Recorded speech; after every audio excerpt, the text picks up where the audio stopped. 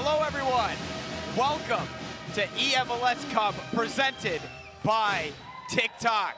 We are live from South by Southwest in Austin, Texas at the iconic ACL Live right in the heart of downtown.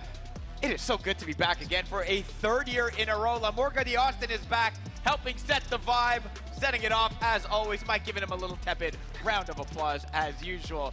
Basil Camisa, Dan Gaskin, Mike LaBelle. It's starting to feel like home, guys. We keep doing this thing, a little different location and venue, but we're still in-house, ready to go. Dan, how you feeling? Feeling good. They tried to get me up on the stage. I can play the tambourine pretty well, but not quite good enough to be involved. Maybe next year. Mike? I did not get that same request. They told me to stay over here. Lack of tambourine skills. Lack You of only tambourine. blow your own horn, that's why.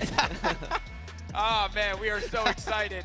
For everyone watching, this is the biggest FC esports event in North America. You get to see 12 of the best eMLS players compete for the highest level for a $35,000 prize pool and the title of 2024 eMLS Cup champion. Now, for those at home on Twitch and on YouTube, there's also live viewer rewards. So make sure you link your EA and Twitch or YouTube account and watch the stream for at least 15 minutes to receive a 2-player pack. And if you watch it for at least 60 minutes, you'll receive a Jumbo Premium Gold Pack. There are also in-game objectives to complete for additional rewards, some TIFOs, some badges, some eMLS Cup kits. I've already got my squad rocking it. They look good, and you want to make sure you get those locked in as well. Okay, today is our third and final event of the eMLS season. We'll catch you up to speed on what went down in the first two. At League Series 1, Paolo Neto of Atlanta United defending his title to win his 4th trophy in eMLS. The all-time leader now. It was his 5th straight final stretching across 3 seasons. Dan, we thought maybe someone would be able to take down Paulo. They had almost a whole year to prep for him. In the end, he was still too good. Unprecedented, really. We never see anything like this in EAFC. I mean, to do this across year after year when the game changes, Paolo still is on top. And in LS1, he looked unbelievable, taking down so many good competitors. And an important result, beating Jafonzo 4-3 in the quarterfinals. All right, well, League Series 2, it was the revenge of Jafonzo. Mike, the New England Revolution man, taking home his first title in eMLS. Man, all day that event, you had the juju. You're like, that guy is going to do the thing. And then what? He did the thing. I mean, he looked different. I talked to competitors. They were talking different. And I see that Dan sprinkling that this was upcoming. A little bit of maybe an early spoiler. But Jafonzo got busy versus Gustavo. Beat King CJ. And then, of course, beating the current eMLS Cup champion in Razik in the finals. And Jafonzo's a rookie, and we have not seen the Revs with this type of success in eMLS. So it's a huge movement for them this year. What a signing. All right, well, his performance there actually caused a bit of a movement in our eMLS power ranking. So let's take a look at the updated eMLS power rankings presented by Yvonne and see just how much things shifted after League Series 2. I mean, look right at the top. It's the biggest change of all. Jafonzo, the #1 seed after his LS2 win. Paolo bumped down to #2. Diogo, Olilito, and R7 rounding out that top 5. Mike, man, a new #1. I mean, we'll see today. These guys are going to go head-to-head. They're probably going to match up at some point. You got Diogo, of course, hometown advantage. In-house, they're going to be making noise. K1 John, brand new signing for Inter Miami, been consistent. Can he do it at a land? That is the question. Gustavo been putting on for the culture. New club with Charlotte. Happy to see him doing well. We got Lamps we've not seen on display this year on broadcast, but he has that pedigree. And then Diddy. Where is Diddy? Previous eMLS champion, he's not on stage. No. We got no Diddy in action today. Just speaks to how talented this group is. I know we said it for 2 events, and we're going to say it across the course of today's action as well, but this is a stacked group of players, and that power ranking, those shifts in power ranking just show you exactly why. So, for anyone new to eMLS, we're going to take you through the league and how it all works. This is the 7th eMLS season. There's 22 clubs competing. Each player signs with an MLS club and represents them throughout the season. We had 2 transfers this year, 8 new players joining the league, some big signings as well. Jafonzo, Lilito, Diogo, K1 John, just to name a few. Now, for the league format for 2024, there are 3 events in the eMLS season: League Series 1, League Series 2, and eMLS Cup. At both LS1 and 2, 12 players qualify and compete head-to-head in a single elimination bracket for a $20,000 prize pool. Paolo Neto winning League Series 1, Jafonzo winning League Series 2. eMLS Cup. All of the online qualifier matches are tallied up to form the overall table. The top 4 move right into the eMLS Cup bracket, along with the LS1 and 2 winners. The remaining players competed in the in-person eMLS Cup group stage for the final 6 spots. The 12 players who qualify compete in a single elimination bracket with a $35,000 prize pool up for grabs, all in front of a live crowd here for the title of eMLS Cup champion. That's not all. First and second place also receiving direct seats to the FC Pro World Championship. And don't mind me, guys, just got to clear my throat. With a chance to be crowned the undisputed best FC Pro player, give me the echo here, in the world. In the world. In the world. Nice. We didn't even practice that. That's good. That's good. Now that you know the league and its format, let's take a look at who qualified for eMLS Cup right here in Austin, Texas. As we mentioned, the online qualifiers taking place throughout the season. All 22 players facing off in a single round-robin format.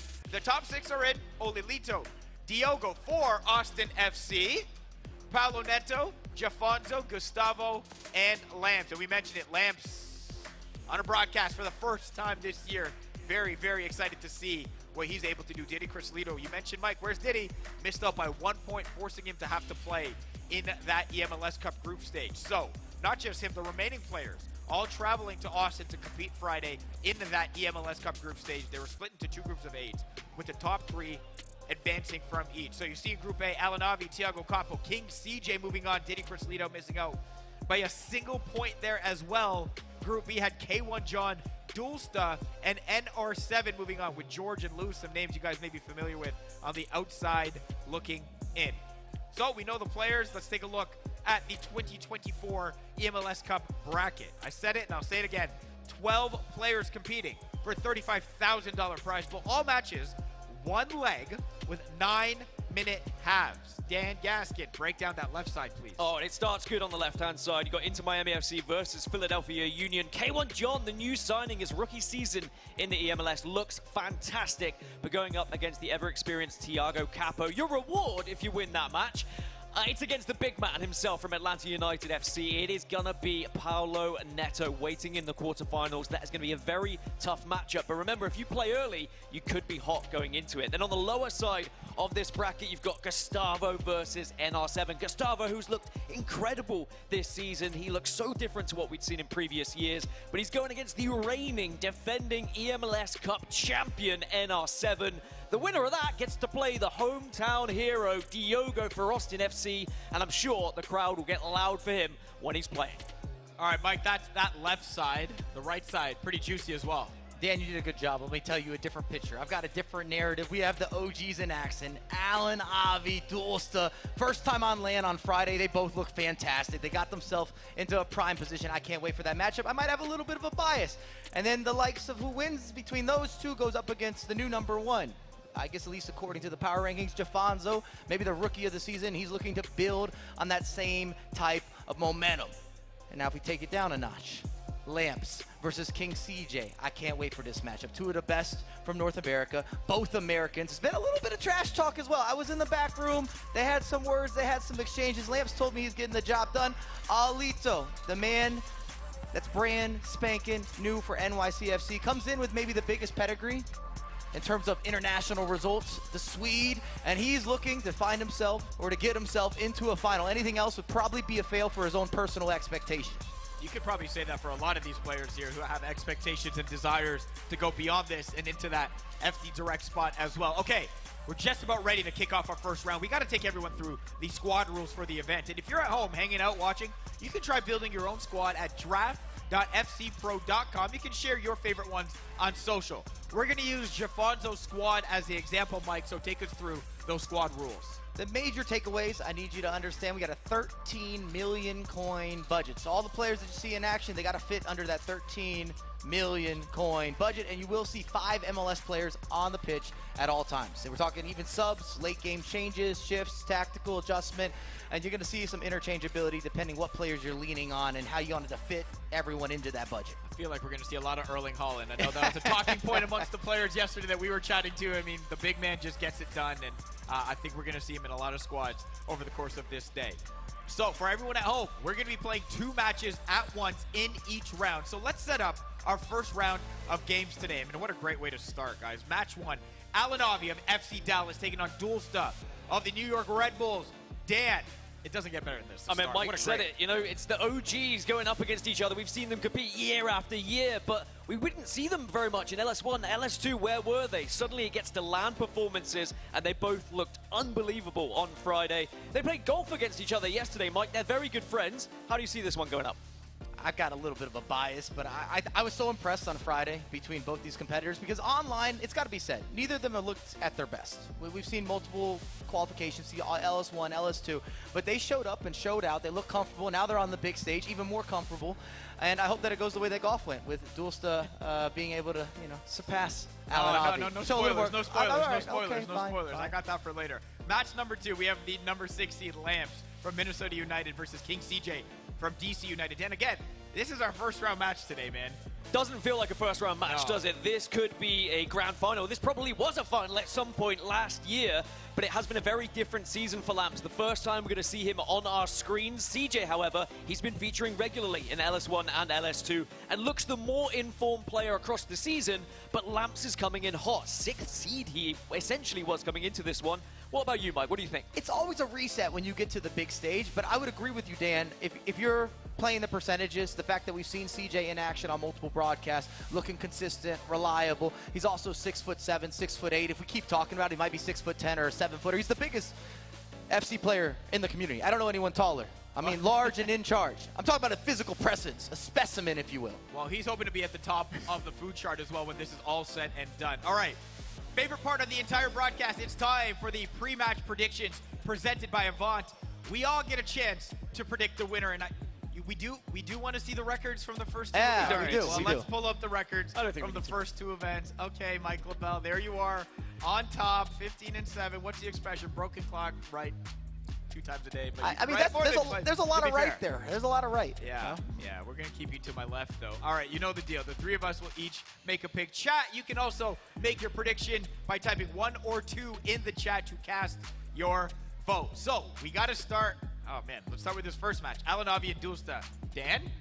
I don't want to predict first. Okay. The only way I can get back into this is if I go against Mike. So you can say it my way if you Mike, want. I'll you take can it. predict first. Thank you very much. Well, I've got a bias here. I liked what I saw from Dulsta. I thought he was phenomenal. I know Alan's been putting on well. That's okay. We got the brand new Red Bull kits. We're going with Dulsta. And I believe in the man. I believe in the man. Case, I'm going to go with Alan. That makes my life a lot easier. No logic needed. Okay, I asked the 2 who had the worst golf round yesterday, and they told me that Alan did. And so I said, I will pick the guy that had the worst golf round just to make it feel a little better ahead of this one. But honestly, with any of these matches, it could be either one. It wouldn't surprise me. So I'm going to go with Alan as well. Chat is leaning right now slightly towards Dulsta, 2/3 favorite right now to get the job done. Yeah, you also means you're going with Mike, which, to be fair, Dan, seems like the right way to go based on these records right now. He is our expert, you know. He's meant to be right. He's doing his job. I'm glad he's at least doing something right. Expert. Cheers, fellas. Yeah, okay. All right. Let's make our picks for the second matchup between Lamps and King CJ. This one is tough.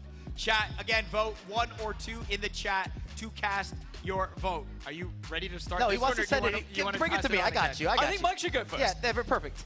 All right, I talked to King CJ earlier. He said, Mike, you got to stop going against me. I don't like that he's trying to force my hand, so I'm going to go against him again. We've got Lamps on display, first time on broadcast, big stage. I'm expecting cancellations, a lot of intricacies, maybe a little bit of back and forth, some celebrations. And I've got Lamps taking this home in the opening matchup. And then King CJ can come over here and tell me how I'm always so wrong. Okay. And then I got going against him. All right. By the way, whoever I predict is not a good thing. I have a curse. We saw that happen in LS2. Whoever I predict will lose, but in the interest of trying to win the prediction game, I will go for King CJ and I'll go against Mike. Look, we can be bought, right? Like that's all. Speak for yourself. Okay, all right, fine. Fair enough. Look, I'm excited to see Lamps on broadcast. I think it's going to give him a boost. It's going to give him a charge. He's been holding, obviously, some of this gameplay back because we haven't seen him on broadcast before, so I'm excited to see him come out. I'm going to go with Lamps right now, and that means I'm siding with Mike, and we're siding against each other for this one, Dan, which we're going to see how real your curse is through the course of this day. It's real. It was really bad. I think an 0 in League Series 2 in terms of predictions because The one time I went for Paolo, he lost. That's all I'm going to say. No, Somehow. we don't need, all right, big guy. We'll get there when we get there. It's okay. Chat right now, leading the way of the Minnesota United man in that Starry Nights kit, ready to go. King CJ, though, I mean, it's pretty close, almost 50-50 right now. Okay, I mentioned it. Both matches happening at the same time. And since that's happening, you can stay right where you are to watch coverage of both games. But we're also simulcasting each match on MLS 2 and MLS 3. If you don't want to miss a second of your team action, it's Alanavi versus Dulsta on MLS 2, Lamps versus King CJ on MLS 3. It's time for that action. Dan, Mike, first game of the day, first two games of the day, I should say. Take it away. Thank you so much, Faisal. Well, it's time. It's the eMLS Cup 2024 live here from South by Southwest in Austin, Texas. And later, we will have Diogo playing and representing Austin FC. But for now, we need to get to the quarterfinals. It's all about the knockout stages here, Mike, and two incredible games to kick us off. Alanavi of FC Dallas, Dulsta of New York Red Bulls. This is a tough one to call because both of these players are looking hot right now. And what we saw, the way that they played on Friday, I mean, Alanavi topped his group, which I don't think anyone would have predicted. Dulsta could have went undefeated. He dropped one game against Inrasic, but I watched all the matches, and he had everything clicking, including adjusting to the gameplay, adjusting to the patches. There was one critique, probably when you're talking about Alanavi and Dulsta, is that they were a little bit lagging behind. They were playing their own way and weren't necessarily playing the game, and they both made those shifts, made those changes, and it set up nicely for an opening display. Well, we are officially underway then of the eMLS Cup 2024. So I mentioned Alanavi versus Dulsta, but it's also going to be Lamps versus King CJ, Minnesota United versus DC United. And I'll try and keep track of both of these games as best as I can. Those in the arena, you can watch both of the games on full screen, whether it be on the right-hand side for Lamps and CJ or the left-hand side for Alanavi versus Dulsta. And already you can see some early aggression, and it is going to happen on that right-hand side for you. And Lamps, we haven't seen him on a broadcast so far this season, but he's already smashing in goals for Minnesota. And what a dream beginning. And you're seeing the Holland tack. It was to the back post. You lob it, you knock it down. Messi on the left foot steps through, corner, doesn't matter. Goalkeeper movement, doesn't matter. Converting. And again, especially with CJ being such a quality controlling player, he's someone who often outlasts his oppositions. It's just a dream beginning for Lamps. So Lamps with an early lead for Minnesota. They did face up against each other a few times this season, and they're 1-for-1 at the moment with also a draw, so they know each other very well. But Lamps has the early lead, and I'm sure that that'll give him so much confidence, much needed confidence, you'd have to imagine, after not featuring in a broadcast so far. Alanavi and Dulsta yet to see a goal at the moment, but both players kind of going back and forth. You can see on that right-hand side, CJ was also trying to initiate an attack there, Mike. But very difficult to try and get through some of these defenses. A lot of these players are well-versed now of how to stop these attacks. And if you're new to competitive, a major tactic that you're going to see is the isolation towards Erling Haaland. Big body, 6'4". He's got that aerial pursuit, wins everything in the air, and then you're looking for those knockdowns. And it's just a great way to beat the defense and to find some space that's often not there. We see a lot of chase back. There's a lot of midfielders. The longer the build-up, you've got more bodies to deal with, so it ends up kind of being that release. I always look at it and think Holland Island, if you will. And you just let him go there, let him be the captain, and start your attack, or give you something to mix it up in the box. Yeah, it almost felt like every goal during the group stages was scored by Erling Haaland, so expect me to be screaming his name a lot today as we progress. But these are nerve-wracking times because it's as simple as if you lose, you go home. And on the left-hand side, almost an effort there from Alanavi and FC Dallas, but just pushed aside. And it will be a corner now for Alan to work with here. And we've already seen that corners can be so important, especially with the height of the likes of Erling Haaland and just what he can do in the box, Mike. No, absolutely. You even see a little bit of a mini lob there. Again, it's just trying to disrupt, trying to throw something off, a little bit of havoc in the box. Sometimes at the competitive level, it does come down to a battle of nerves and those little moments, those key moments to create degrees of separation. Remember, the margins are very slim between these competitors. Shot from Messi, and it will be scored, and there's an equalizer for King CJ and DC United to get him right back into things, and you can see what it means to him as well. Nice and pumped, as we always expect from CJ. Great character, and he's making sure he lets it be known. On the left-hand side, Ginola almost had a chance for Dulsta. Still no breakthrough in that game, but they are certainly making their best attempts. You can see Mateus on that right-hand side now. Dulsta trying to maybe whip a cross in, utilize the height of Haaland, tries to play it, but actually it's Haaland coming back and defending for Alanavi. And ironically, you're going to see the likes of Lothar being used more as a fullback or a wingback on a release as opposed to his natural, more center mid. If anything, I always look at him as a German pit bull, but that's not how he's going to be displayed, or you're not going to see him in action, not amongst these players and these teams. Well, Alanavi and Dorster did play against each other during the qualifiers, and Alan won it 3-2, and he's through on goal at the moment. Ham will cut one back, and there you go. FC Dallas find their first. Alan roars, and it's going to be a 1-0 lead. You see the breakthrough there. Mia Hamm, a lot of time on the ball. Brand new icon this year. Unstoppable, relentless, takes no prisoners, gives no mercy, and then an easy layoff and a tap in for the likes of Alanavi. And then we just seen another goal as well for Lamps as he regains his lead against King CJ. And it's Mia Hamm yet again. I think we're going to see a lot of Mia Hamm today as well. She's just spectacular. If you have the opportunity to make that pickup in Ultimate Team, highly recommended, whether it's the 93 or the 95, whoever falls into your personal budget. She just makes a world of a difference. So a 1-0 lead for Alanavi and FC Dallas, and a 2-1 lead for Lamps and Minnesota. And we've only had 15 minutes gone in game. So they are going to be extended halves than what you might be used to seeing when you play your typical game of EAFC. It's 9-minute halves here, so 18-minute games plus added on time. So plenty of time to get back into a game, even if you do find yourself behind here. And if we do not find a winner, it then goes to extra time. And then, of course, penalties would be on the horizon if we still not can decide who is going to be the victor. On the left-hand side, Dorster is trying to make a breakthrough in the moment. Mbappe into the box. Will find David Ginola. One more into Messi, but Loris will make a save. Hugo Loris featuring as a goalkeeper. Haven't seen that much this season, Mike. And again, great goalkeeper movement. Good extra passes from Dorster. And maybe he could find something from Erling Haaland as well. Will be through on goal again, but not quite got the angle to take the shot. Great defense from Wagner, and Allen defending well in general. He just ran out of real estate. What he was looking for there is trying to break through. The fact that Haaland, you kind of need to be on that left foot, even though he had a little bit of space. The odds or the percentages, and remember, these guys are trying to be perfect. They weren't in his favor. So he's looking for a bit of a recycle, an extra pass. Maybe some sort of layoff. We're switching our attention to the right-hand side for the attack now coming through and almost finding that ball to Erling Haaland. Again, Thierry Henry featuring a lot today, as you need to have some either MLS players or ex-MLS players featuring in your squad. So, of course, Thierry Henry being one of the greatest MLS players to ever be in the league, in my opinion, is going to be heavily featured in these teams. You can see on that right-hand side as well, Mbappe into Erling Haaland, but Virgil van Dijk blocks. And that's something I'm also going to be saying a lot as we switch over to the other side of the pitch. You can see Dorster still trying to break through this defense of Alanavi. But at the moment, Allen is doing so well at tracking all of these runs, not allowing any easy passes whatsoever. But maybe he could find a shot away. We've seen long-distance shots happen before. David Ginola in the box, starting to get a little bit scary, but he's going to have to go back out. And Allen is just chasing everything. You mentioned the pit bull approach earlier. He's trying to hunt him down, and he does so. I think Dorster maybe... Oh. Suddenly, Lamps on the right-hand side will make it 3, and you can see what it means to him as well. Starting to get aggressive into the box of CJ, and now a 2-goal cushion to work with. That's huge for Minnesota. I will say this, if you're a fan of CJ, though, he has a lot of time to work with. Remember, we have extended halves. These are 9-minute halves, so we have the longer games.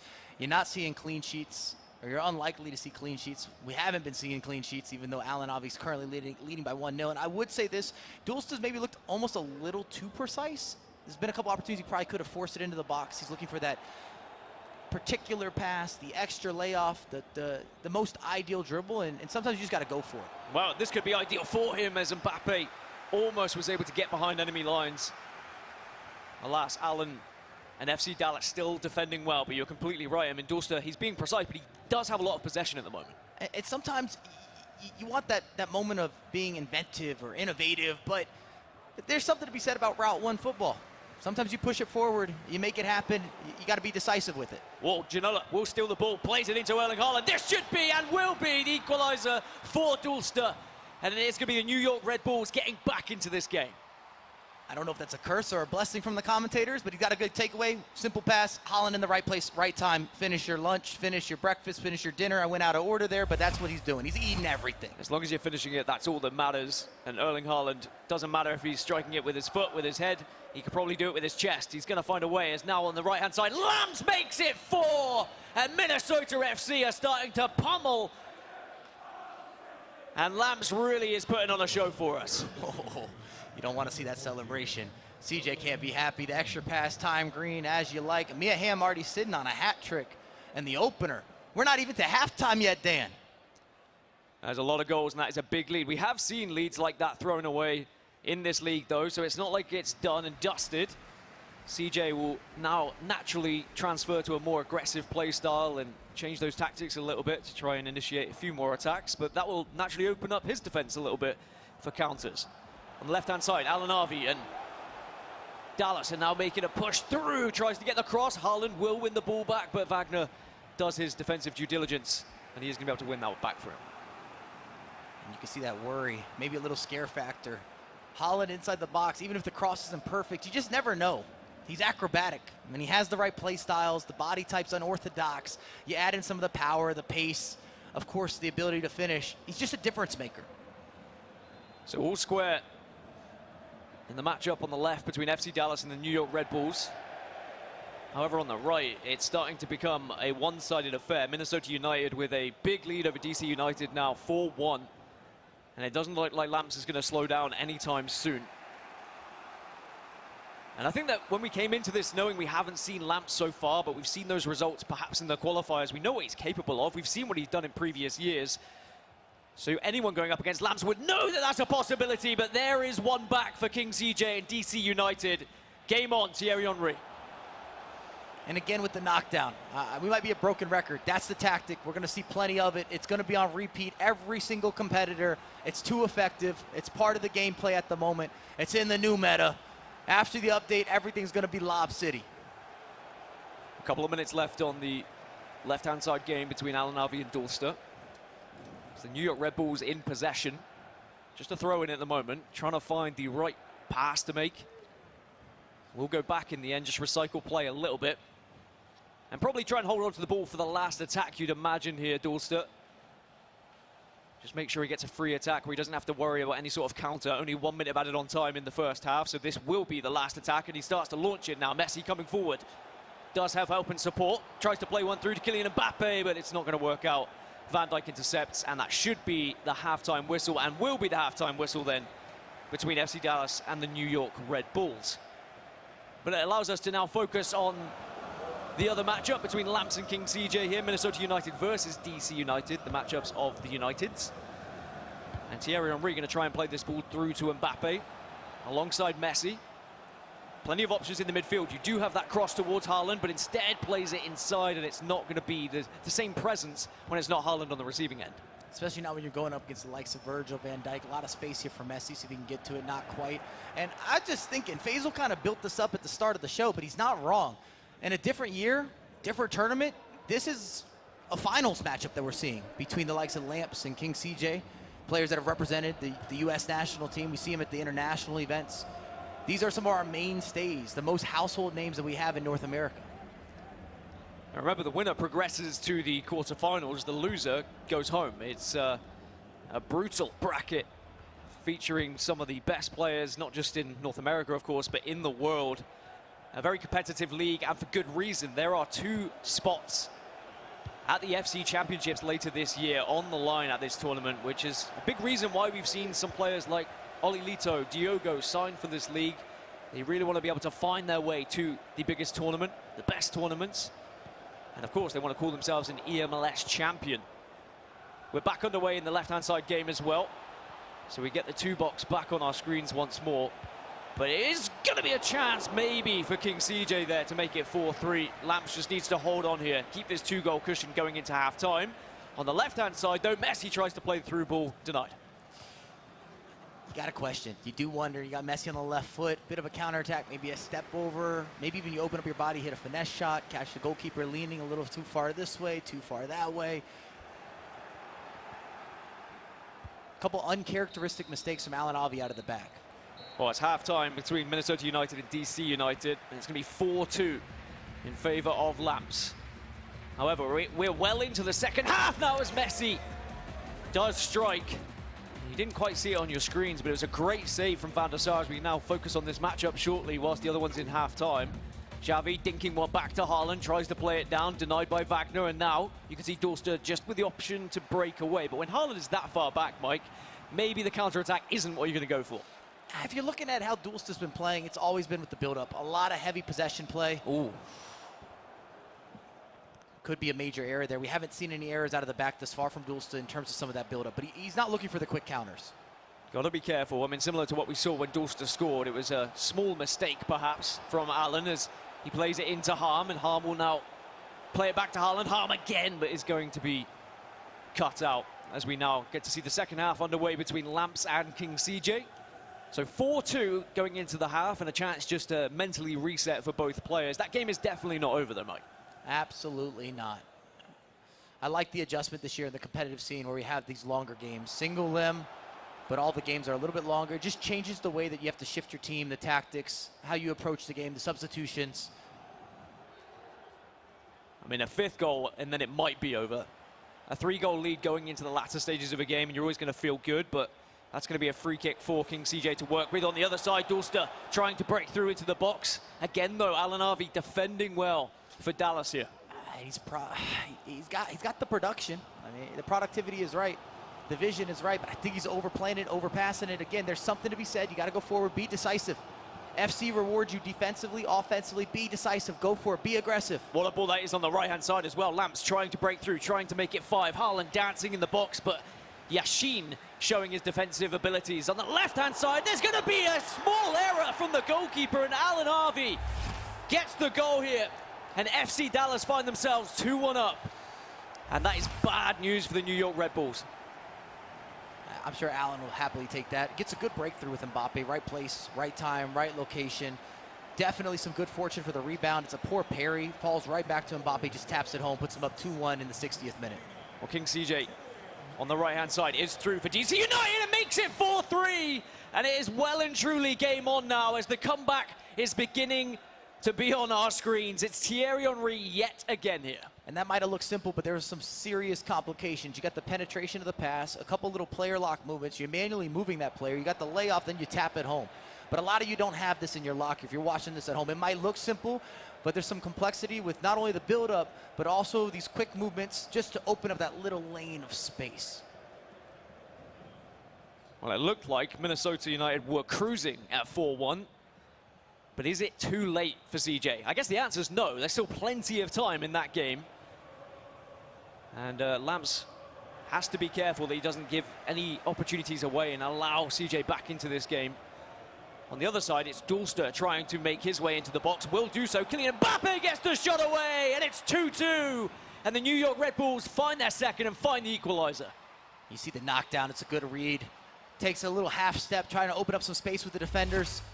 Checking out the goalkeeper movement. We keep talking about goalkeeper movement, but you could do that manually. Again, all the pros are simultaneously micromanaging the defenders, the midfielders, the goalkeeper. It's kind of a game of cat and mouse, if you will.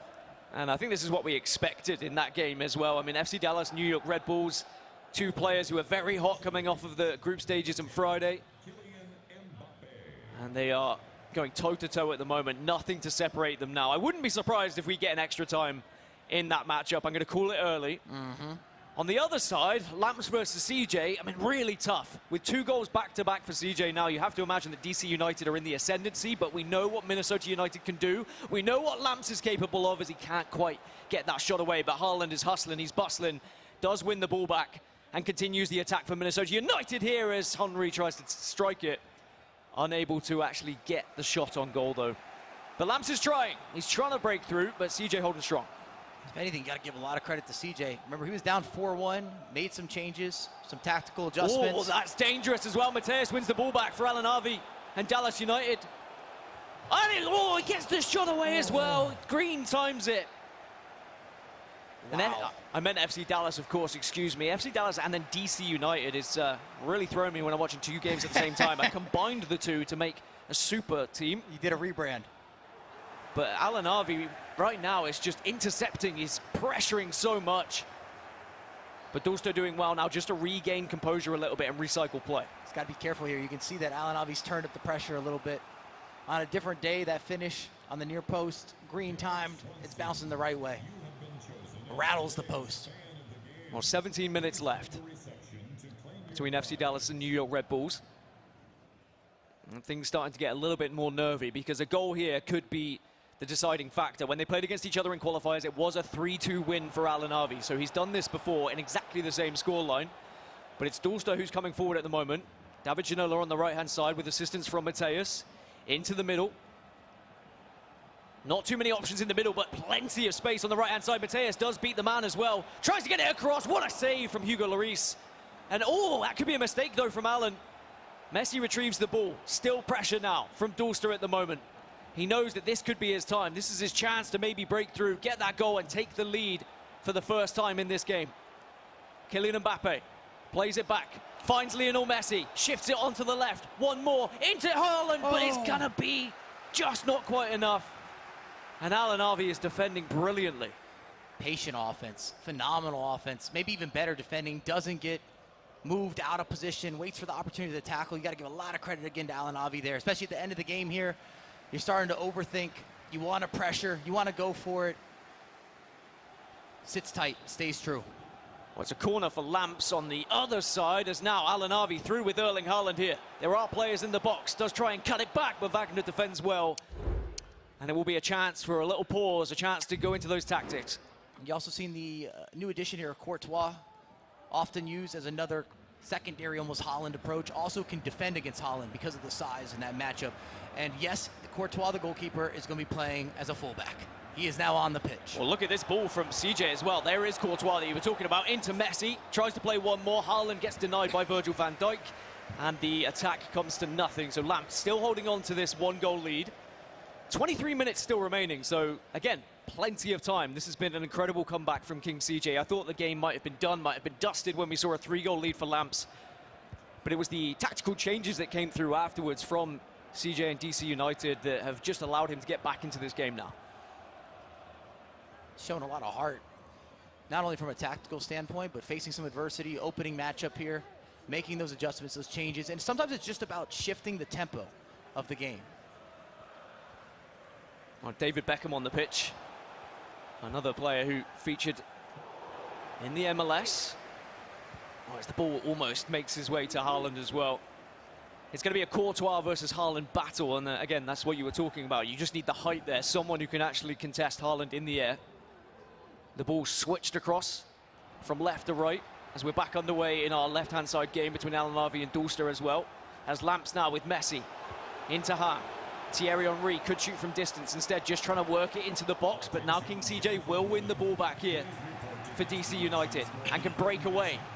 What a huge chance this could be. Room on the left-hand side, Philipp Lahm, but instead switches it over to the right. CJ needs a goal, DC United need a goal, but that's not how they're going to get it. Pass is intercepted. Now on the left, it's Alan Harvey coming through. There's still no winner in this one either.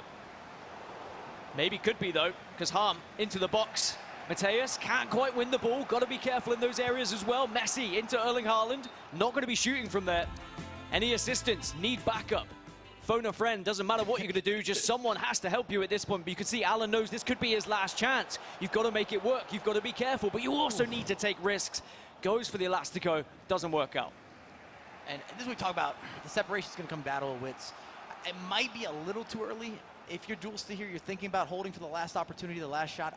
It's just risky to go too early with some of that possession, because as you position more bodies up forward on the offensive end, you're always open for that counterattack. Yeah, especially with these 9-minute halves. It's a long time to hold on to the ball, so instead Dulster's actually trying to come forward for the New York Red Bulls here. Messi has support behind him, Mateus. Into the middle, will find Ginola now, trying to break past the defenders, beats one, plays it back, Messi, it's another pass as well, but what a save from Hugo Lloris. Was it one too many passes? Dan, that he didn't need question. it. He didn't need it, Dan. He had the breakthrough, bread and butter zone, 6-yard box. Put that on frame. Corners are dangerous though, plays it short. We're watching the left-hand side game at the moment, of course, whilst the other one is in the pause screen. Only a couple of minutes left before we start to think about extra time here between FC Dallas and the New York Red Bulls. And Dulster holding on to the ball for the New York Red Bulls here. Wants that last attack. Only 1 minute of added on time, so he will be the last to get an attack. But it's whether he can actually get a goal with it or whether we'll be featuring extra time. On the right-hand side, Lamps has a chance to finish things off, does not do so. However, Haaland off the post! And you can see Dulster knows that was his opportunity, that was his chance to run away with the game, to snatch it from Alanavi. But instead, it's going to be extra time then between FC Dallas and New York Red Bulls. My goodness, Dan, if that wasn't picture perfect, the build-up, the extra pass, the right player, the sidestep, the power. Look at Lamps, though. Look at what he's doing. Oh! And almost from Mia Hamm. If Lamps can regain a 2-goal lead here, you'd have to imagine he would be the favorite with only 10 minutes remaining. But at 4-3, this game is still blowed wide open. Messi switches the play. What does King CJ have left in the tank? Not much when it comes to that switch, and that will allow Lamps just to regain possession and initiate this counter-attack. Ham has support on the left. Will play to Theo Hernandez here. And you can see Lamps just wants to slow this game down. He wants to eat away at this clock. In these type of circumstances, your best friend is the clock. They always talk about golden retrievers. I'd beg to differ. 7 minutes remaining. Minnesota United still have the lead, but it is a slender one. Thierry Henry, though, step overs to beat the first, tries to beat the second. Mateus does well. It's a mishap at the back as Thierry Henry still has the ball. It's awkward to watch, but eventually King CJ will get the ball.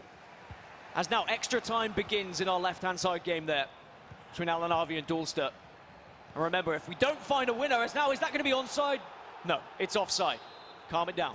It's fine.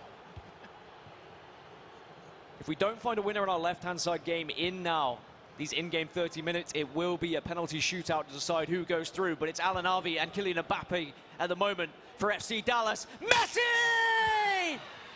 And Alanavi takes the lead here. FC Dallas 3-2 up. It's the same scoreline as the qualifiers, but can he hold on? That's been the question. He's had the answers. He's been in this position, though, before against Dulster, and Dulster's been able to reply, been able to rise to the occasion, been able to fire back. On the other side, Lamps just has to hold on now for a couple more minutes, and he will be progressing into the quarterfinals, knocking out King CJ and DC United. But CJ has the ball. CJ has possession. It's David Ginola, whips one in. Can Haaland get on the end of it? Not quite. Virgil van Dijk, ever present, ever strong. And now Lamps has regained possession, and with only 1 minute of added on time, he just needs to hold on to the ball here, but does go out of play, giving one last opportunity here to DC United. Here's Mbappe. Outright, Courtois does have the legs just to stretch, tries to get the ball in, will find David Ginola, one back to Erling Haaland, well defended as Lamps holds on, and Minnesota United will be progressing to the quarterfinals, sending home DC United, sending home King CJ, and you can see the embrace between the two players. Good friends, amazing competitors, an amazing season for them, and it's sad to see King CJ go, but it does mean that Lamps and Minnesota United will progress. But we still need to find our victor here between Alanavi and Dulster. Alanavi has the lead at the moment, Mike, but there is still time here for Dulster and the New York Red Bulls. And it becomes a question as well, if you're Dulster, when do you start pushing more bodies forward? When do you look to speed up the game? When do you turn on the pressure after possession loss or the constant pressure and really start committing? Throughout this matchup, Dulcer's had just over 60% of possession, so he's definitely been the more possession heavy between the two of them, but it doesn't come down to possession. It's about opportunities created, opportunities converted. 5 minutes left of the first half of extra time. And as we alluded to earlier, with it being longer halves in the regular game, it's also going to be longer halves in extra time here. Yashin will just play this one back. As Dulster just looking to hold on to possession shortly. You don't want to force things just yet. Still plenty of time to work with. It's always tricky when you get into extra time because now fatigue starts really setting in. We don't talk about it as much when you go into those full 90s, some of the changes and substitutions, but at this point, some of your defenders, it's starting to be an issue with the chase back. And you can just turn and burn with fresh legs. Yeah, it can really make a difference, and substitutes are going to have to be considered. Have they already been used? Did you use them towards the end of the 90? That's the real question here, as now Davies holding on to the ball for FC Dallas. Alanavi more than happy to just say, look, I'll have possession, I'll go into the half with the lead, but he could go into the half with a 2-goal lead if he plays this one right. He's not going to be countered now with the clock ticking over to 105. But he has to start going forward, has to start looking for this space. We'll find that space as well on this right-hand side. tries to whip one in. This is what Haaland's in for, knocks it down, Messi makes it 4! And FC Dallas find themselves 2 goals ahead, and Alan Harvey celebrates because he knows he's halfway there now. And again, you get the switch of the pitch. You find Ona delivers. You got the knockdown, the little touch. Messi does what he's capable of, what he knows best. And inside the box, he's always going to finish in that type of position. So Dulster will have a moment to consider how he wants to try and approach this second half of extra time, because that will be the last kick of this half. And then, Mike, it's a tough one. With only 15 minutes in-game to play, you need to get 2 goals. You've probably used all your substitutes at this point. It's just going to be a formation change, you imagine. That one hurts you right there. Especially if you're Dulster, you might still be thinking about that 90th minute. Remember, he had the build-up, the intricacies, the extra passes, a little bit of the razzle, the dazzle, the dance, the prance, the magical moments, but he hit the post. He wasn't able to convert. And sometimes that sits with you. We've all played a lot of FC. I'm not always past that moment where I missed an opportunity or a has-been chance. And even the pros have the same problem. You need short-term memory, but it's difficult. It's easier said than done. I mean, we've always said that this game is very mental. It is all about whether you can just ignore those things that go against you, shift your focus a little bit, and Alan Harvey at the moment seems to have the upper hand in that regard. A 2-goal advantage, but you talk about mentals, and having a 2-goal lead sometimes makes you play a little bit differently as well. And in most circumstances, we would talk about this being done, dusted, 2-goal spread, second portion of extra time. But remember, the halves are longer. He does have enough time, in this case, Dulster, if he's able to get an early goal. He'll at least get another chance. Well, we're kicking back off then, the second half of extra time here in the first knockout stage of the eMLS Cup 2024. The winner goes into the quarterfinals. And there is a juicy matchup waiting for them. Jafonzo of the New England Revolution will be going up against the winner here. Remember, he was number 1 in the power rankings because he's the most recent LS2 winner here in the eMLS. So what does Dulster have left? Those are the kind of passes he doesn't really want to be seeing, just time-wasting passes, ball being in no man's land, and he doesn't want to see those passes either. Losing possession to Allen, who can now just break forward with Messi. Great defensive work, though. Yashin wins the ball back. And boy, does Dulster need a goal here for the New York Red Bulls. Mbappe, we know how quick he can be. Tries to play a ball over the top, though, but that one's going to be denied. And again, this is going to be more time lost for Dulster here. As for Allen, if he can find another goal, it would be game, it would be set, it would be match. Thierry Henry! It's done! It's over! Surely there's no time left now for Dulster. And Allen celebrates because he knows that he's pretty much there. He's got more than 1 foot in the door. Both feet are in at this point. FC Dallas, 5-2 up now. And you see that counterattack, one of the risks as you commit bodies, 1v1s. I told you, center backs, tired legs, they're running a little bit low. Henry, isolate the matchup, over the top, big touch, a little bit to the side, finesse it, goalkeeper out of position, easy finish, and that's going to be game, set, and match. Alan Harvey is moving on.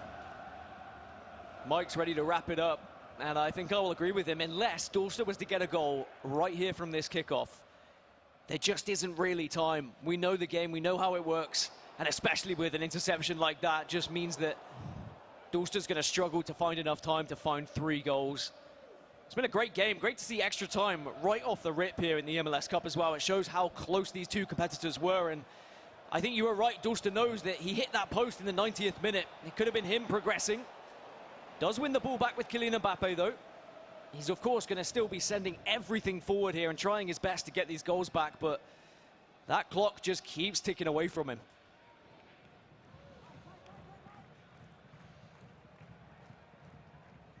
So Alan Harvey, it's just a case of holding on to the ball and starting to think about that next round against Jafonzo. I mean, what a way to find yourself into a quarterfinal, but then having to play the kind of current LS2 champion, Mike. That's going to be a difficult task.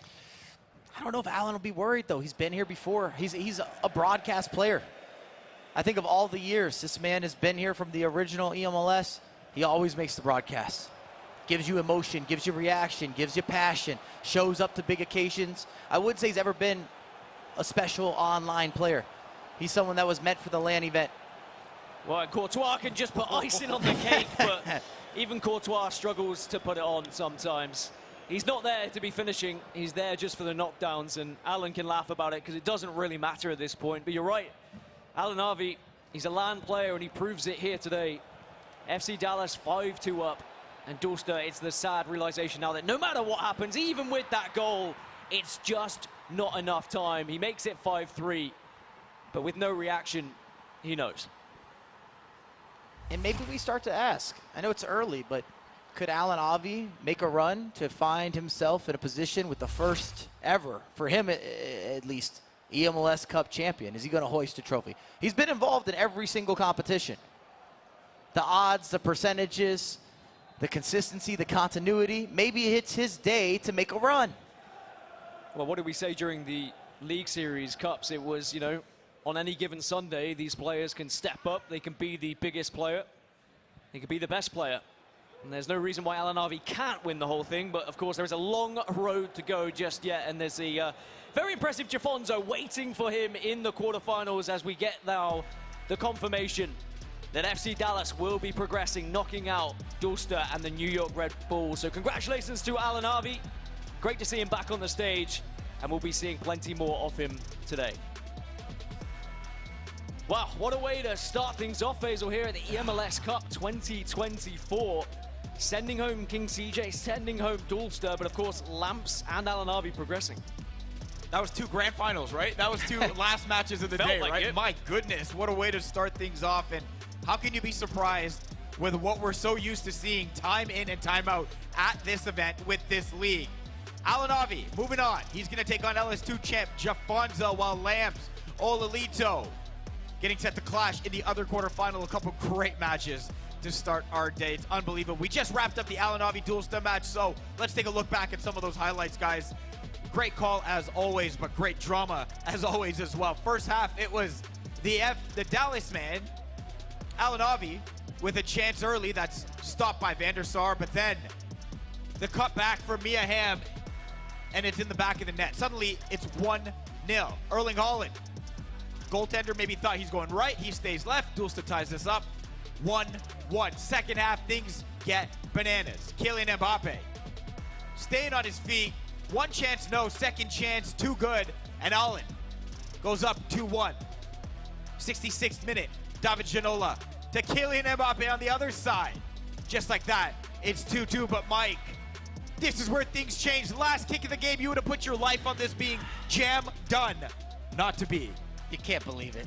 Oh, of course not. You hurt for Dulster a little bit because that was game, set, congratulations, move on, GG's. And if anything, Alan Avi came out motivated in extra time. You gotta knock down to Holland. Messi, bread and butter, extends the lead, 105th minute. The momentum had shifted. No kidding, man. And the spirits had shifted as well. And now Alan Avi is moving on thanks to that 5-3 win. All right, a close one in the Lambs and King CJ match. Minnesota United versus DC United. On that side, it ends 4-3, but it was overwhelming from Lambs at first to go up 4-1 before King CJ came back. Let's take you through the action here. We've seen this play. The Erling Haaland knockout to Messi. I feel like we just saw it in the last matchup. Lambs up 1-0. And then it's Messi on the other side giving King CJ the equalizer. This, though, Dan, is when Lambs took over. 3 straight goals to go up 4-1. Yeah, and I think that this game was won in the first half by Lambs. He just made CJ have too much to do, and I've always said that 3 goals should be too much to come back from for any sort of pro game play, even though we have seen a few throw it away. And CJ, boy, did he try. He gave it his best effort to come back into this, making it 4-3 eventually, Mike, but just wasn't quite enough. Couldn't find that last goal to get him back into the game. And I'm not trying to be a walking cliche as you see the tap in there. You started saying, we were talking at the desk that maybe CJ had it in him, but it was really the tale of 2 halves. And what Lambs was able to do in that first half, put him in a position. He saw it out. It was tense at the end. There were some mistakes in the final closeout. There were some opportunities in that final closeout. I'm talking the final 10 minutes. Either way, Lambs got it done. He's on the broadcast. He's eliminated one of the mainstays, someone who was definitely a favorite in that matchup just based on form. And Baby Goat Lamps is back in action. I remember we started spread. That's what we said, Baby Goat Lamps. He's back. What did he tell you on the way in here? What did he tell you? He said, I'm not losing, Mike. Said, I'm not losing, Mike, and I'm sure all these players think that way. I should say, a heartbreak for King CJ, who halfway through that extra time between Alanavi and Dulsta, was still sitting in his chair watching replay, just gutted at what happened, and understandably so.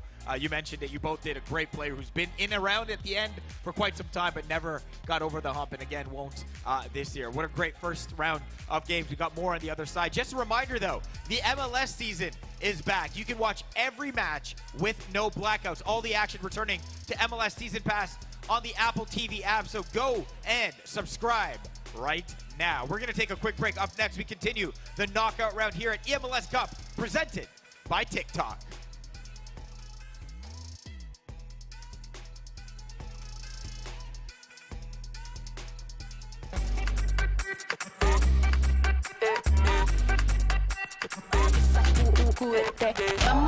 Dale pues, vamos allá, muerte más loco como solo tú sabes, así es, con las manos en la cabeza, sacúdete,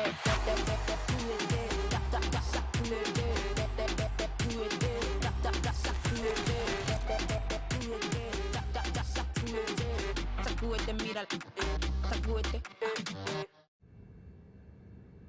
Do you know if you have milk right now? Do you know its condition? Are you afraid to look? Who knows? Who cares? Because now you live a life where fresh milk is always on hand. Your door to crisis-free breakfasts. DoorDash.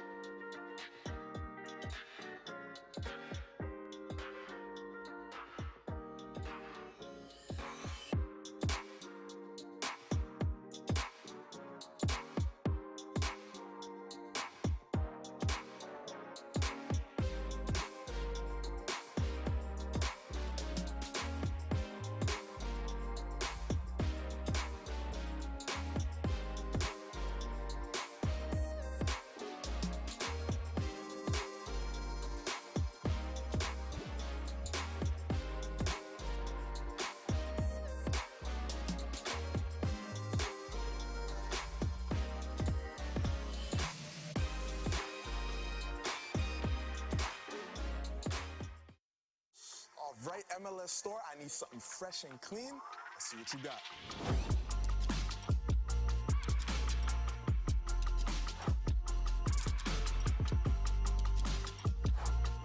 I need that in my size.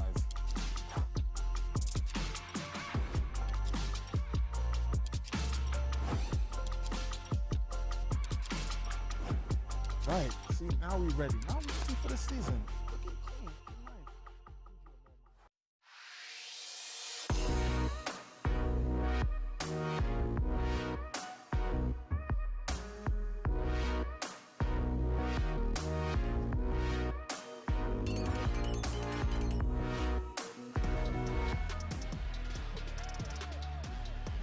Hey, welcome back to eMLS Cup presented by Tik Tok. We have eMLS players competing for a $35,000 prize pool live from South by Southwest in Austin, Texas.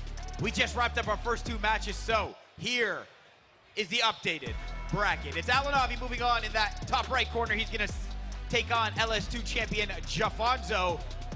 Bottom, it's Lamps and Olilito getting set to square off after Lamps got through King CJ 4-3. We are getting set for K1 John versus Tiago Capo and Gustavo versus NR7. Just a reminder for those at home on Twitch and YouTube, there's also live viewer rewards. So make sure you link your EA and Twitch or YouTube account. Watch the stream for at least 15 minutes to receive a 2-player pack.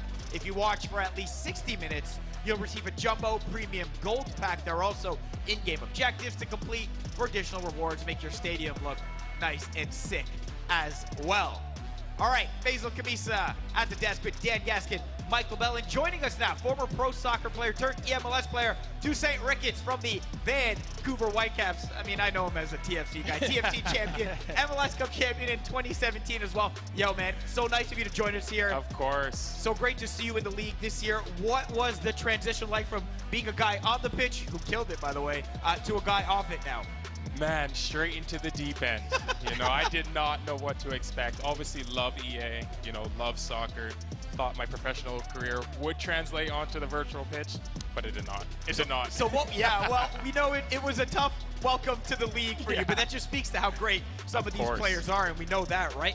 What's the biggest thing you learned so far about being a guy on the sticks instead of on the pitch? Listen, if you're a casual player, you think you play weekend league, you think you play with your friends, get those friendly matches in, it does not this is a different level, guys. I'm talking, this is the best of the best. From the first game, I was like, wow, what did I sign up for? But outside of that, great experience. Yeah. Got to learn the space, got to learn, you know, how players play, what goes into the, you know, performing and the time it takes, you know. It's been great. It's been great.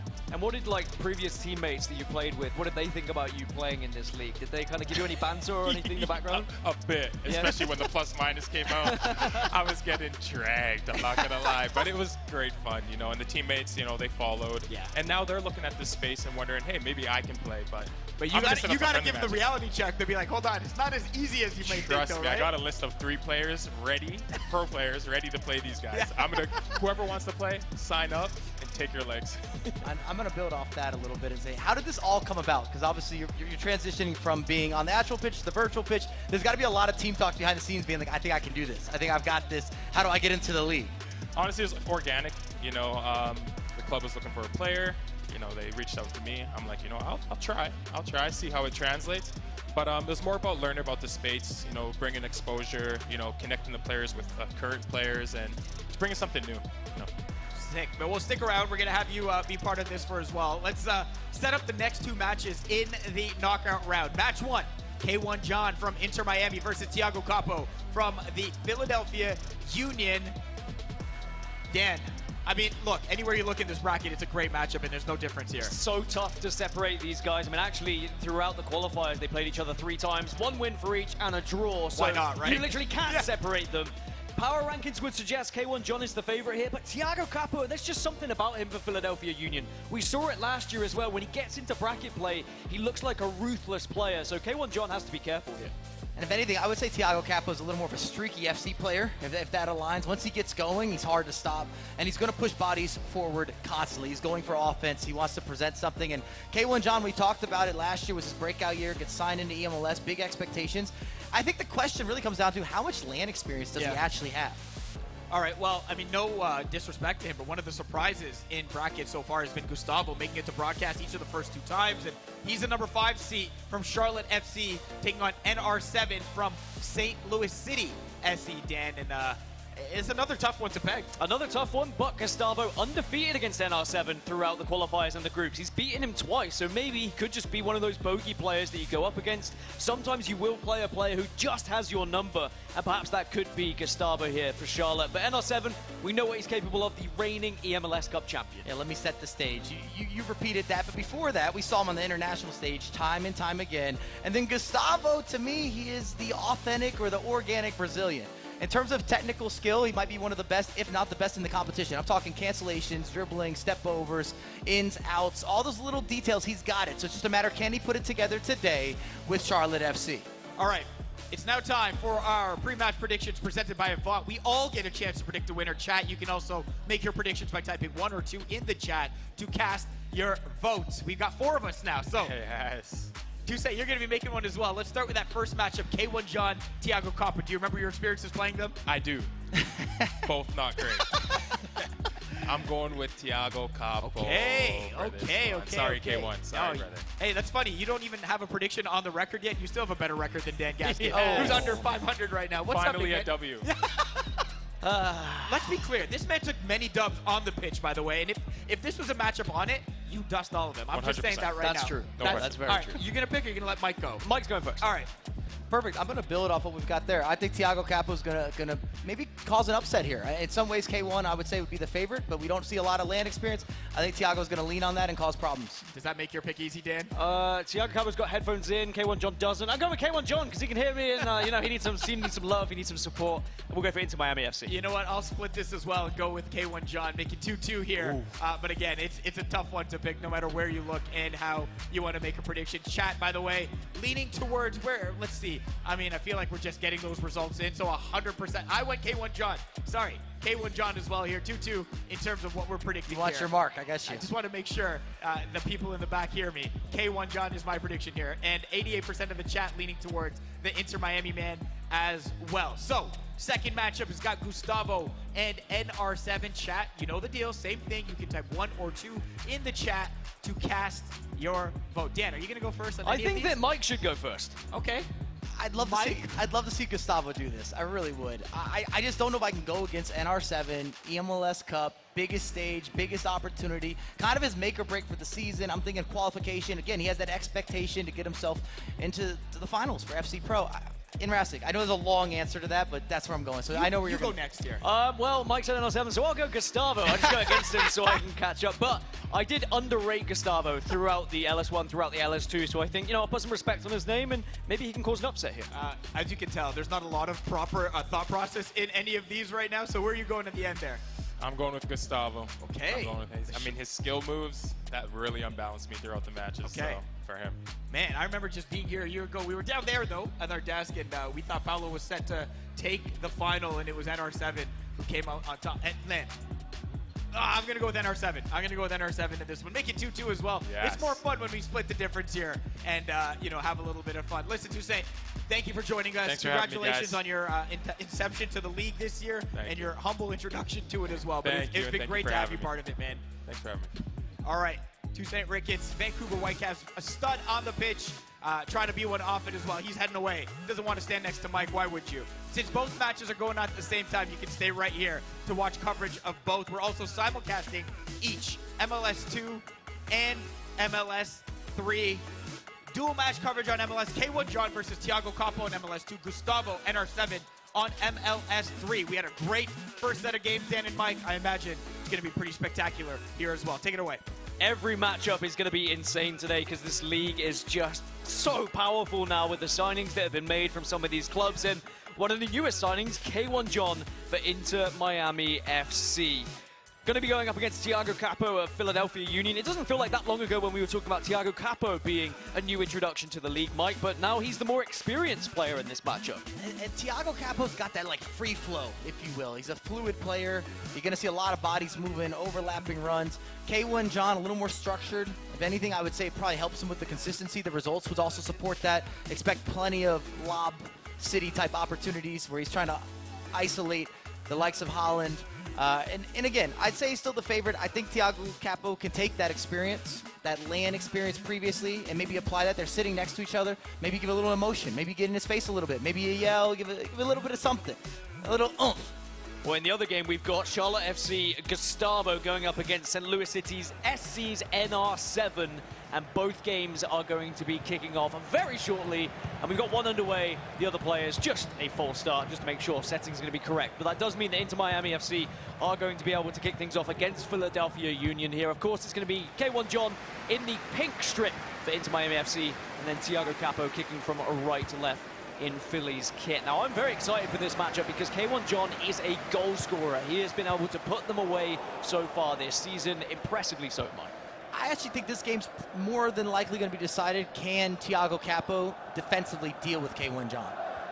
I don't think it'll be an issue around scoring goals. I think it'll come down to, can you stop your opposition from scoring? I know that's quite the analysis, but just from the types of players that we have here and the way that I know Thiago Capo wants to overlap and push bodies forward and look for offensive spacing, it kind of comes down to, can you stop those counterattacks? Are you able to deal with some of the switches of the pitch and just what K1 John's going to bring to the party? And K1 John third in the rankings when it comes to goals scored in the league, so he certainly knows how to put the ball in the back of the net. On the other side, Gustavo versus NR7 has kicked off. As a reminder, Nicholas Razek, the reigning defending eMLS Cup champion from 2023, looking to try and defend that title here today, but it's Gustavo who's coming forward at the moment. Does have a lot of presence, does have a lot of players to work with, but kind of just running into a wall. Still will get the ball across. Here's going to be the Haaland knockdown that we see so often. Sadly, though, does not result in a goal for Gustavo. On the other side, K1 John also going to do something similar to Haaland. Knock it down, and there's the strike, but great save from Petr Cech. You see both the tactics being implemented there, and the build-up from Gustavo again. It has the mechanicals. When I talk about Gustavo, I always think of him having the technical capabilities, and those are those details you can't just teach. A lot of times we talk about the Brazilian expression. He's got that. A little bit of the razzle and the dazzle, the showmanship, the responsiveness, the reactions, you name it, it's possible. Anything is possible if you're Gustavo. Gustavo defending well against Nicholas Razek, and Thiago Capo doing the same thing against K1 John here, and now Philadelphia Union can come forward. Actually, both players and both teams on both games were in a very similar position on the pitch there, but both teams defending well. As you can see, Messi coming forward for NR7 and St. Louis City SC. Haaland, one more into Xavi, but Virgil van Dijk with the slide does deny. And no goal yet in either game. There could be one though here for Thiago Capo. Does cut one back, but a great save again.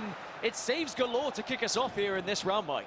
And talk about some goalkeepers in action, point blank range, a lot of responsiveness, a little bit of some goalkeeper movement, a little scoot and boot. You get a foot on this, you get a hand on that. Big parry, big separation. Both these games could already have had a couple goals. Holding on to 0-0.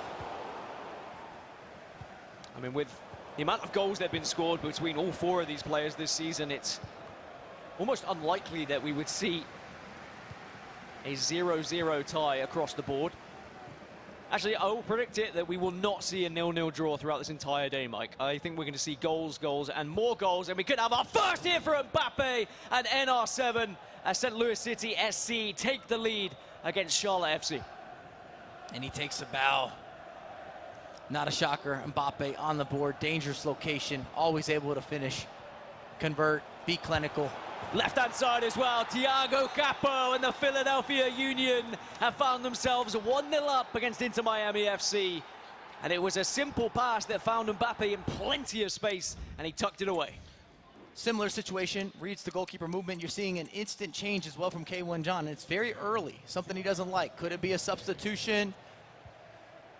Could it potentially be a formation adjustment, maybe some substitutions? Usually you don't see a shift this early on, but he doesn't like something. So 1-0 in both games. It's NR7 leading on that right-hand side, and it's Thiago Capo who's going to be ahead for Philadelphia Union. Just gold, base gold Kylian Mbappe. I didn't think I'd be seeing him in tournaments at this stage of the year, but of course with the budgets, when you're building your team, you have to think about those coins spent, Mike. Absolutely. So it's a matter of what do you think you need more, or what do you think you need most, and then dealing with some of that allocation. We see a lot of the same players and not always played in the same positions. Something I think is a little bit different, maybe unusual. Even the likes of Lothar. Some players are using them out wide, others down the middle of the pitch. So almost 20 minutes gone in both games. Are we going to start to see either player really take a huge advantage here and get that second goal, or are we going to see, oh yes we will, it sneaks through. NR7 gets a second goal. I'm not sure how much he knew about that second bite of the cherry, but Xavi will find the net. And somehow, some way, just manages to slot it through the goalkeeper's legs, it looked like, Mike. Gustavo won't be happy with that. Early goalkeeper movement. He's chased back. He got himself back in a position. It's just an unlucky rebound. Goes under him, splits him, nutmeg, taps it home. And then I was going to say, I love the inclusion of Xavi constantly being used as a repeat. I don't want to say a repeat offender, but he's a repeat midfielder in terms of his providing, what he can do, what he can bring to the table. A lot of the deep passing, those outlets, those switches of the pitch, and just being able to be a playmaker from deep. Great analysis as always, Mike, and that's why I have you here to break it down. As Gustavo's going to need to try and break down this defensive NR7, but also K1 John coming forward for Inter Miami FC, but it's a good save for Petr Cech. And the Philadelphia Union will hold on. On the flip side, Gustavo now looking to try and get back into this game. It's back and forth with Harm. Knocked into Kevin De Bruyne. Messi now on the ball, twisting, turning, but can't get past the defense, and it comes to nothing in the end. So very tight in the box for some of these guys, and you know, it's tough. You're going up against some of the best players, not just in the region, in the world, and they've played against each other so many times at this point, Mike. And Thiago might be up 1-0, but he's going to need a lot more goals. K1 is knocking the right places, the right locations. He's missed 3 finishes. On a different day, different moment, different sequence, he's definitely converting. Well, Gustavo is through here with Lionel Messi as well to try and find his first goal, and he will do so. Charlotte FC grab a goal, and NR7 is letting the lead just slip away from him ever so slightly. On the other side, it's Ham, but it's a good save from Coronel. And it's end-to-end action in both matches. I mean, Gustavo did beat NR7 in both matches they played against each other this season, so he knows how NR7 works. But he needs to work his way back into that game still, even after finding that goal. But there is a counter on for K1 John and into Miami FC now. Messi might just do it all alone, but does actually have support. Kevin De Bruyne! Oh, it's off the post! What a chance that could have been. You can't believe it. If you're a fan of K1 John, he's had every chance to equalize. And that's going to be a tough pill to swallow, similarly to what we saw earlier between Dorster and Alan Harvey. When you hit the post like that, you just ask, well, what could have happened? What could have been? Mbappe now plays one through. Offside, not going to happen. 28 minutes gone between NR7 and Gustavo. 36 gone between K1 John and Thiago Capo. So both games at a similar point as Haaland knocks this one down. Oh, and there we go. Thierry Henry won't miss a chance from there. It doesn't matter if it's on the real pitch or the virtual pitch. Slots it home, and into Miami FC find the equalizer. And I know I went with Thiago Capo, but he's going to need something special. K1 John is pressuring the double teams, elite levels of some of the micromanagement, and every time he goes forward, it looks like he's going to score. Well, it was the notorious Haaland knockdown. It's so difficult to defend against, and that's why we've seen players try and try again to which players can be their fullback to try and contest. As NR7 looking to try and make it a third goal. He's through with Mia Hamm. Has to recycle play slightly, though, because the defenders were there. Plays it into Haaland, tries to get one more, but defended again. And Gustavo can regain possession. So 1-1 on the left-hand side between K1 John and Thiago Capo. And this is what we expected, I think, in the knockout stages. Players fighting for their lives, closely contested matches, only a goal kind of separating them. And tough to split the difference when you get to this stage of eMLS, because the competition is so fierce, as Thiago Capo almost was able to feed a through ball, but now it's going to allow K1 John to go on the counter-attack again. And these counter-attacks, they've been deadly, Mike, and a lot of these players can really take advantage of some empty space that is left behind by some of these attacks. And K1 John's done just that. You see Haaland always looking for that isolation, but the way that he goes forward and the speed of the movement on the offensive end, that's been the difference. If you look at the way that Thiago's playing, it's a lot of additional build-up. Not saying you can't make chances or opportunities, but the ease of getting into those danger zones have been very rudimentary this far for K1 John. Mbappe finds Haaland, but Coronel again makes the save. Thiago Capo almost was able to find the lead for Philadelphia Union. Does get a corner, though. How does that not go in, Dan? Point blank. Haaland, right position, right player, right timing, right matchup, no matchup. And K1 John might be able to rub salt in the wounds here. Just a couple of minutes left before half-time, especially off the back of that. Now has the chance to attack. Inter Miami FC are coming forward with Lionel Messi, but he's not able to win the ball. And it looks like half-time is going to strike. Maybe one last chance here for Philly Union. Here's Mbappe. And on the right-hand side, you can see NR7 just found a goal as well. So it's 3-1 to St. Louis City SC. But Mbappe tries to strike. Good defensive work, and it's going to be 1-1 at the half then between Inter Miami FC and Philadelphia Union. But NR7 gaining a 2-goal advantage in that other game, Mike. Were you not entertained? 1-1 half, but it had everything. I'm still stuck into what's happening here between Capo, between K1 John. A couple friendly bounces for Rasik. He's been able to work with those, been able to deal with them. If anything, I would have said Gustavo really needed to get off to an offensive start, put Rasik under some pressure. And the reason we always talk so highly about Gustavo is because he kind of plays the game the way that you wish you could. He's only got a couple of minutes left here in the first half to try and wrestle another goal back, but it has to be 2 to get himself on the board and all squared up. And NR7 maybe is going to start to show the ruthlessness that we saw last year as Mbappe just recycles play.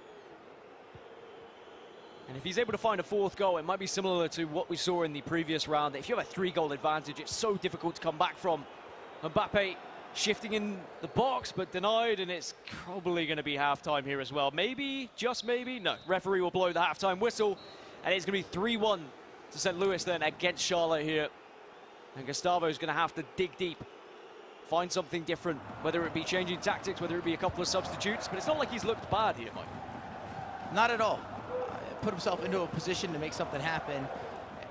It's just a matter of, and I said it before, in this game, in that game, I still think defense wins championships in many ways.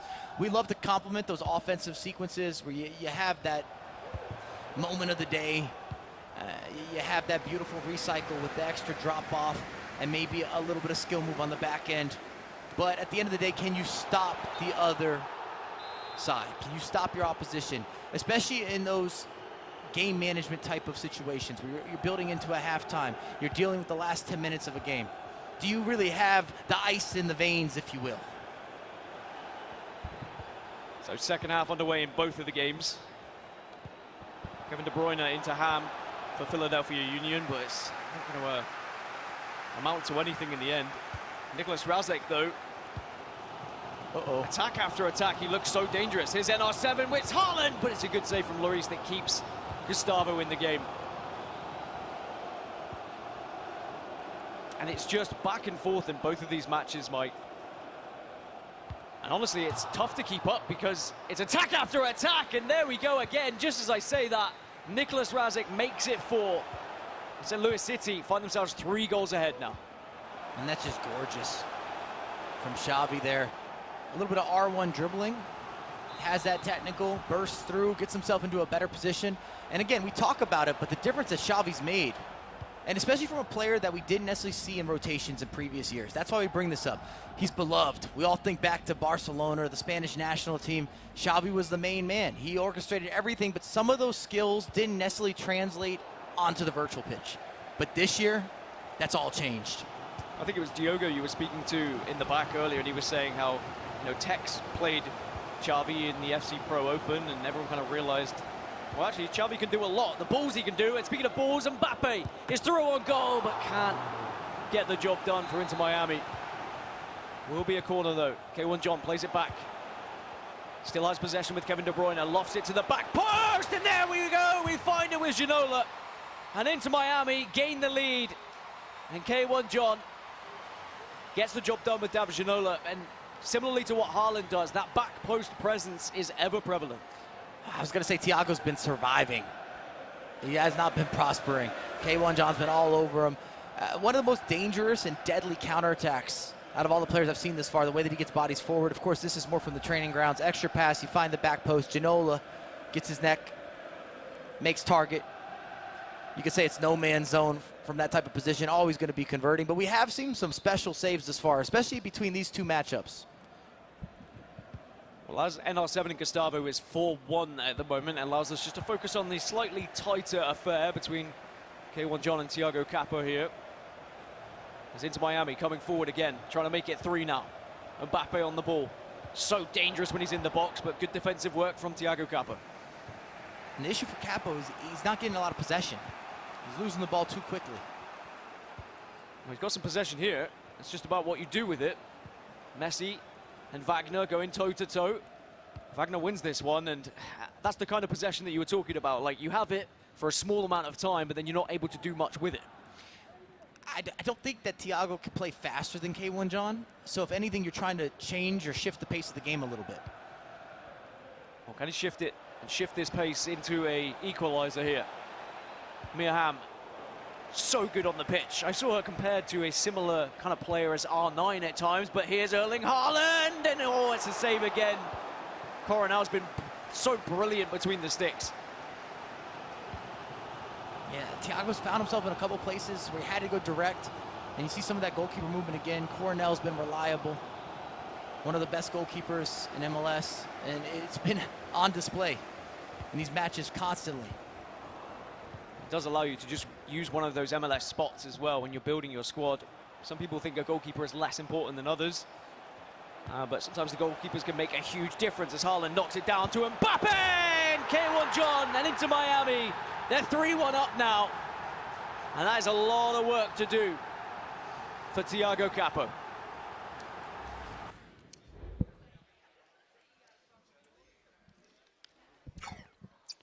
I'd say at this point the favorites are getting the job done, at least in these matchups.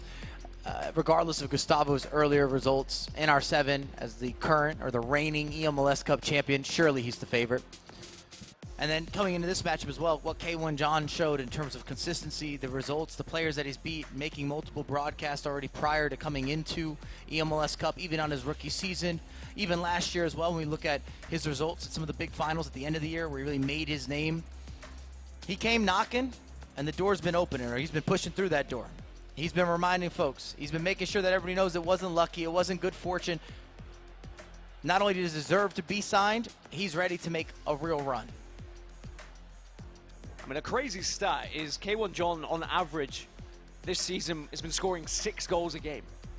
Like, that is a nutty amount of goals to be scoring and shows how impressive he has been going forward.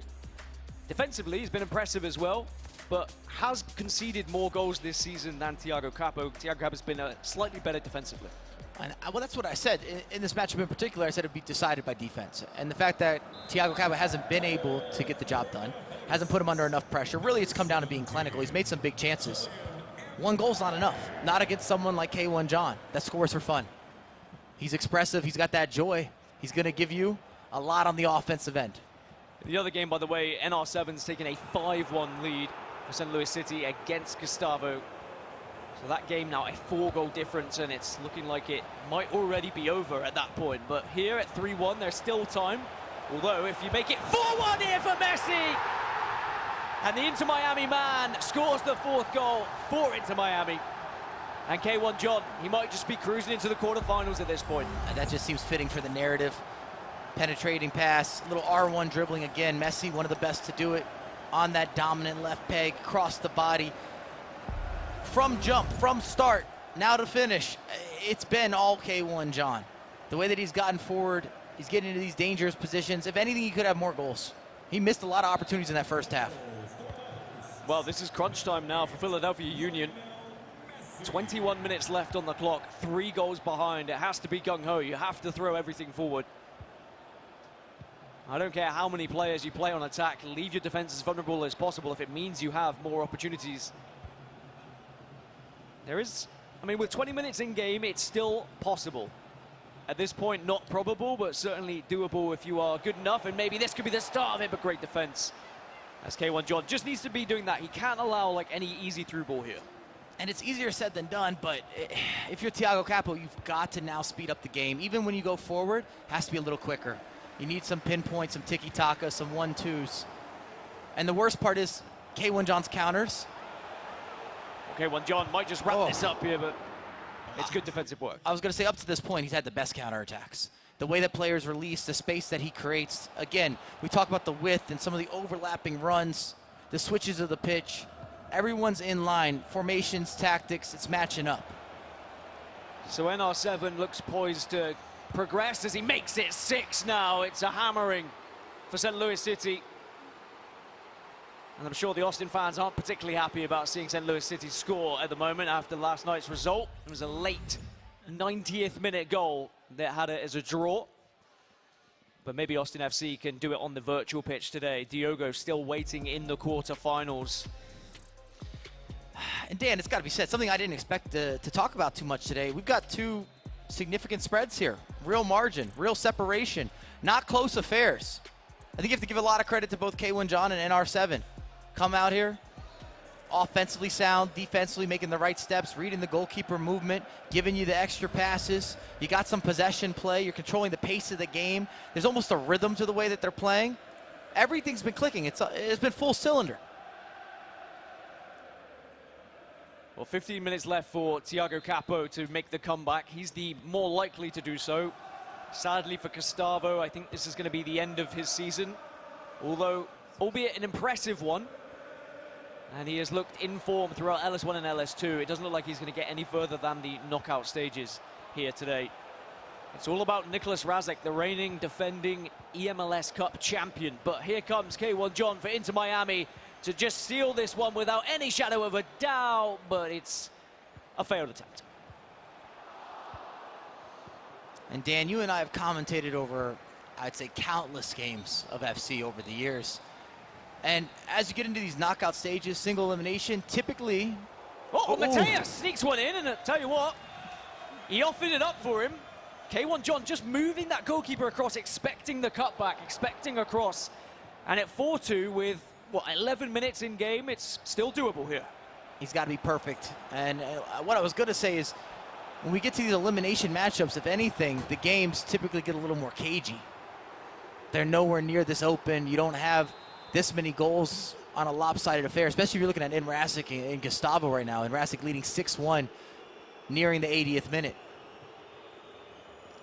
2 goals behind Philadelphia Union.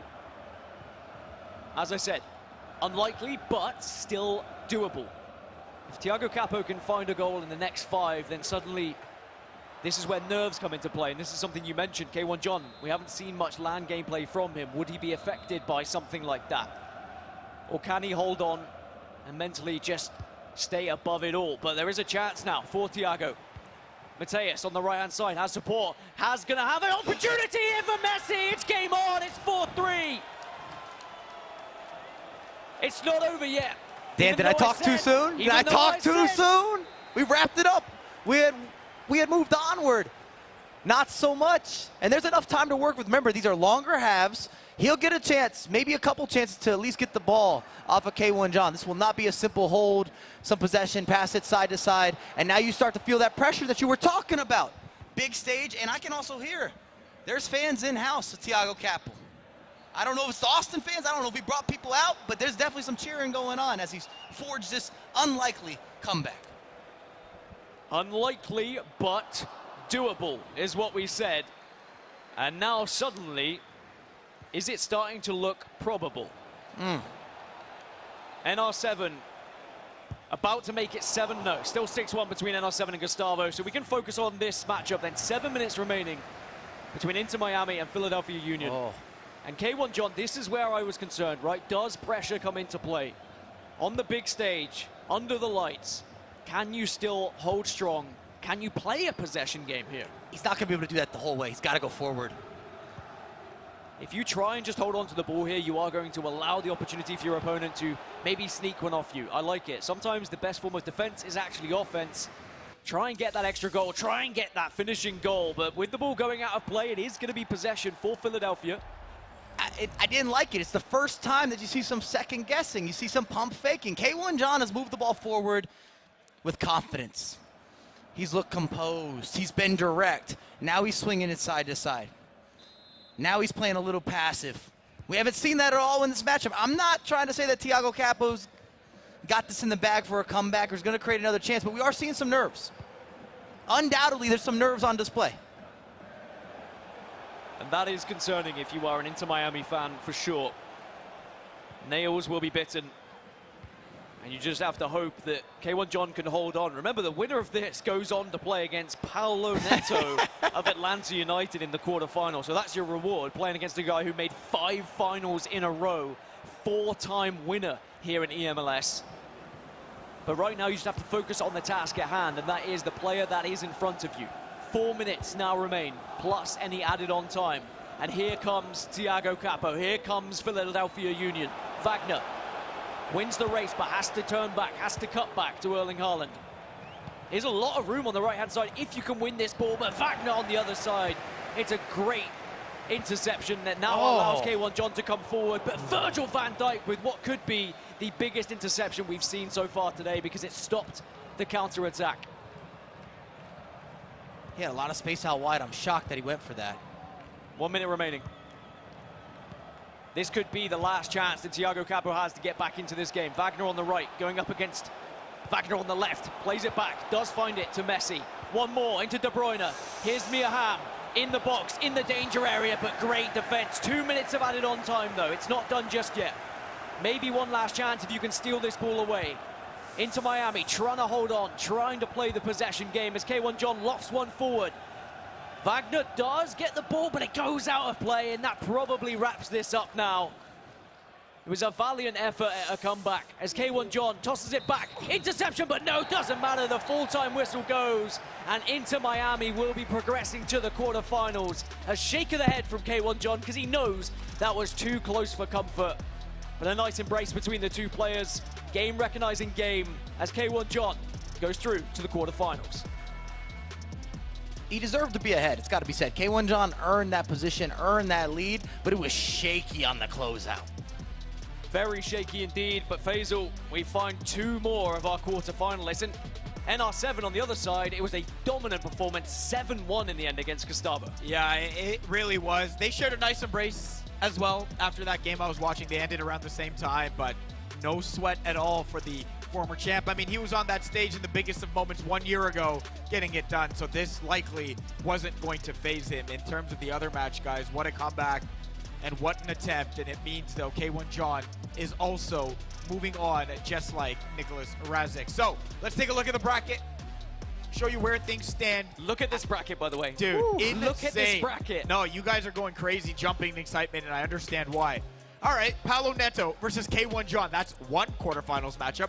How about Diogo versus NR7 in another quarterfinal matchup? We get a rematch from last night's actual soccer game of Austin FC versus St. Louis City SC. It was 2-2 last night. You enjoyed yourself there, right? But I did enjoy myself. It was a great game. Well, almost. All right, Jafonzo versus Alanabi on the right side, and Olelito versus Lambs. Everywhere you look, it's a heavyweight matchup. It's a punch, counter punch affair, and we cannot wait for those to get going. We're almost there, though. We're almost there. Let's look at some highlights of K1 John after his narrow defeat over Thiago Capo, guys. And it was the Holland knockdown show, as it's been for a lot of this tournament. And while K1 John had the first chance of the game, maybe the best chance early, it was Mbappe getting it done for Thiago Capo to give him the 1-0 lead. But then, how about this? Knockdown from Mbappe to Thierry Henry, 1-1. Tried the Holland header there for Thiago Capo. It was saved, and he's like, really? Holland can miss? I guess Holland can miss. So second half, K1 John turns it on. Off a corner. We've seen this play. Little back post action. Header into the back of the net. It's 2-1. We've seen this play, Mike LaBelle. The Holland knockdown to Mbappe. Pretty common play this weekend. And I was saying it early on, K1 John always looked the most likely. This is beautiful here, some R1 dribbling with Messi. But we did see maybe a moment that he was a little more uncomfortable. Early goalkeeper movement, some bad passes out of the back. He allowed Thiago Capo to get himself back into the conversation. Well, I got to say, he had a chance. Up, it was 4-2, I believe, and Holland was breaking away. He had a chance to maybe get it done, and he tried to make a little slick pass back. Didn't work, and he put a little smile on his face. He's like, all right, whatever. We're just a few minutes away from this being done. But then it almost cost him. Almost cost him, and sometimes that can be the narrow margins in these games, and you have to take every opportunity that is presented in front of you because every single player in this bracket could be a winner. I think this is what Mike was alluding to earlier. On any given day, one of these players could be lifting that trophy, and that's what's terrifying about this bracket. I think we've all said that in variation at some point over the first two tournaments, and now this one as well. I'm looking to the right. I saw the two players, Thiago and K1 John, just sharing some thoughts as well. These players, again, all very close and all very good. Close in action as well. We're going to take a quick break. Up next, the top four seeds are in quarterfinal action. Paulo Neto, Jafonzo, Olelito, and Austin FC's very own Diogo getting set to kick off here at eMLS Cup presented by Tik Tok. Don't go anywhere.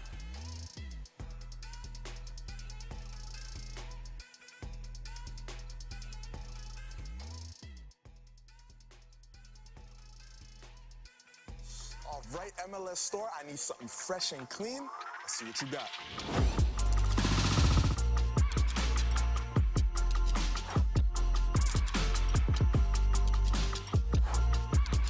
that in my size.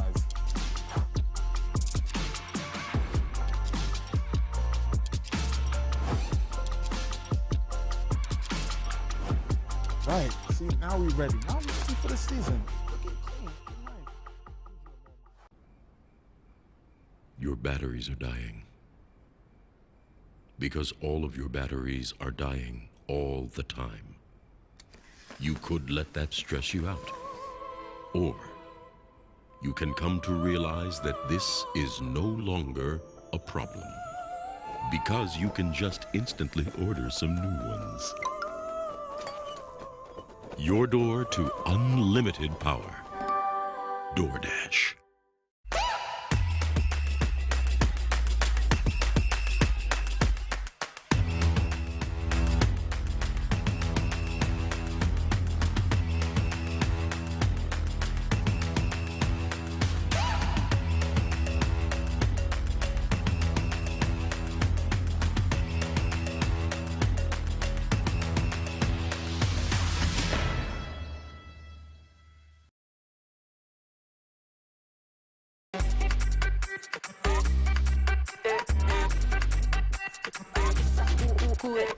Vamos, dale pues, vamos allá, muévete más loco como solo tú lo sabes. Así es, con las manos en la cabeza y sacúdete,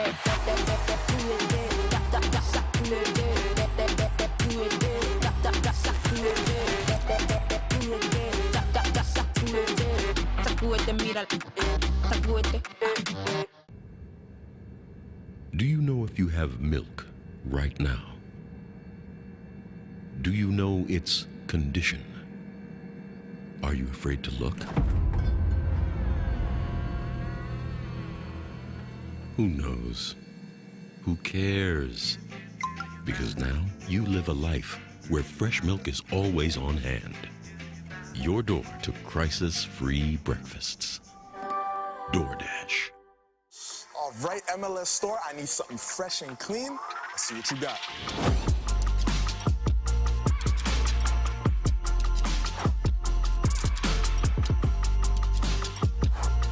I need that in my size.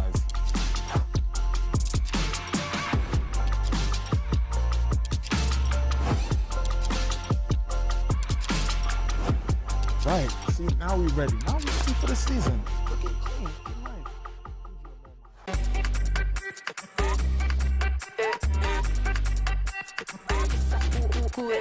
Vamos, dale pues, vamos allá, muévete más loco como solo tú lo sabes. Así es, con las manos en la cabeza y sacúdete,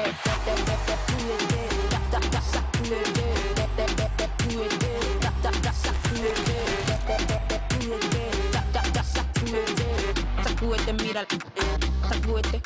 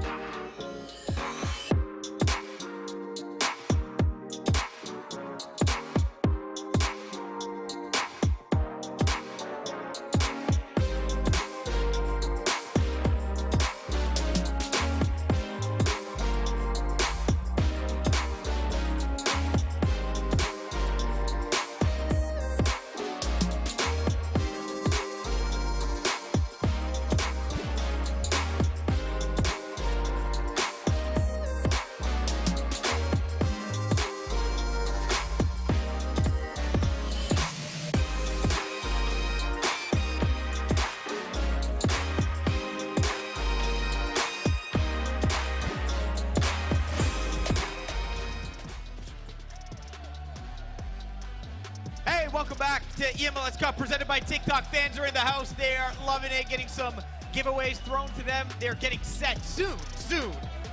Not yet, but soon, getting set to see their player Diogo get into action as well. We are live, of course, at South by Southwest in Austin, Texas. Faisal Kamisa, Dan Gaskin, Mike Lavelle. You guys doing okay? Doing great. Wrapping up that knockout round, and we're down to our final 8 players. So let's take a look at where things stand right now. This is our bracket. We hyped it up before the break. We'll hype it up after as well. Paulo Neto, K1 John, Diogo, NR7 on that left side. Jafonzo versus Alanavi, Olelito versus Lamps on that right side. We cannot wait. We know those guys are going to deliver the action. And speaking of, I think we have a special delivery. Yes, it's time for the delivery of the day presented by DoorDash. And this is, thank you. Wow. This is so great. That's some service. Yeah, well, I'm conflicted here. Are you offering Well, something? hold on for a second, right? Because it feels like I was neglected over those first 2 deliveries by DoorDash and LS1 and LS2. You got one, right?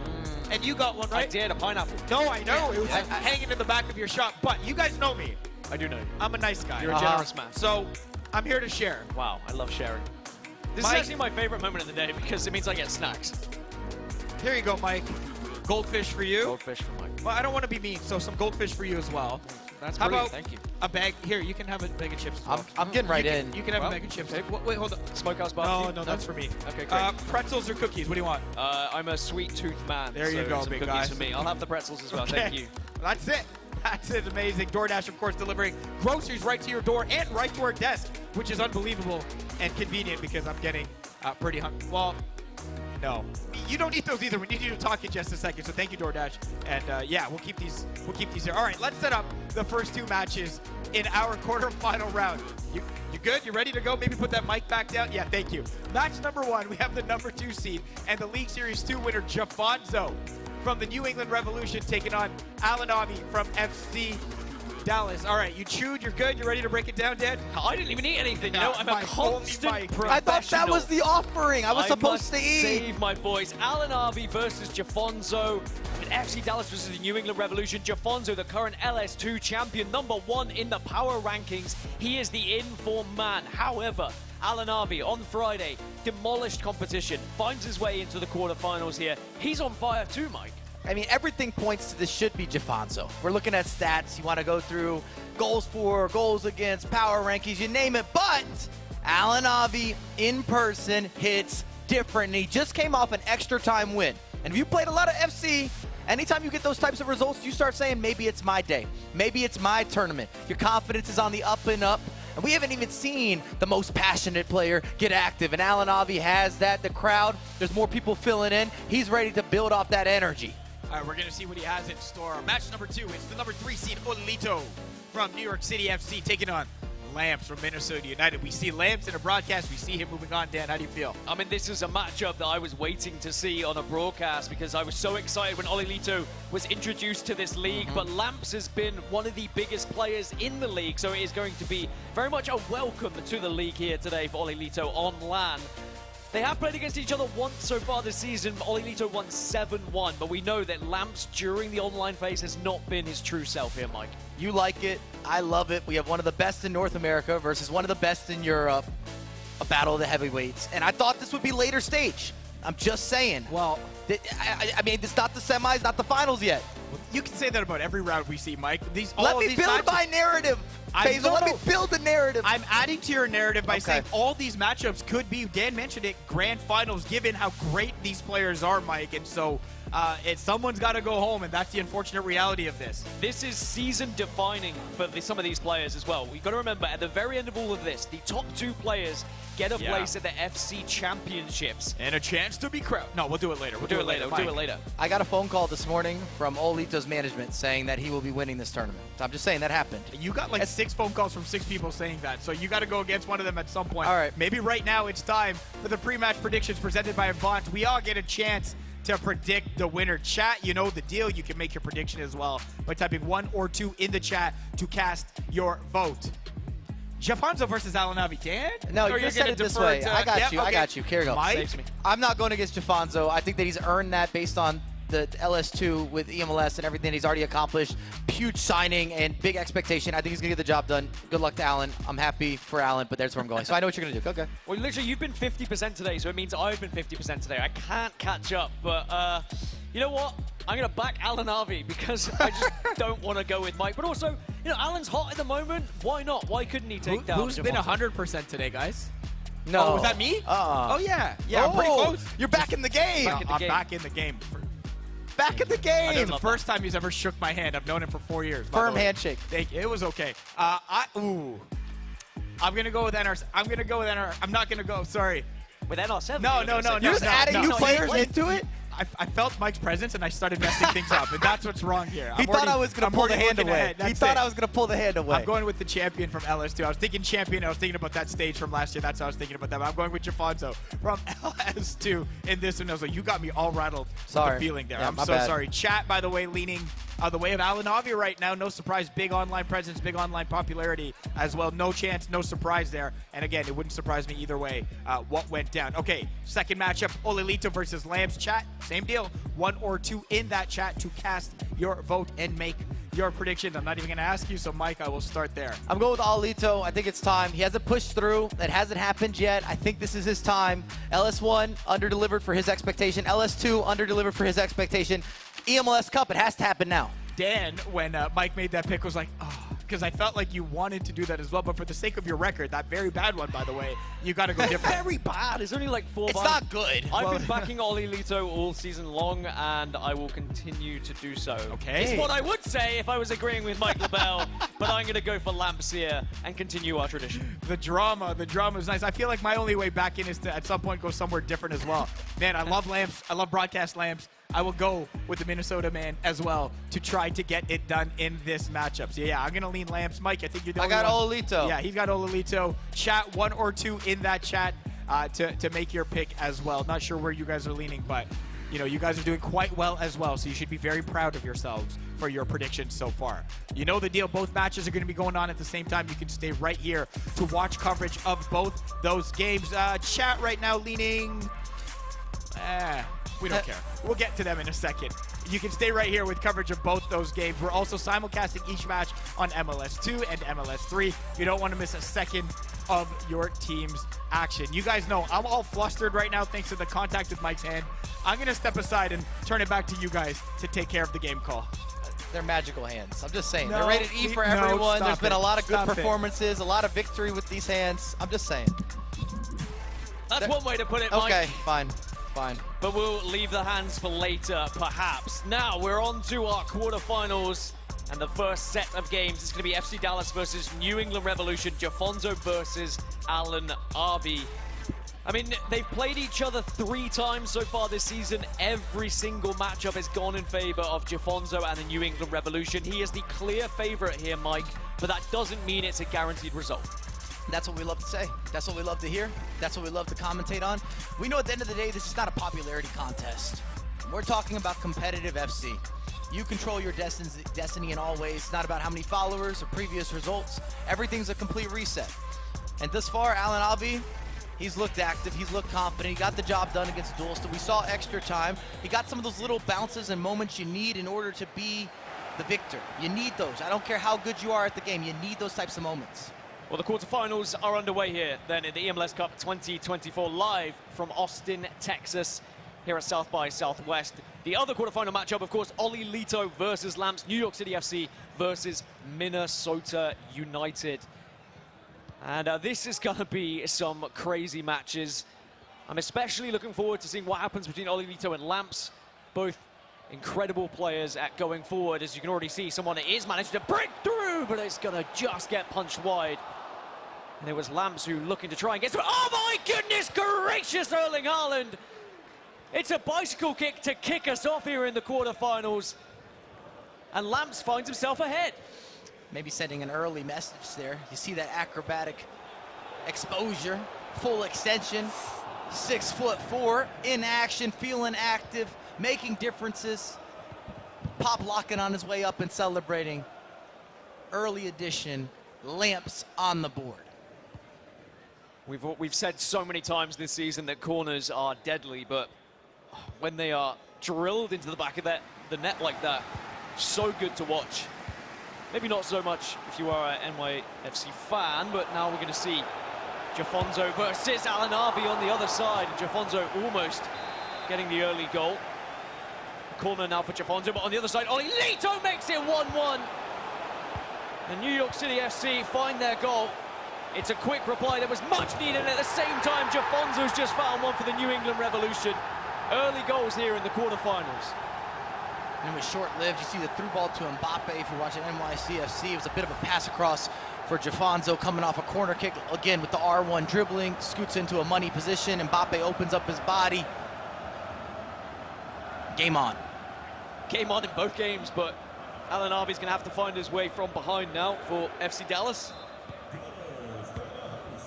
And it's not easy to do against Jafonzo. He went on a tear during LS2, knocking down anyone that got in his way. And this is one of the realities when you're dealing with Jafonzo. Defensively, it's right. He's solid. He's structured. In some ways, he's methodical. Offensively, he's got a game plan. He's taking advantage. The numbers don't lie. The metrics don't lie. The results don't lie. Brand new to the league. And he's been a concern. I talked to so many different competitors. They don't want to go up against him. I talked to a lot of the other European giants as well. They said, Jafonzo's the guy. Watch out, Palinetto. We'll see about that today. We will indeed, as Jafonzo actually looking to try and double up here. Mbappe is in the box. Support from Messi, a couple of step overs. Bam, bam. Thank you, ma'am. It's 2-0 now as Jafonzo takes a commanding lead. On the other side, Oli Lito also through on goal. It's Thierry Henry to make it 2-1. And Oli Lito, who has, by the way, the best defense in the league, it's very important that he takes the lead here. They understood the assignment. They got the memo. Beautiful goals. You see the build-up, some of the step-overs, reading of the goalkeeper movement, green time, finishing. Conversion at its finest. We're dealing with some FC royalty on display.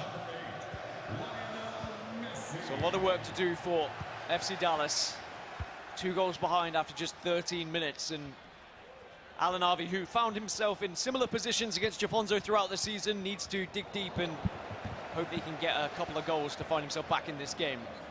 As for Lamps, it's not as much of a concern because he did take that lead, but Oli Lito with the quick reply now can dictate the pace of this game a little bit. Perhaps try and frustrate Lamps here or there as Jafonzo tries to make it 3, but he gets denied. And it seems to be mostly Jafonzo in that game on the left-hand side, but Alan Harvey, maybe a goal can just bring him back to life in that one, as Lamps now coming forward for Minnesota. And it's going to be Lionel Messi who strikes, denied it the first attempt, gets a second bite of the cherry here, but also can't get through.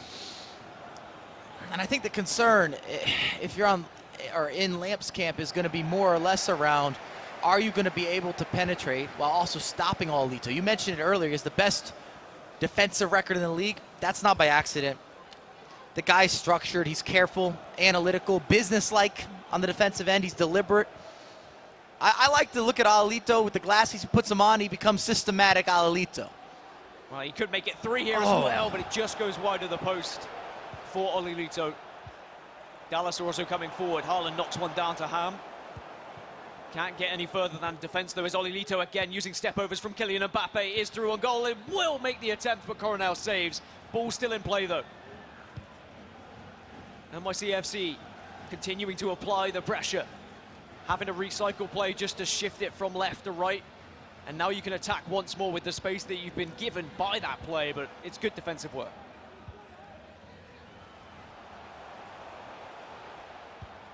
As for Oli Lito here, I mean, if he can find himself in a comfortable lead, which might be able to do so with Thierry Henry, it's 3-1. It's the 2-goal cushion that he wanted.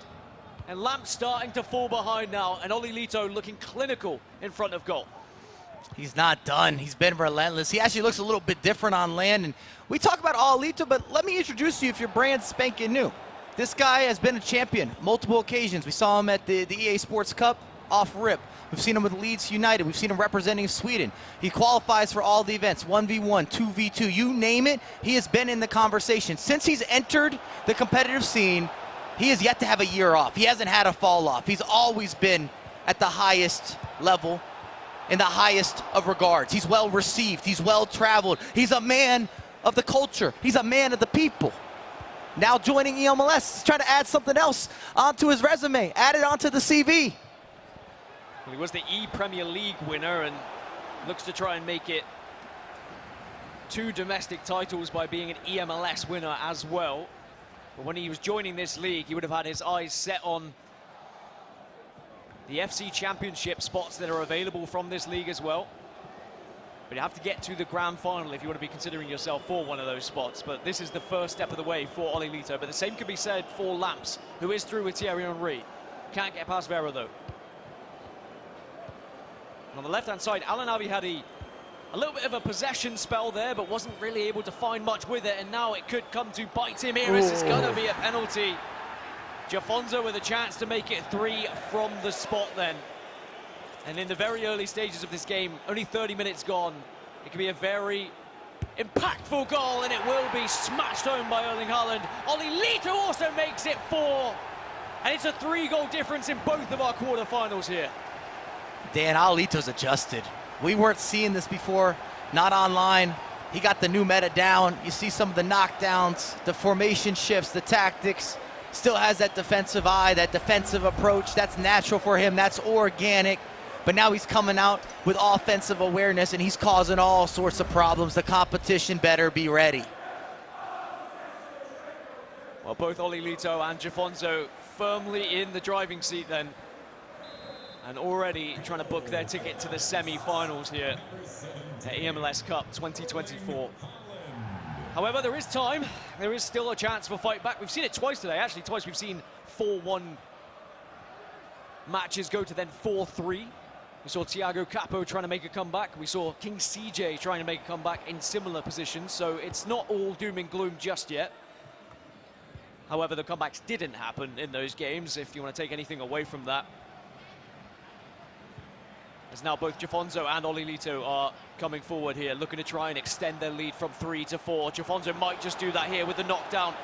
Messi doesn't quite get the strike that he wanted from it. And I think this is kind of to be expected maybe in Jafonzo versus Alan Harvey, considering the results that they've had against each other so far this season. But I'm still waiting for Lamps to get into this game on the right-hand side. And Lamps still has a lot of time. I've still got some belief, too, in some battle back. He's been in a lot of these types of circumstances where he's been leading and chasing.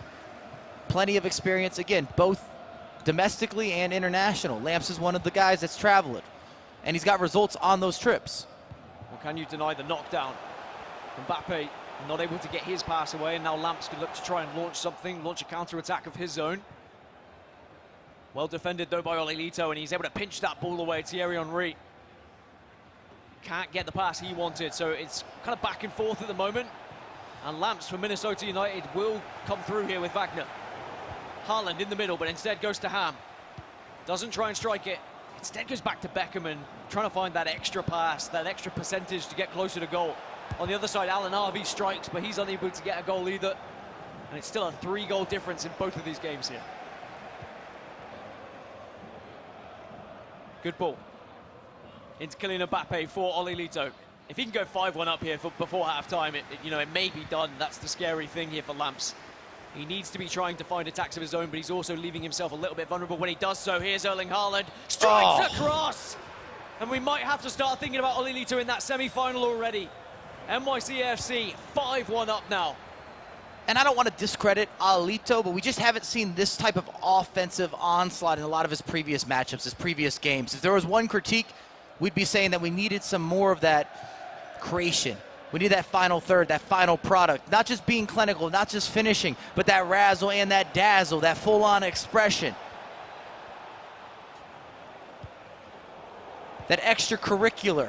He's had it today. He's had it this far, and it's led him to 5-1 in the first half. Yeah, if you're not careful, it could become a rout. Maybe a chance for Alan Harvey and FC Dallas on the left just before halftime, but the defenders do their job and will win the ball back for Jafonzo. He'll get one last attack perhaps just before halftime here if he can win this ball, which he does not, so it's going to be halftime then. Oh, no, it's going to be a free kick and then halftime. Here comes Jafonzo. One last kick. The referee's going to allow it just to keep going forward here, and Alan Harvey probably wants halftime and will now get it. So FC Dallas versus the New England Revolution, 3-0 to Jafonzo. Lamps, though, can he get back into this game? Can he get one back just to give him that belief? The answer is no in that attack, and this is what's going to happen a lot here. Lamps is going to start throwing everything forward, and Olilito is naturally going to gain more opportunities at a counter-attack. It could get ugly. Just knowing, again, we talk about Olilito. The guy is as methodical as they come in terms of understanding spacing, framework, possession play, just adjusting well. He definitely plays his opposition. Some people look to adjust their own game plan in some of those ways. I feel like Olilito is one of those guys that will adjust to you. He does all the homework you could ask for. He's studying up. Well, it was 7-1 to Olilito against Lamps when they played against each other during the qualifiers. And we may not be far off that scoreline again here at eMLS Cup, as Messi now has the ball for Olilito, and it's a great strike. Might get a second chance at it, but Coronel does well just to keep this at only a 4-goal deficit and keep Lamps' chances alive here. We're back underway between Jafonzo and Alanavi. And we can focus on this game right now whilst the other one is in halftime and the players are in the dressing room. So, does Alanavi have what it takes to get back into this one, Mike? He only needs one to get going. And again, Allen's kind of known for his offense. He's able to sprint forward. He's able to get things going. He just can't concede. That's the big takeaway. Is he going to be able to stop Jafonzo? That's kind of the question. I don't know if we're going to have the answer that the people want in terms of creating some sort of battle back or return to sender. A little rebuttal, a nice reply.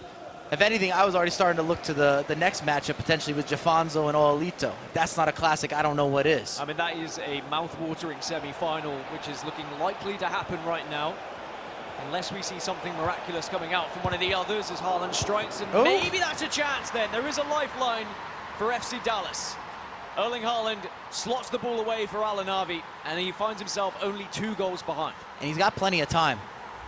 He started knocking it. A little bit of good fortune as well. Rebounds back to Haaland on that dominant left foot, tucks it home. And sometimes that starts sitting with you again. Anytime you feel as if you got a bad bounce, the game didn't run in your favor, didn't roll in your direction, sometimes it messes with you mentally. We talk about the mental side of the game, the fortitude, the stability, the capability. The game is decided at the pro level often about where you're at in terms of a headspace. Well, bad news for Alanavi and FC Dallas is Jafonzo has the second best defensive record in the league. On average, only concedes 2.9 goals a game. So Alan needs 3. So he needs to go above the average here if he's going to get this game just equal.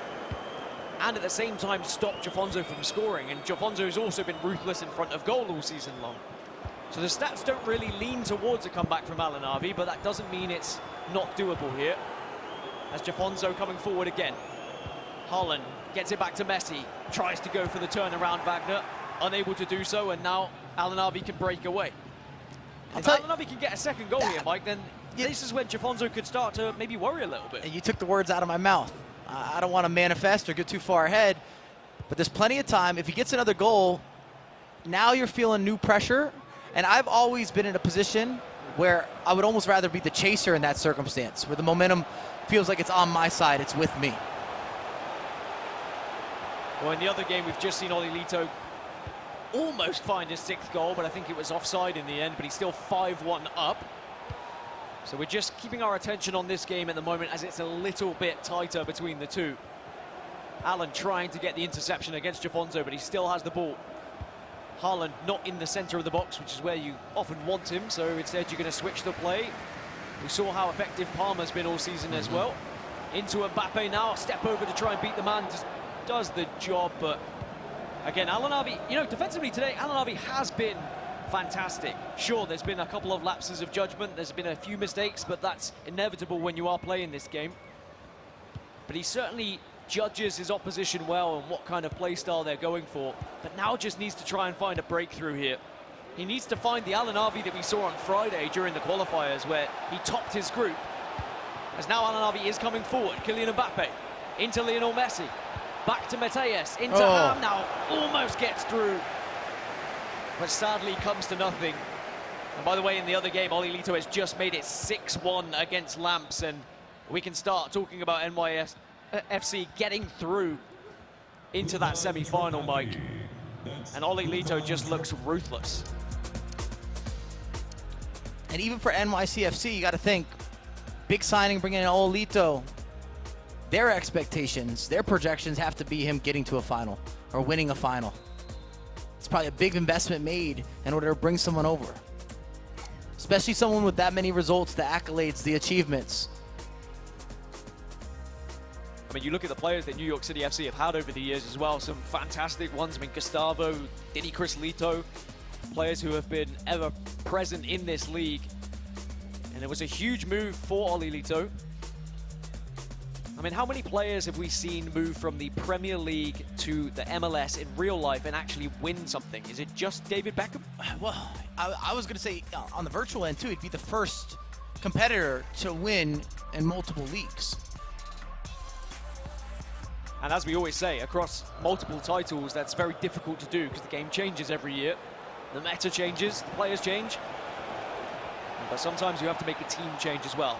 It's not always a region change, but what a moment it is for Oli Lito. He's going to likely find himself in the semi-final. And at the moment, it's going to be against Jafonzo, who still has a 3-1 advantage.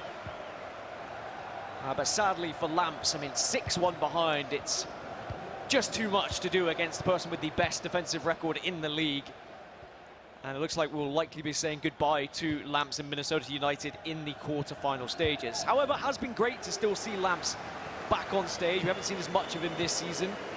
I'm sure we'll see plenty of him as the season goes on. Now, as we look across, Jafonzo versus Alan Harvey. Jafonzo is through here with Kylian Mbappe. Has support from Erling Haaland. Back to Palmer now. Good defensive work again, though, from Alan. He's pressing well at the moment, but 20 minutes remaining. He needs to start turning some of these defensive positions into offensive ones, launching counter-attacks. From here, speed is what you need to start to think about now. I was going to say, if you're Alan Harvey, you probably need a goal by the 80th minute, give or take, to guarantee that you get a couple more looks. Just a better measurement of risk to reward. Maybe this could be an opportunity. Ham tries to just brute force it, and it's not going to work out when Virgil van Dijk's on the other side of it. And you see the pause has been cued. Alan Harvey's ready to make last substitutions and also to pick up the pressure. We haven't really seen that constant press or even a team pressing. And you can't allow Jafonzo to do too many more of these big switches of the pitch. It just hits or hurts you too much on the clock. Eats away at the time, and also is going to add that extra fatigue to players trying to chase them down.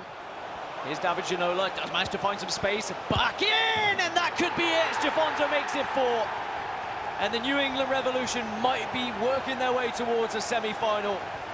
And it would be a semi-final against NYCFC, as Oli Lito is still 6-1 up in that other game. Oli Lito's just been ferocious. It's been merciless, unrelenting. I don't know if we've seen this before. Something's been different about Austin, Texas for Oli Lito. I think LS2 was maybe an eye-opener for Oli Lito. He went out a little bit earlier than we expected him to. Probably went back to the chalkboard a little bit. Assessed what went wrong, went over that VOD.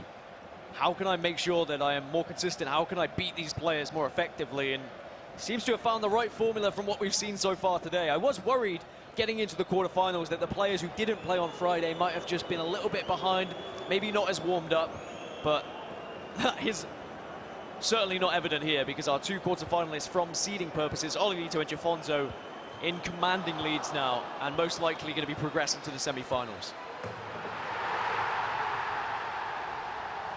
And that's going to be 7-1 on the right-hand side for Oli Lito as well. At this point, if you're Lamps, you just want to get it over and done with, as Jafonzo also puts a 5th goal in. We can start talking about it. It's going to be Jafonzo. It's going to be Oli Lito. That's going to be our semi-final, our first semi-final, Mike. How on earth do you even predict that one? I know we do our predictions and we joke around, 50-50 on that one. With how Jafonzo's been playing. And I'm not used to, I'm looking at Oli Lito. I'm not used to him being so inhumane. This man is a monster right now. He might go for 10, Dan. Well, this is replicating the same score we saw in qualifiers that I mentioned earlier, 7-1.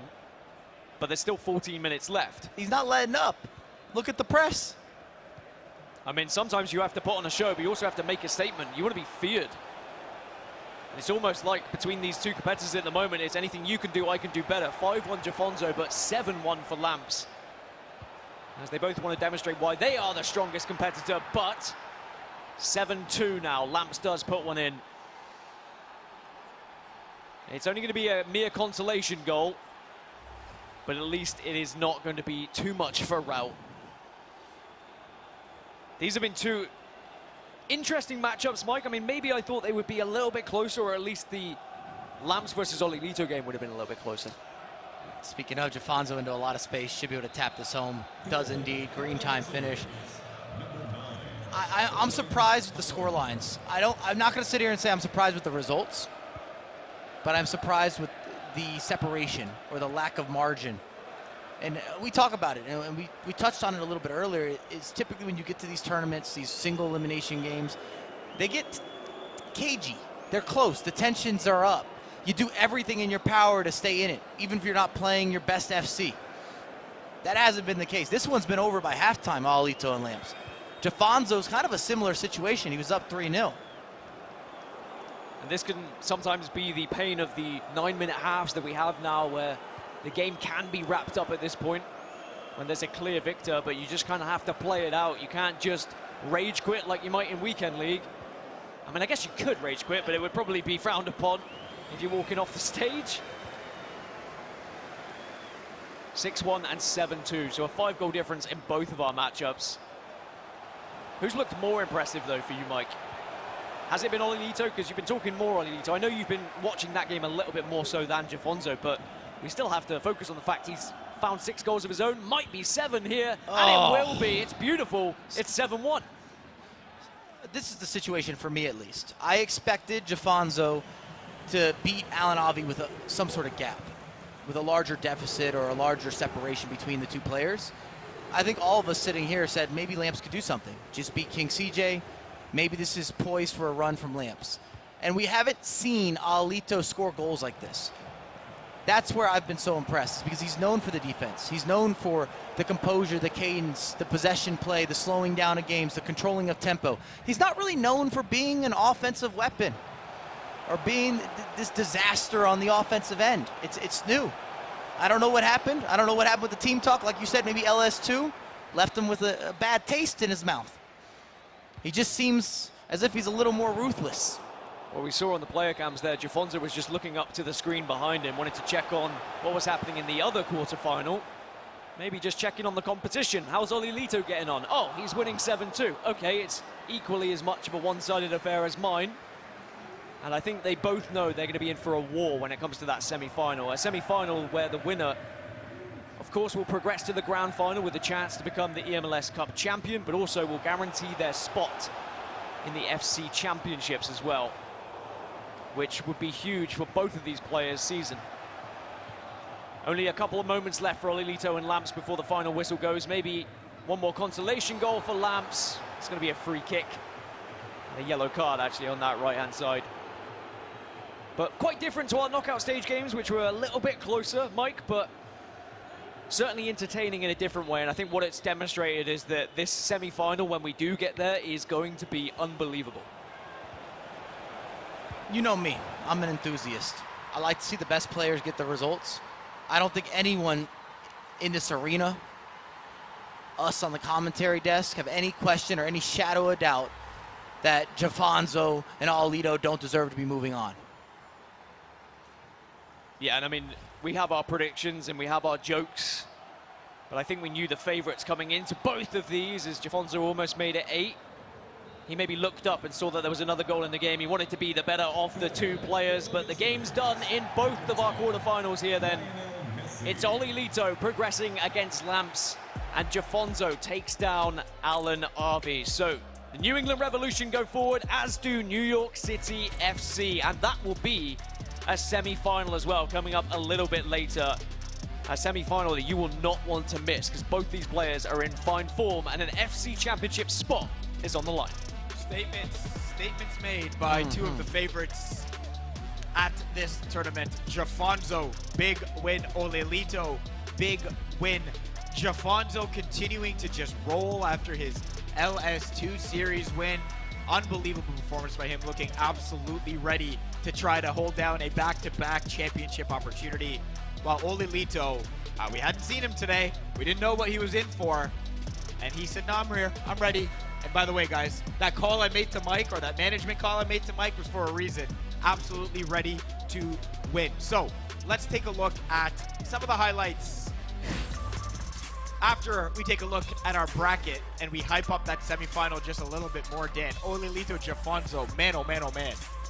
Unbelievable, really. Two competitors who have been in fine form and will be gunning for that spot in the grand final and could go on to win the entire thing. I mean, now we're getting to the business end of the tournament. We knew that anyone in this bracket was capable of getting there, but now with both of the more likely players from that quarterfinal demonstrating why they are in this position, I think that semi-final is going to be a must-watch in this tournament.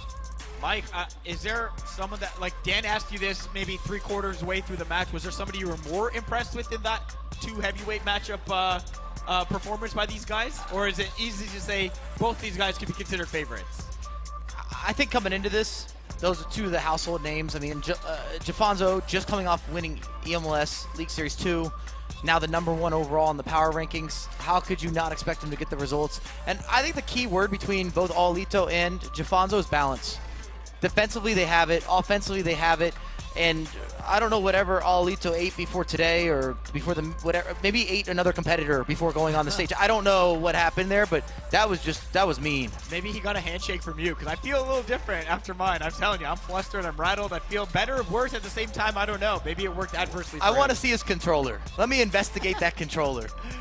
That was really good. I mean, for Jafonzo as well, we have these questions sometimes, Dan, about, you mentioned it during the broadcast, during the game, excuse me, not playing, right, and being rusty.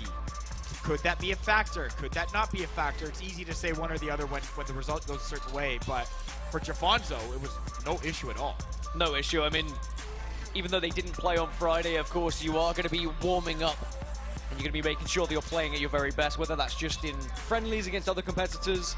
You're going to make sure you are at your very best for sure. All right, he continued to roll, but let's take a look at what Olilito did against Lamps in his game here. Let's start in the first half. We got a lot of goals to get to. It was Lamps with one of the goals of the day, an Erling Haaland bicycle kick, but it was his only moment in that first half of glory because Olilito took full control. Near post finish from Thierry Henry.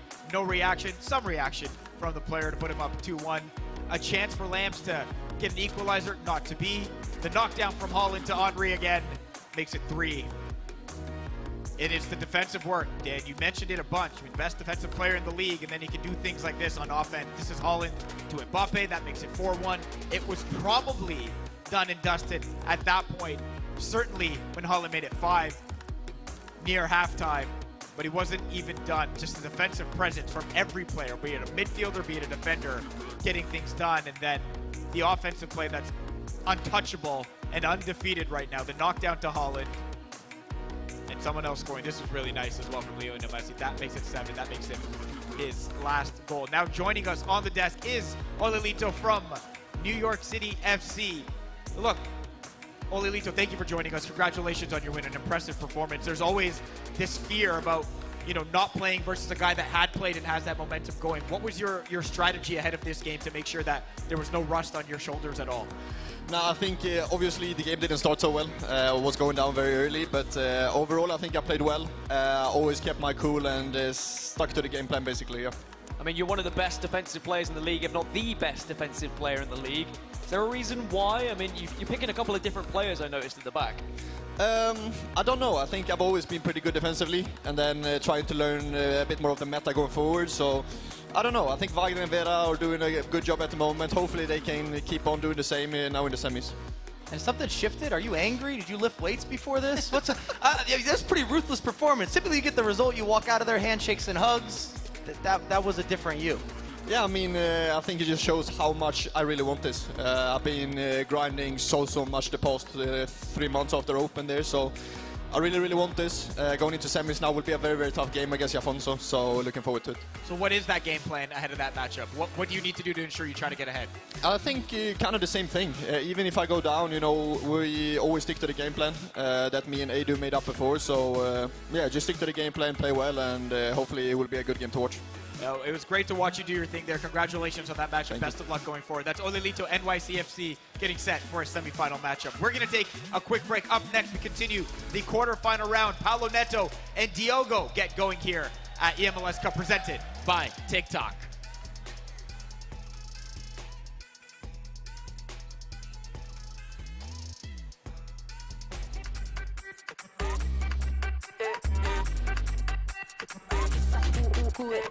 Vamos, dale pues, vamos allá, muévete más loco, como solo tú lo sabes. Así es, con las manos en la cabeza, sacúdete,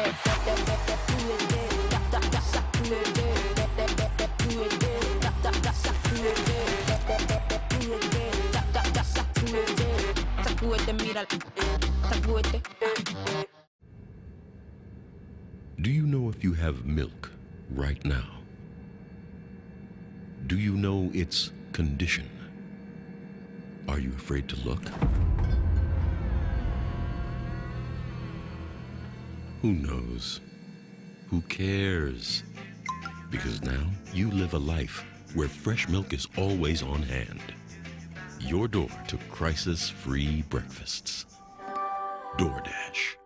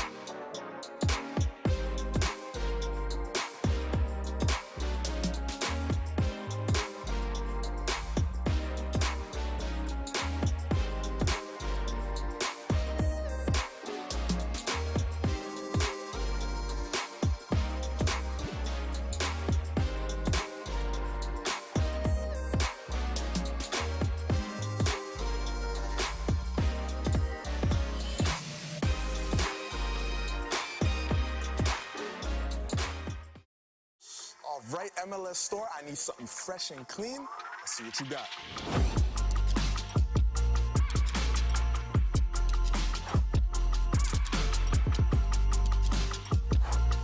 I need that in my size.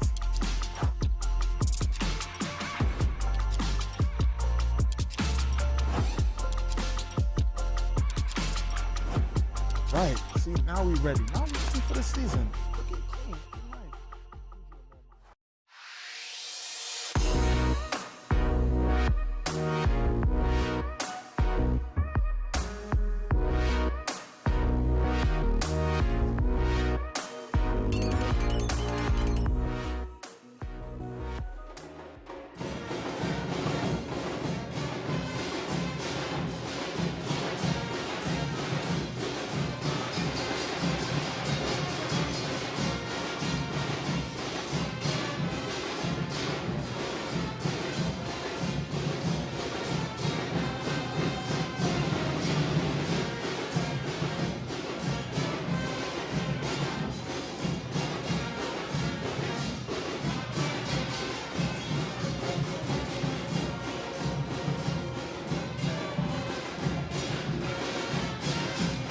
Welcome back to eMLS Cup presented by Tik Tok. The band is getting the crowd hype, and they are certainly ready to see their player Diogo in action for the first time today. And we're moments away from that going down. We, of course, have our eMLS players competing for a $35,000 prize pool live from South by Southwest in Austin, Texas. Our first two semifinalists are set.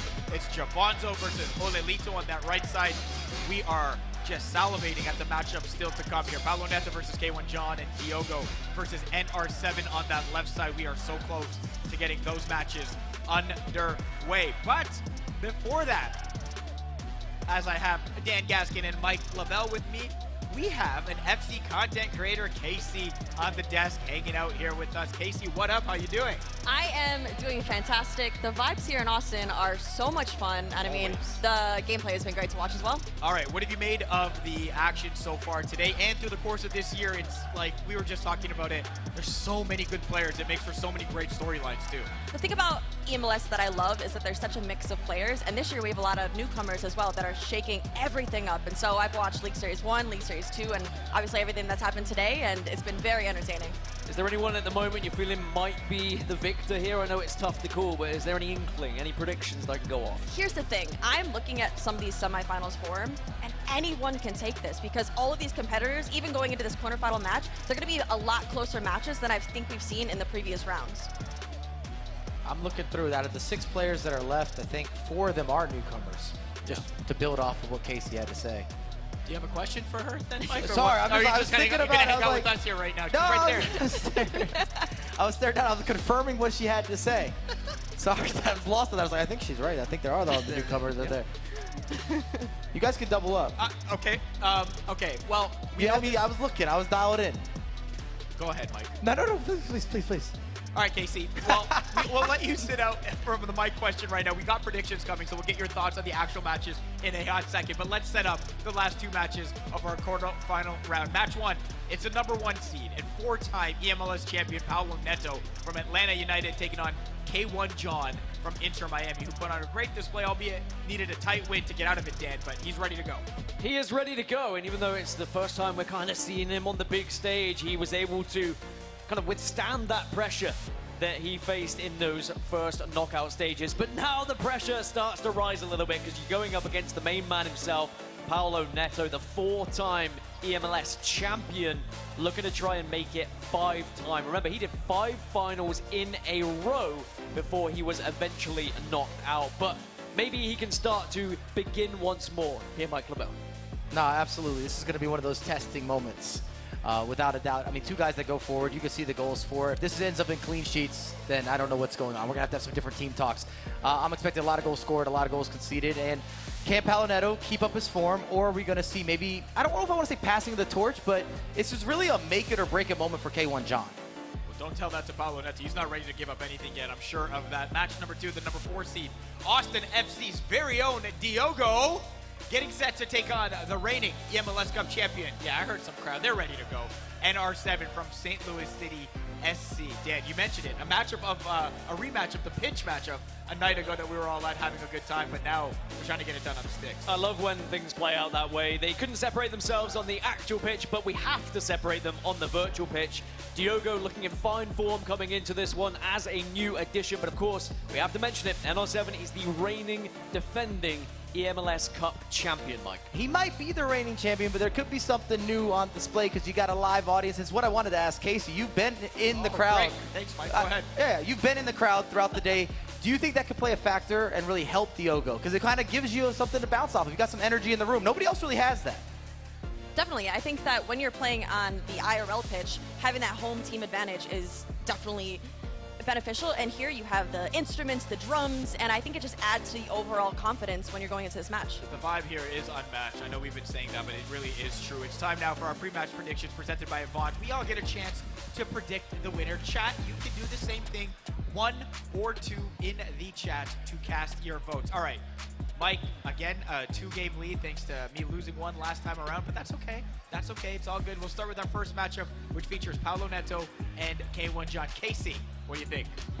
I can't go against Paulo Neto in this one. I think it's kind of a no-brainer. Although K1 John did have a good performance going into FC Pro Open, but I'm going to take Paulo Neto. The logic is sound, and it's appropriate to take that. Mike, is that the same logic for you? Until proven differently, Paulo Neto.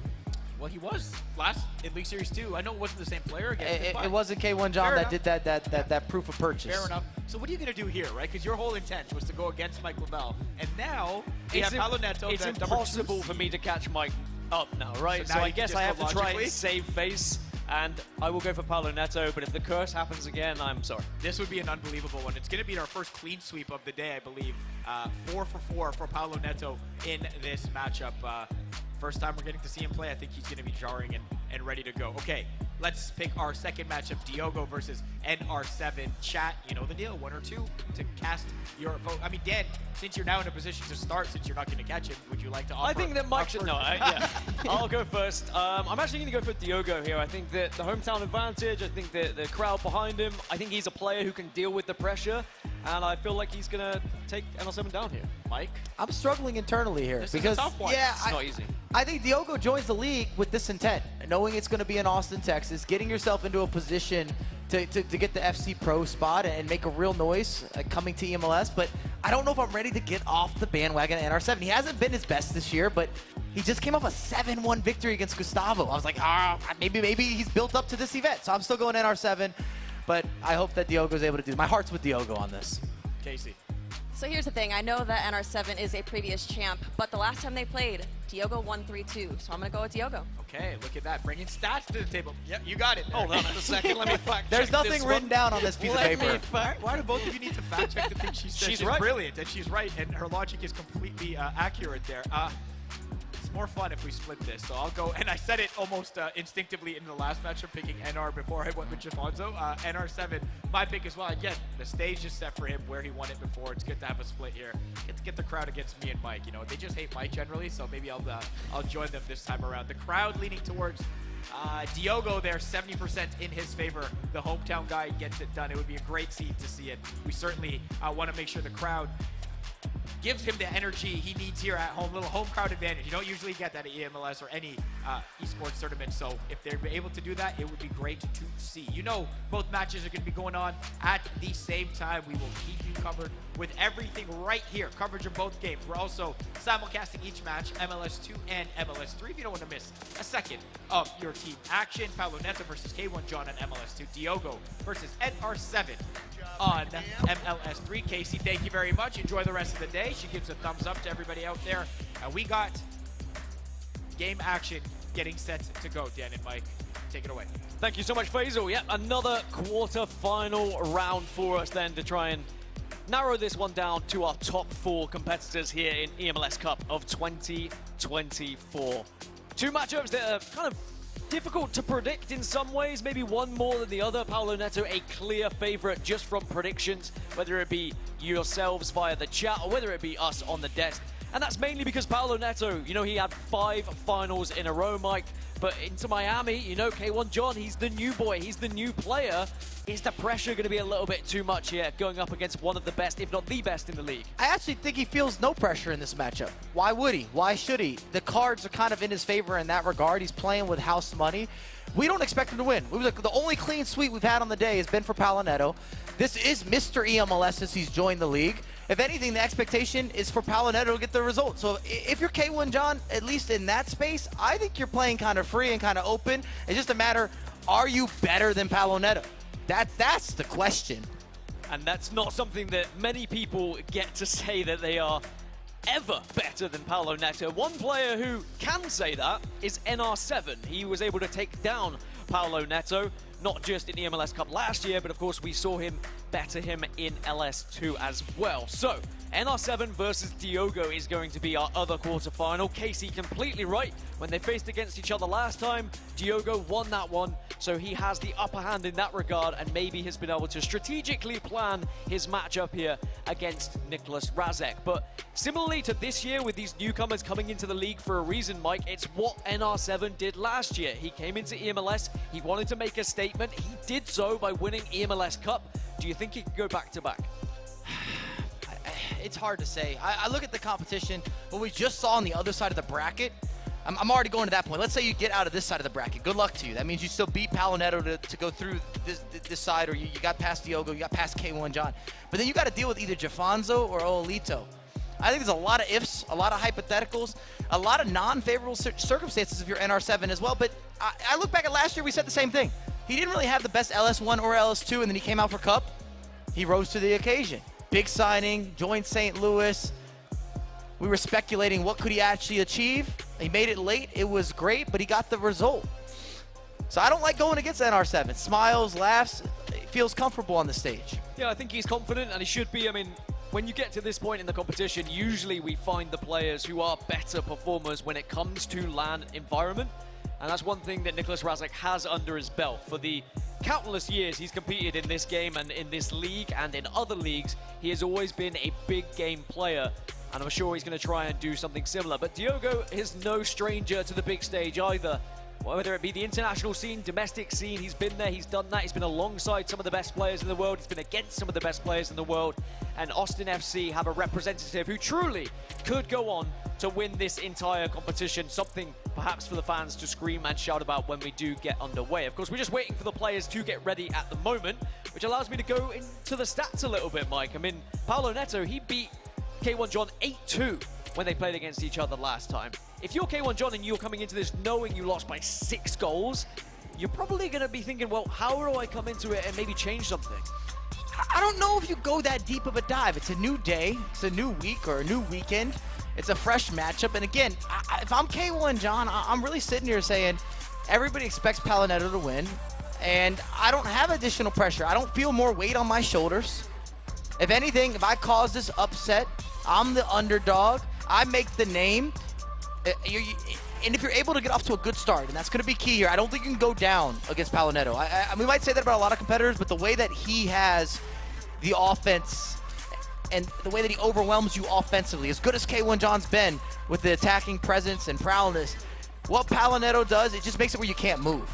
We've seen him make so many pro players, both internationally, even domestically, if you're going South America and Brazil, which Brazil has incredible talent pool, currently has the world champion with PHN, he makes those guys look bad in many cases. He can get out of hand very quickly. And the same now traveling to eMLS, it's not a coincidence. We talk about his result time and time again. But he's able to reach these finals. He's able to collect trophies. He's just carrying them with him. I think Paolo Neto came with his trophies. So he's ready to add another one on the stage tonight. His luggage just gets more and more expensive as the tournaments go on.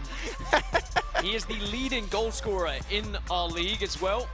Has the highest goals per game, averaging 6.8 goals a game so far in eMLS, which is unbelievable. And I spoke about it in the knockout rounds. K1 John is our 3rd leading goal scorer, so naturally stats suggest that we should be seeing goals in that affair, but we know sometimes goal scorers do cancel each other out, especially when defensive records look good as well. Now, looks like the quarterfinals are underway then between these competitors. Paolo Neto versus K1 John, Atlanta United versus Inter Miami on the left-hand side. And then we're going to have Diogo versus NR7 on the right. It's Austin FC versus St. Louis City SC, a rematch of last night's tie, which ended in a 2-2 draw. But we can't have a draw here at eMLS. It has to find a victor. So if it is a draw at the end of 90 minutes, it will go to extra time and potentially penalties. And already, you can see both players just trying to initiate a quick attack from that kickoff. But sadly, it doesn't go in the way of K1 John. And instead, we might be able to see an early goal here. Mia Ham in possession, will strike, but it's a good save on that left. Challenging on that near post, hoping for a little bit of some goalkeeper movement. It doesn't happen. Almost from the corner. Paolo Neto tries to sneak one in with Erling Haaland, but K1 John looking to just slow things down a little bit. And quite rightly so. If you're going up against the best player in the league, or one of the best players in the league, you have to have a game plan. You can't just expect to be able to walk through this game without any scars, without any bruises. And you're already seeing a lot of offside trap there from Paolo Neto. Remember, he's looking to apply pressure. In fact, a lot of the goals he concedes is just because he's putting you under a lot of constant pressure, forcing you to go forward. Well, on the right-hand side, the hometown hero, Diogo, kicking from left to right in the Austin FC green and white strip against NR7. And it's NR7 who's coming forward at the moment with Mbappe, but Diogo defending well and now can start to break away with Lionel Messi here. Maybe can try and find that ball inside, but just has to wait a little bit. On the left-hand side, there's a goal for Paolo Neto and Atlanta United as well. And maybe there could be one replicated on the other side for Diogo, but he can't break through the defense. So it's a goal lead for Atlanta here, Mike. Absolutely. And again, if you're looking at K1 John and you're talking about potentially forging or creating or disrupting, making something happen on an upset, you cannot give up goals to Paolo Neto. Definitely not early, because he can turn that one goal into misery relatively quickly. I mean, we've talked about a lot of his games over the years. He's just one of those players that has that ability for things to get ugly. And it happens in no time at all. You don't even realize it a lot of times. You're in the game, and before you know, you're down 3 or 4, and there's just no space for you anymore. There's not enough time for you to work with. You can't actually get yourself back into some sort of rotation or some sort of control. K1 John is through, though. Mbappe has a chance, and it's going to be an equalizer for Inter Miami. And just like that, I promised you goals, and it is goals galore already in that quarterfinal. 2 of our leading goal scorers in the league going toe-to-toe. So quite rightly, they should both be finding back-to-back goals, as on the other side, yet to find an early goal between Diogo and NR7. And it is St. Louis City SC coming forward now. Ona can't quite get past Wagner, but does regain possession back to Ham. Doesn't quite know who he wants to strike it with as Mateus plays it into Messi. Good defensive work from Diogo, tracking the runs at the moment, but Ham slots it home, and NR7 takes the lead. And sadly for Diogo, finds himself a goal behind in the early stages here. Beautiful, steps into space. We don't see a lot of outside of the box. Maybe you could say right on the edge of the box. Weak foot does not exist for Mia Hamm. Steps through it, puts her foot through it. And this is the reason that she's in so many squads, because you have to make some trades. When you're talking about the budgets, remember we're on a 13 million coin budget. You got 5 MLS players in each team. And so it's going to be some picking and choosing depending who you need to prioritize. And for, I would say about half the competition, it's been Mia Hamm has been that choice, where she's getting into the lineup and somebody else is going to get rotated out. I mean, backstage, you were chatting to Diogo earlier. He actually compared, or someone backstage compared Mia Hamm to R9 in terms of what she can add to your team, just being that true goal scorer that you play up front. Maybe slightly less physicality that she offers, but she's ever present and makes a real difference. As now Erling Haaland knocks one down, and K1 John takes the lead. Inter Miami find themselves 2-1 up here against Atlanta United. And Paulo Neto maybe a little bit shell-shocked here. Didn't expect that, but I'm okay with it. Gonna make it interesting. Classic knockdown. Mbappe catches it midair, full volley, cross the body, goalkeeper movement, kind of cut out. That's another reason that people look for these knockdowns. It's not just about isolating Haaland and then the knockdown to beat a defender or to find some space, but you often can't move the goalkeeper and defend that knockdown and defend the initial crosser. So there's a lot happening all in once. St. Louis City still coming forward, but Diogo does intercept. Ball will go out of play for a goal kick. Here's Mbappe on the other side to try and get Paulo Neto back into it, but he's denied as well. K1 John in dreamland at the moment, ahead against one of the best players, if not the best player we've ever seen in eMLS history. And it's very rare we see Paulo Neto having to come from behind here, but if anyone could do it, we know full well that he has the ability to do so. On the flip side for Diogo, he also has to come from behind. It's only a goal deficit, similarly to the other game. We've not seen him really have too many chances yet, but this could be one of them. Lahm plays it back into Thierry Henry, but it's a good save. That's better from Diogo in Austin FC. Maybe from the corner it could be something, but that also comes to nothing. And it's still early, a lot of time to work with both games. 25th, 26th minute.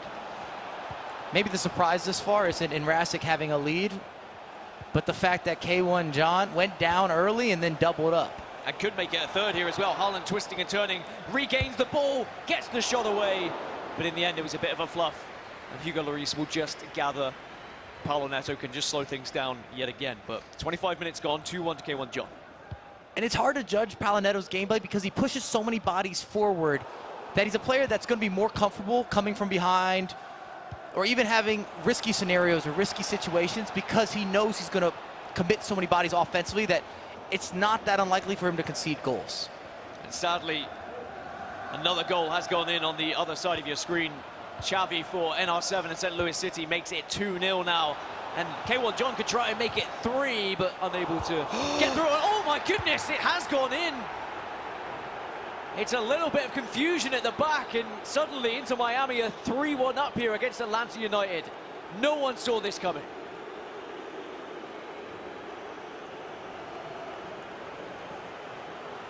Silence across both games, really, because shock results for both of them.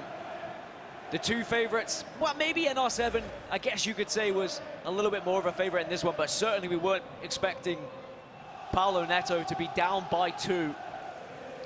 And then on the flip side, you've got the hometown player, Diogo for Austin FC, down by 2 goals, but only 30 minutes in. There is still plenty of time as Diogo is coming forward here, tries to strike, gets a second chance with Messi, but again, can't get past the defense, Mike.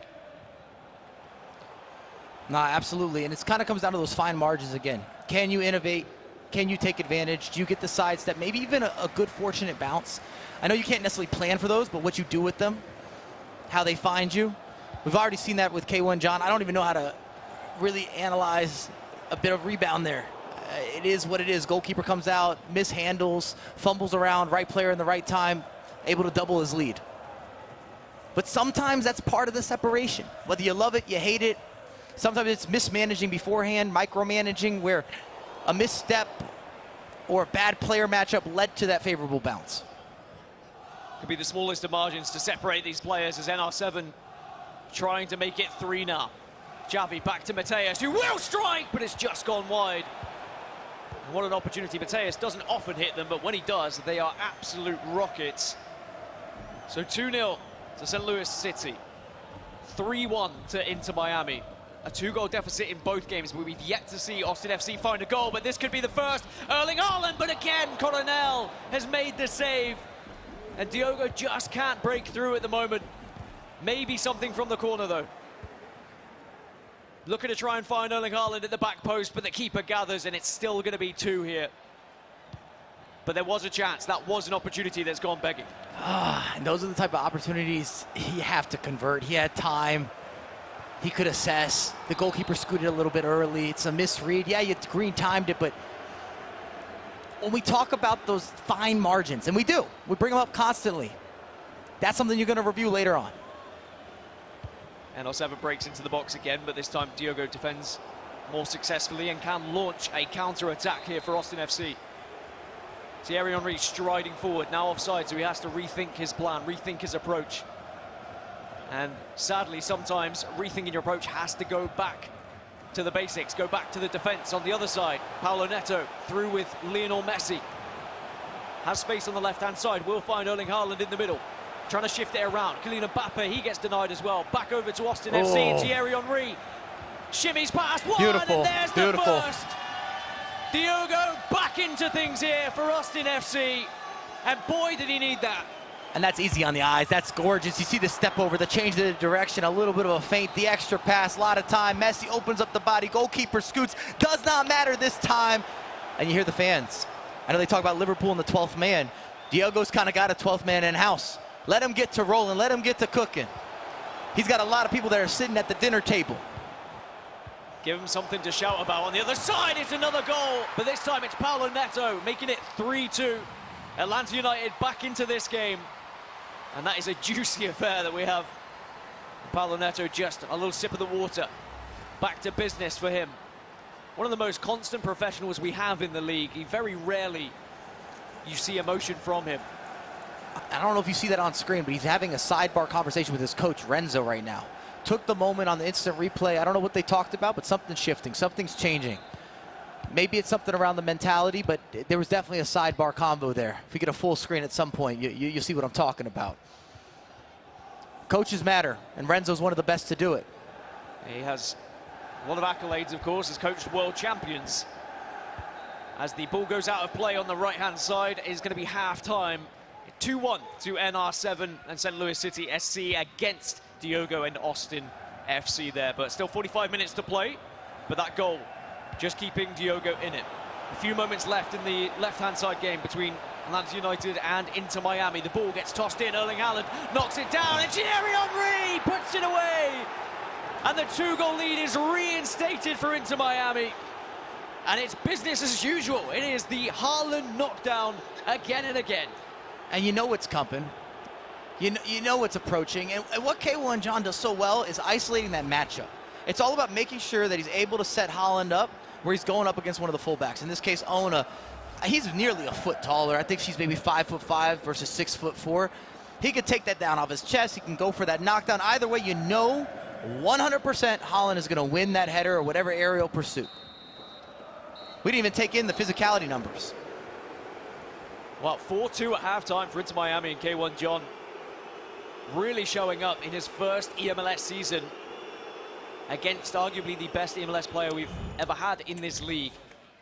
But it's not over yet, still 45 to play. On the right-hand side, we have kicked off the second half between Austin FC and St. Louis City SC. And here comes Diogo, flips it in. It's Erling Haaland! And it's 2-2, and Diogo and Austin FC are back into the game. Oh, let Diogo start to cook a little bit. Let him start to innovate. Let him start to get into that crowd. They're starting to chant. Give him a little emotion. If Diogo scores again and he maybe gives us a scream, a shout, he looks at the crowd, you're going to feel it. Different atmosphere in the room. It's a big moment for Diogo, a big moment for Austin FC, because now NR7, after having that 2-goal cushion, suddenly has to look at things and look at this momentum that's going against him. Is he going to have to shift his plans? Back underway between Atlanta United and Inter Miami, and it's Paulo Neto coming forward for Atlanta, and he sends it wide. What happened?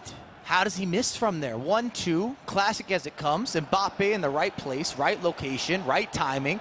I don't think he mistimed the shot. Overcooked it, overbooked it. Is he a little bit nervous? Backtracking? We usually don't say this about the likes of Paulo Neto, and sometimes this could be the advantage. K1 John came from playing a game before this. Well, NR7's just got the ball through, but Coronel makes the save. And K1 John and Inter Miami also winning the ball back in a dangerous area. If you can take a 3-goal lead here against Paulo Neto, that would be unheard of. It's something we very rarely see. Out onto the right-hand side now. There are players in the middle to work with, but good defensive work from K1 John. He just is able to apply this pressure. Paulo Neto not able to get out of his box at the moment. Finally wins the ball back. And now Paulo can start to attack. I'll tell you what, Dan, I don't think Paulo can go down by 3. Not even just off the clock. I think K1 John's too good defensively. It's going to be too big of a deficit. Well, maybe Paulo could get one back here, though. You can see Messi on the ball, but great that's defending. denied again. Great defending. Once more, we have to commend the defending of K1 John. In the other game, Diogo still 2-2 against NR7. But Austin FC are attacking at the moment. Philipp Lahm into Messi, into Thierry Henry, and almost taking the lead. But again, Coronel is the hero. I think he takes it a little too early, Dan. One more dribble, one little sidestep. Still chances, though, from the corner, and actually manages to get the shot away again, but the keeper keeping things even at the moment. I like what he's going for. I see the across the body. Still danger, though, and still a chance for Diogo to take this lead. And on the other side, we've just seen another goal for K1 John as Inter Miami gain a 3-goal advantage. But now here comes Diogo, almost. So close. This is dangerous now for NR7. He is under the cosh. He is under the pressure. Nothing from the corner, but Mbappe does pick it up. Diogo still in possession here for Austin FC. Mbappe's through a goal, maybe. He's trying everything. Oh, the reverse Elastico was almost it. Oh, that was gorgeous. The stop, the pop. See the fake shot, a little bit of a resurface, goes into the Elastico. I'll tell you what, Diogo's looking confident. And for good reason. The momentum's all on his side at the moment. NR7 a little bit on the back foot here. But a goal would suddenly shift it right back in his favor, and he knows that, but he's not able to do anything. There will be a corner. As for the other game, Paulo Neto needs to find a way back in and cannot do so in that attack. Maybe from this one, though. He regains the ball. Here's Haaland. Anyone to help him. A couple of step-overs to get the shot away, but it goes out for a corner. Still a 3-goal lead. This game reminds me of Paulo Neto, LS2, losing against Enrasic. Didn't get a couple of the bounces, got down, was able to battle back a little bit late, but it was too little too late. Speaking of NR7, he almost just was able to get a goal against Diogo, but the keeper did the work that he needed to. And you're right, it's not the Paulo Neto that we're used to seeing. I mean, it was a different Paulo Neto in LS2 as well. Maybe just a little bit shell-shocked by some of the offensive capabilities of the players that he's been going up against. I mean, 5 goals from K1 John is incredible. And it may just be enough here to send him into a semi-final. But there's still time for Paulo Neto and Atlanta United. Don't count him out just yet. Now, on the other side, NR7's coming forward for St. Louis City. Owner on the right-hand side could cross it in, will cross it in. Haaland at the back post, nods it down into Xavi. Second chance, and St. Louis City take the lead. And Austin FC find themselves 3-2 down again, and Diogo still has time to get back into it, but Nicholas Razek answered when he needed to. Against the run of play. A little bit unlucky as well. Thought the goalkeeper was in the right spot to get out of there. Maybe a chance, and what a almost save for Paolo Neto. And you hit the nail on the head. It's very similar to what we saw against NR7 in LS2, where he was having chances but just couldn't find the way to get that ball in the back of the net, and then it becomes frustration. And the critique that we maybe would have from watching Paolo play over the years, in these types of matchups, what's happening, he's not clinical enough. He's missing the opportunities, whether it's maybe it's a bit of unlucky. In LS2, he was hitting the post. This game, maybe you're just choosing wrong on some of those finishes. Maybe you need that one extra dribble, maybe that extra pass, something to take you from maybe a 50-50 to a 75-25, 80-20, 90-10. We're always looking to improve our percentages when you're talking about your finishing opportunities, especially since you're going to have limited creation. And if you're looking at K1 John right now, defensively, he is parking that bus, and then he's looking for those outlets. And his counterattack is deadly. It's dangerous. It's efficient. So NR7 silences the Austin FC fans temporarily, but there is time for Diogo to get back into the game. It's the tactic screen on both games at the moment, as everyone's looking for a way to try and get a couple of goals, whether it be to find you ahead, or in Paolo Neto's case, get you just back into the game in general. But we're back underway. And Austin FC coming forward. Philip Lahm on that right-hand side. Does seem to be a favourite of Diogo, but not able to get the pass any further than the fullback. And that just allows NR7 to dictate the pace a little bit. On the other side, Paolo Neto does have a corner, and we know how dangerous corners can be. Something from the training ground, perhaps. Steven Gerrard now on the pitch. Mia Hamm on the edge. Being contested by a few players, tries to find Haaland, does so, back to Xavi, back into Haaland, nods it down, should be a goal, but it's come off the post, and it is exactly like LS2. Paolo Neto just can't find his way through. Chance after chance denied by either the keeper or the framework of the goal. Maybe this time, Messi, okay. Makes it 5-3. And it's not game done over in that left-hand side. On the right-hand side, NR7 trying to double up, trying to make it 4-2. He's unable to do so. 17 minutes left for Austin FC to get back into this one. And that's the lifeline Paolo Neto needed. And you see what he's doing. He's not going to let you pass through that back line. You're almost going to have to lob it in, even if it's a little bit direct, looking for the knockdowns. But we did see, and I'm not necessarily trying to position this, K1 John looked a little shaky on the closeout. He was indeed. He looked a little nervous at the end of the game. So let's see. Let's say Paolo Neto gets back on the board here, adds another. Well, here's Diogo with Messi! It's 3-3. It's Lionel Messi. Who else? Hammers it home. And Diogo's right back into this game again. Every single time he has to come from behind, but he seems to be finding a way. As now K1 John, oh no! That could be game, really. Another 3-goal lead reinstated for Inter Miami. He can't stop him. That's what's been so impressive. K1 John's got a strategy, and offensively, people aren't locking him down. They aren't locking him up. So 3-3 between Austin FC and St. Louis City SC. Nothing to separate the two, just as it was last night. 13 minutes remaining. Clock starting to work against Paolo Neto as well. He had created a bit of a moment there, maybe some momentum, but then straight away conceding against K1 John. And impressively, K1 John behind in both games today, but has managed to come back from a goal deficit. Going against the grain sometimes. On the other side, Diogo coming forward now with Erling Haaland. He's in the box, he's in the danger zone. Can't get the shot away. And now every time you lose the ball here, it is going to allow a potential counter-attack as Nicholas Razek coming forward. K1 John also attacking on the left. And K1 John has a chance to wrap this game up. It'll be done, it'll be over if he gets a goal here. Mateus can't get the pass to the back post that he was looking for. Now Diogo wrestling with his own players a little bit at the back for Austin FC and will regain possession. The question is, does Paolo Neto have anything left here? Does get the ball to the back post, and Erling Haaland plays one more to Steven Gerrard, but that shot doesn't go further than the defenders. And time is running out for Atlanta United here, Mike. I don't think he's got enough time. I didn't think that we'd be talking about this today. For Paolo Neto's sake, at least an early exit. A lot of space to work with. K1 John can wrap this up. K1 John, it's Haaland, it's game, it's done! We'll be sending home Paolo Neto, we'll be sending home Atlanta United in the first real shock result of the day. K1 John is 7-3 up now. You'd have to imagine that surely there is not enough time for Paolo Neto. And you see all the changes from Paolo Neto as well. Again, sitting there talking to Renzo, he hasn't been able to figure it out tactically. Hasn't been able to stop K1 John. Not able to stop those counterattacks. Defensively, he's frustrated. You could say a little bit unlucky with a couple missed opportunities. On the other side, it's Diogo versus NR7. It's Austin FC versus St. Louis City SC, and Diogo's coming forward. Here comes Austin FC.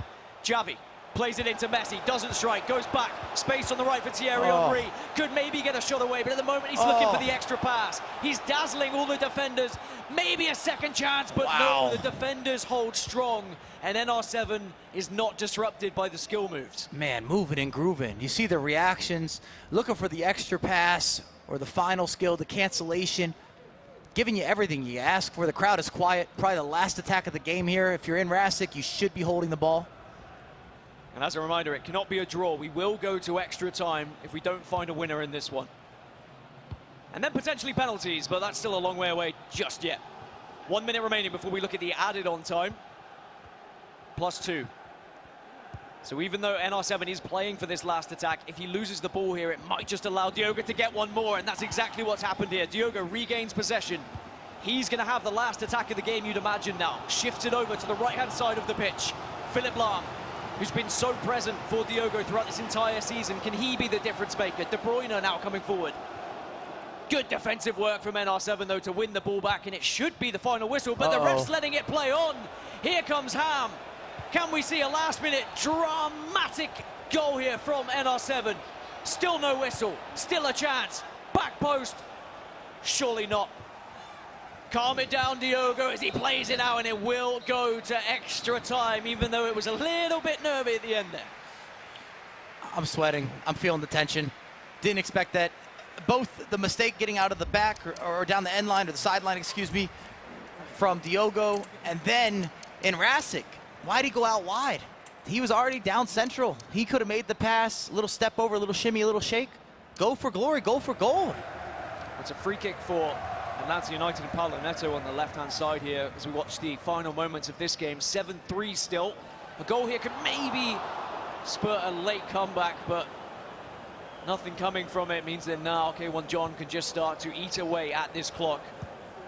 And K1 John looking likely to go through to the semi-finals here, Mike. And he's been better than Paolo Neto in this game. We could talk about a couple missed chances here and there, but scoring 7 goals is not an accident. Well, we're into extra time. Austin FC versus St. Louis City SC. Diogo versus NR7. 3-3 in 90 minutes. Nothing to separate the two. As in the other game, we've just seen K1 John make it 8-3, so that one is definitely done, but offside between Diogo and NR7, much to the crowd's displeasure. Here's Xavi, out to Thierry Henry. Space on the right-hand side as well. Ona gonna have the ball and will have support. No knockdown, though. That's so important. If you can get that defender in front of Erling Haaland, then you're always gonna be in a better position. Easier said than done. And we see that Yashin in action a lot more as a center back. That item kind of came out of nowhere. I don't think any of us were like necessarily asking for it. Definitely wasn't expected. And he's been more usable as a center back compared to his normal goalkeeper role. Well, good lead-up play at the moment for Austin FC here as De Bruyne into Lionel Messi. Maybe he can get the shot away! And for the first time, Diogo and Austin FC find themselves ahead.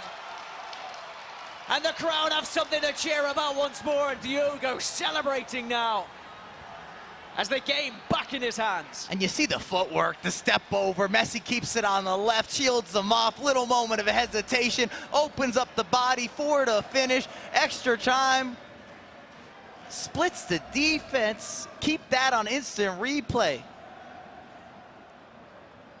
So 4-3 down is NR7 and St. Louis City SC. How does he respond? It's the first time he's trailed today. It's just the first time we're going to see how he actually plays when you do find yourself behind. You have to play a very different style of FC.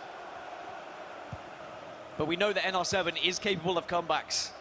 And he is capable of magic. The reigning eMLS Cup champion, NR7. But he is trailing here in extra time. The good thing, it was right at the start of extra time, so still plenty of the clock to work with for NR7 here. But what a game we find ourselves in the quarterfinals, and I think this is what we expected, particularly in this one. Ball given away, though. Mbappe shifts it back to Xavi. Mateus in the midfield as well, can't find anything through the middle, so instead shifts it out wide. Maybe could go for a cross if he wanted to, and will do. Erling Haaland, it's danger zone, but well played by the keeper. I wouldn't be surprised if we have a couple more goals left in this one, Dan. I mean, that's what I expect. It's so difficult to split the difference between these two. It's been back and forth all game long. In the other game, by the way, confirmation, K1 John and Inter Miami will be progressing to the semi-final, an 8-4 victory over Atlanta United's Paulo Neto. So we say goodbye to the 4-time champion, and we start to maybe pass that torch that you were talking about, Mike. K1 John, the new boy, is getting the job done in the tournament today. I mean, assuming Diogo sees this out, we'd be guaranteed a new eMLS champion. I mean, I guess you could talk about Jafonzo and Ellis too, but none of these guys would be eMLS Cup champions. Here's Thierry Henry, though. NR7 doesn't want to hear that. He wants to regain, he wants to retain his title, and here's Mbappe! But what a challenge from Yashin. The slide tackle is everything, but the ball is not out of play just yet. It's not out of danger, but now maybe it can be. That's a heroic moment to go for the slide tackle. You know, that's last stitch. When you pull that out, you know the high risk, high reward, counter attack, a lot of space to work with. 105th minute Haaland. Can he make something happen? Could do. It's going to be the last attack of this half, into Messi as well. Sadly loses out to Yashin, but what's important for Diogo is he had that slide tackle. He made that last-ditch challenge that you were speaking of, and he stays ahead going into the half here of extra time. And something that's new for us, we've commentated over all these games over so many different years, but with the 9-minute halves, extra time has never allowed so much give and take, back and forth. Goals scored, goals conceded, a little bit of a rebuttal, some more storytelling, less rush. Something that was always on the agenda in previous years would be that whoever goes for it. Are people going to make these big shifts or big changes? And in extra time now, because you have a little more time to work with, it's a little more tactical, even throughout the 2 periods of extra time. So there's going to be tactical changes, you'd imagine, for both teams here. 2 very different approaches. For Diogo, does he just try and cling on? Does he try and hold on to possession here and deny NR7 the chances? Or can he find that 5th goal? If you can get a 2-goal lead this late on, you'd have to imagine it would be done and it would be over. But there's still life in NR7 in St. Louis City SC just yet. Ona manages to find the pass to Erling Haaland, who gets the shot away, and it's all square. I said there was still life in this game, and NR7 ties it all up 4-4. I'd like to see that instant replay. I'm surprised that beat the goalkeeper. It seemed a little more like a floater.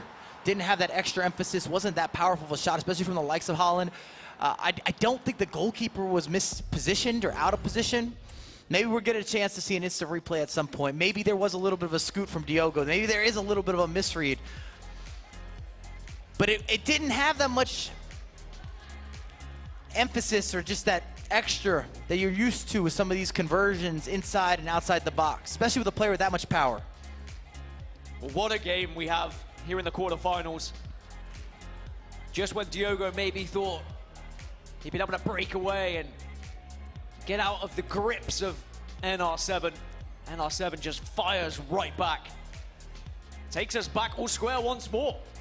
Here we go, it's a little bit of a floater. He's not even turned his body. Surely he must have moved the goalkeeper slightly. It definitely wasn't the most direct attempt we've ever seen from Erling Haaland. It was a little bit tame, but sometimes it's just the placement that matters. It was the position that NR7 had found himself in with Haaland. As you said, if you do shift that keeper even slightly, you're very vulnerable to the other side. 12 minutes then remain left in extra time before we start to think about a penalty shootout. Our first penalty shootout of the day it would be, but I don't know. I think there's a goal, Dan. I feel there is another goal here, and maybe that was 10. Missed time from outside the box. So nothing comes from it. It's NR7 in possession for St. Louis. Here's Xavi. Mbappe and Henry linking up. A pair I would have loved to see play together in real life, as now Henry's going to be breaking away into the middle of the pitch. Henry does find it as well. Does he keep the ball in? No, he doesn't, and it will go out for a corner, but we know how threatening corners can be. Thierry Henry again on the ball, plays it out to David Beckham. Xavi alongside him, but NR7 is playing this one slow, Mike. He is not taking too many risks here. Instead, he's just trying to assess Any sort of break in play, any sort of gap that he can work with. As Mbappe plays one more! And it's 5-4, and NR7 regains his lead again. And the reigning eMLS Cup champion wants to retain his title. Diogo won't be happy with that. He got a foot to it on the interception. Maybe just a toe to it, if you will. It scoots through. Mbappe opens up a little lane for the extra pass, makes the extra pass, taps it home. And you got to say you're running out of attacks now. You might have one or two. Maybe you can get the ball forward and then an instant press. Big takeaway. You can see Diogo just having words with his coach there as well, maybe looking for a little bit of extra help on those adjustments that you can see on your screen. These are both of the players' tactic screens now, and you can see the differences. One's shifting things to stay back while attacking.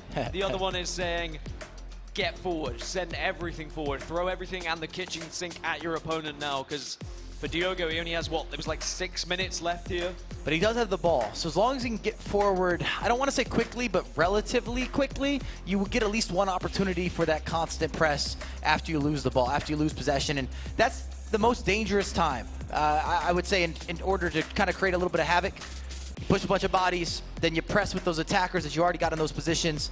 If you take it off of them, you're 1-2 passes away from an easy opportunity in a 1v1. Well, we are playing live here from South by Southwest in Austin, Texas, and plenty of Austin FC fans in the building looking to try and support Diogo here, but he finds himself behind again for the, third time in this game, fourth time in this game that he's been behind, and he's been able to find a way to get back into it previously, but time is starting to be against him here. The young man who has done it on the international scene, domestic scene, he's not going to fear this moment. He's not going to allow pressure to go against him. He's one of those guys that I think is able to just put pressure to one side.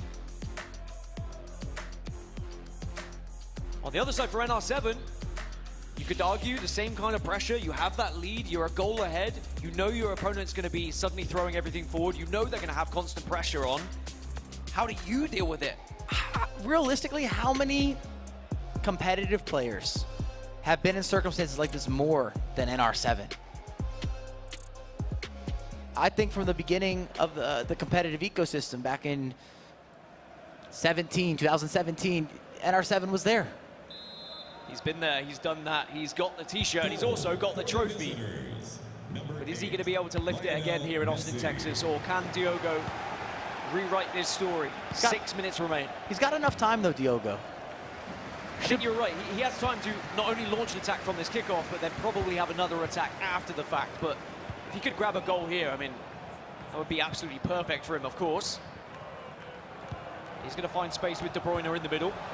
Back out to Philip Lam. Oh, nothing comes of it.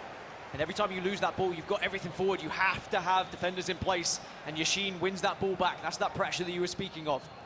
Now he gets the second chance to attack here, and this is where it gets scary. This is where you start to think, okay, this could be the last chance I have to get back into this game. Back post, Erling Haaland! It's sent wide. I can't believe he tried to go direct. Lay that off, make the pass across. You had the runner. Well, here's where the pressure comes in, though. Wins the ball back, does Diogo, but gives it away straight after. Trying to rush those passes a little bit. What a chance. NR7's just desperate to get this ball to the other side of the pitch, and this is exactly what he wants. You get that ball to the other side, you can get it as close to that corner flag as you want, because we are only minutes away, moments away from NR7 eliminating Diogo and Austin FC in the quarterfinals. 1 minute of added on time as he's holding on to the ball.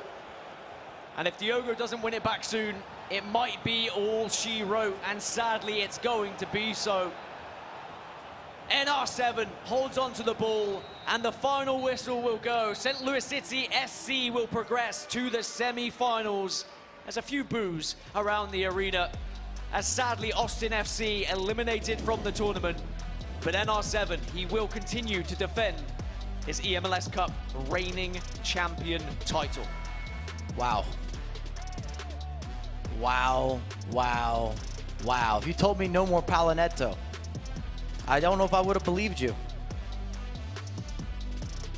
Early exit. It's a tough one to swallow, a tough pill to swallow for Diogo as well. Just a moment for him to thank the fans, and of course, a little apology there, but you know, he put everything into that. A great performance from him still. And even though he knows he could have got further on any other day, today was just NR7's day. And it'll be Nicholas Razek progressing to the semi-finals, as will K1 John and Inter Miami. Unbelievable. I mean, we might have just seen the game of the year and the shock of the year in the same round, Dan Gaskin. That was an unbelievable set of matchups. And what this means in our bracket is as follows. K1 John moving on to the semifinals to take on NR7, who squeaks it out over Diogo thanks to 2 second-half stoppage time goals.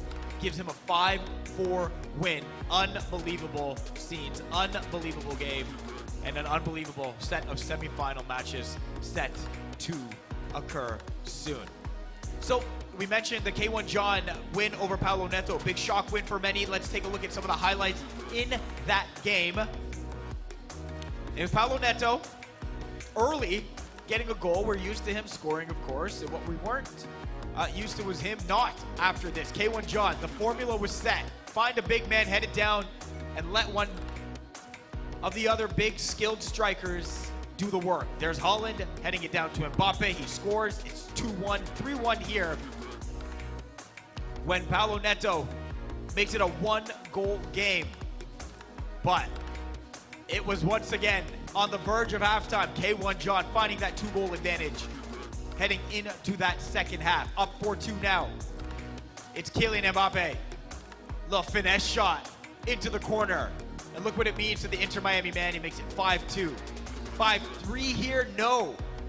Nice goaltender save.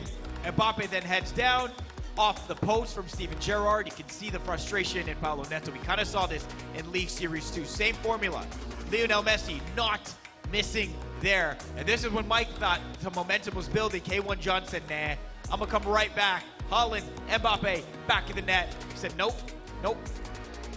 End your comeback stories right now. It is K1 John of Inter Miami moving on, and K1 John joining us here on the desk. My man, you had your formula pretty set. Find Mbappe, get someone else. It's so hard to stop. Was that essential? Was that game plan essential to you making sure you beat Paulo Neto here in this game? Yeah, you know, first of all, like, Paulo is a champion, you know, you can't even speak about Paulo. And we are just following the meta, just cross to Haaland.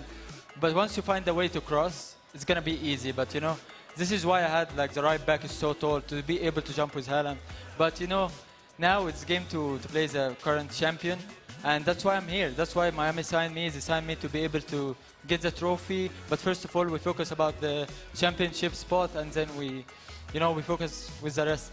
I mean, what would it mean to you to get a championship spot? Because I think that's what everyone's kind of fighting for in these semi-finals. You know, like, I qualified last year. I was the only one from NA.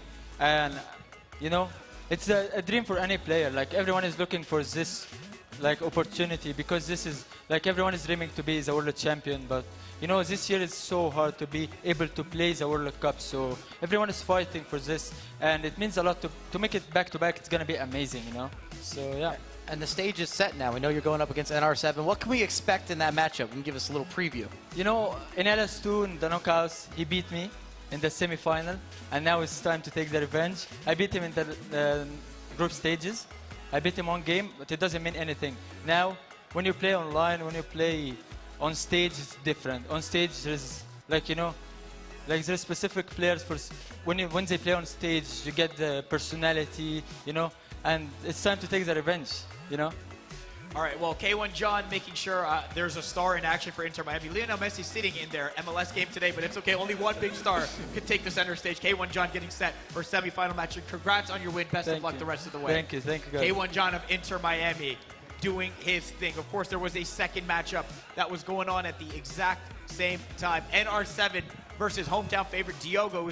NR7 silencing the crowd early with not just one goal in that first half, but a second one as well. This from Xavi to make it 2-0, but Diogo found a way back into this game. Lionel Messi, open net there, goaltender movement led him astray for NR7, and getting the equalizer early in that second half. It's Erling Haaland usually heading to set up. This time he heads it down to score a goal. This is more like the Haaland we're used to. The head down to set up another player's goal makes it 3-2, but Diogo wasn't done. Lionel Messi on that right foot makes it 3-3. And we sent ourselves to extra time where the Austin FC man takes advantage. Messi on the left, Mike LaBelle. And as it stands, I think this was the game of the day. There were so 100%. many different twists and turns. 100%. I thought the game was done. It wasn't done. We had a rebuttal. We had some adversity. We had some firing back. And on both sides, you see the tap in here. from Nrazik, the emotion. But I'm just thinking, you were up 2. Then we saw the likes, and I should have passed this across. He goes first time for the shot. I'm sure Diogo wanted to have it back, but Nrazik up a couple. Diogo battles back. Then they exchange leads on multiple occasions. We force extra time. Diogo goes ahead in extra time. Nrazik doesn't just find the equalizer, but he actually gets 2 goals in extra time. Because I was starting to think Dan was teasing it a little bit. Could we see penalty kicks? Is it on the horizon? You know how a commentator does. We haven't seen one of those yet, Dan Gaskin. We were close there, but man, oh man, you got to give credit. Anytime you can find 2 goals in extra time, I know the added half length gives you extra time to try to do that, but it's still so tough to do. I mean, NR7 is the reigning champ for a reason, right? And we saw in LS2 as well what he's able to do and take down Paulo Neto in LS2. Like, this guy just knows how to play this game. It doesn't matter if he's under pressure. It doesn't matter if he's behind in a game. He just has that right formula, and I think that NR7 has a fantastic chance of going back-to-back still. Oh, we're not there yet. We will get there very, very quickly. We're going to take a quick break, but up next is the semifinal round where we'll see who will be facing off in that final. We'll be right back here at eMLS Cup presented by Tik Tok.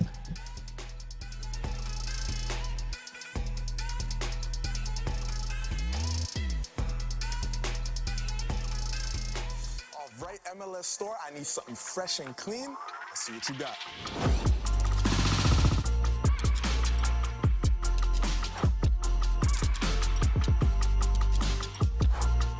I need that in my size.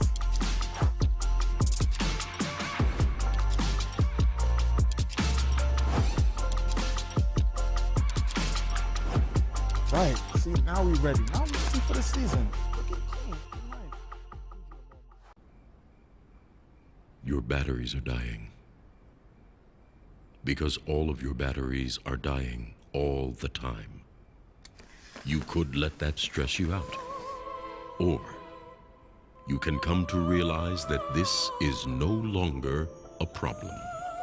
Because you can just instantly order some new ones. Your door to unlimited power. DoorDash.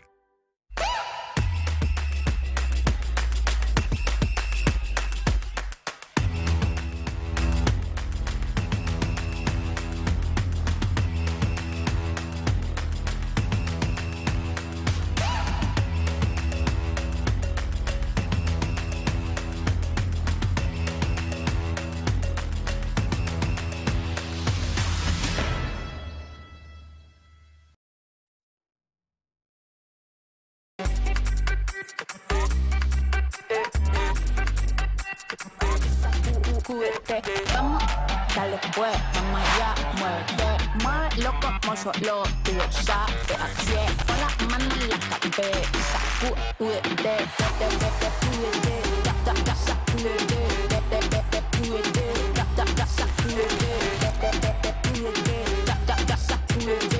sacúdete, mira, sacúdete.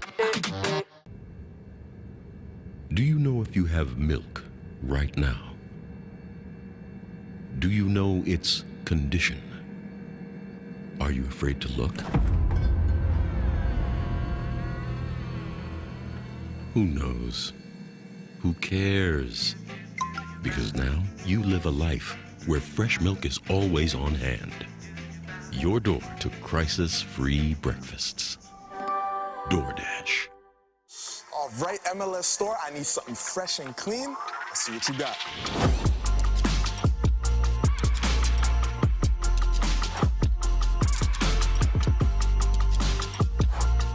I need that in my size.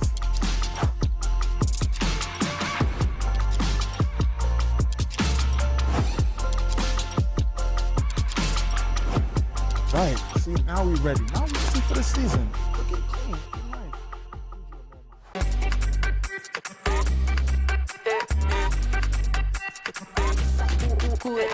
Vamos, dale pues, vamos allá, muévete más loco como solo tú lo sabes. Así es, con las manos en la cabeza, sacúdete,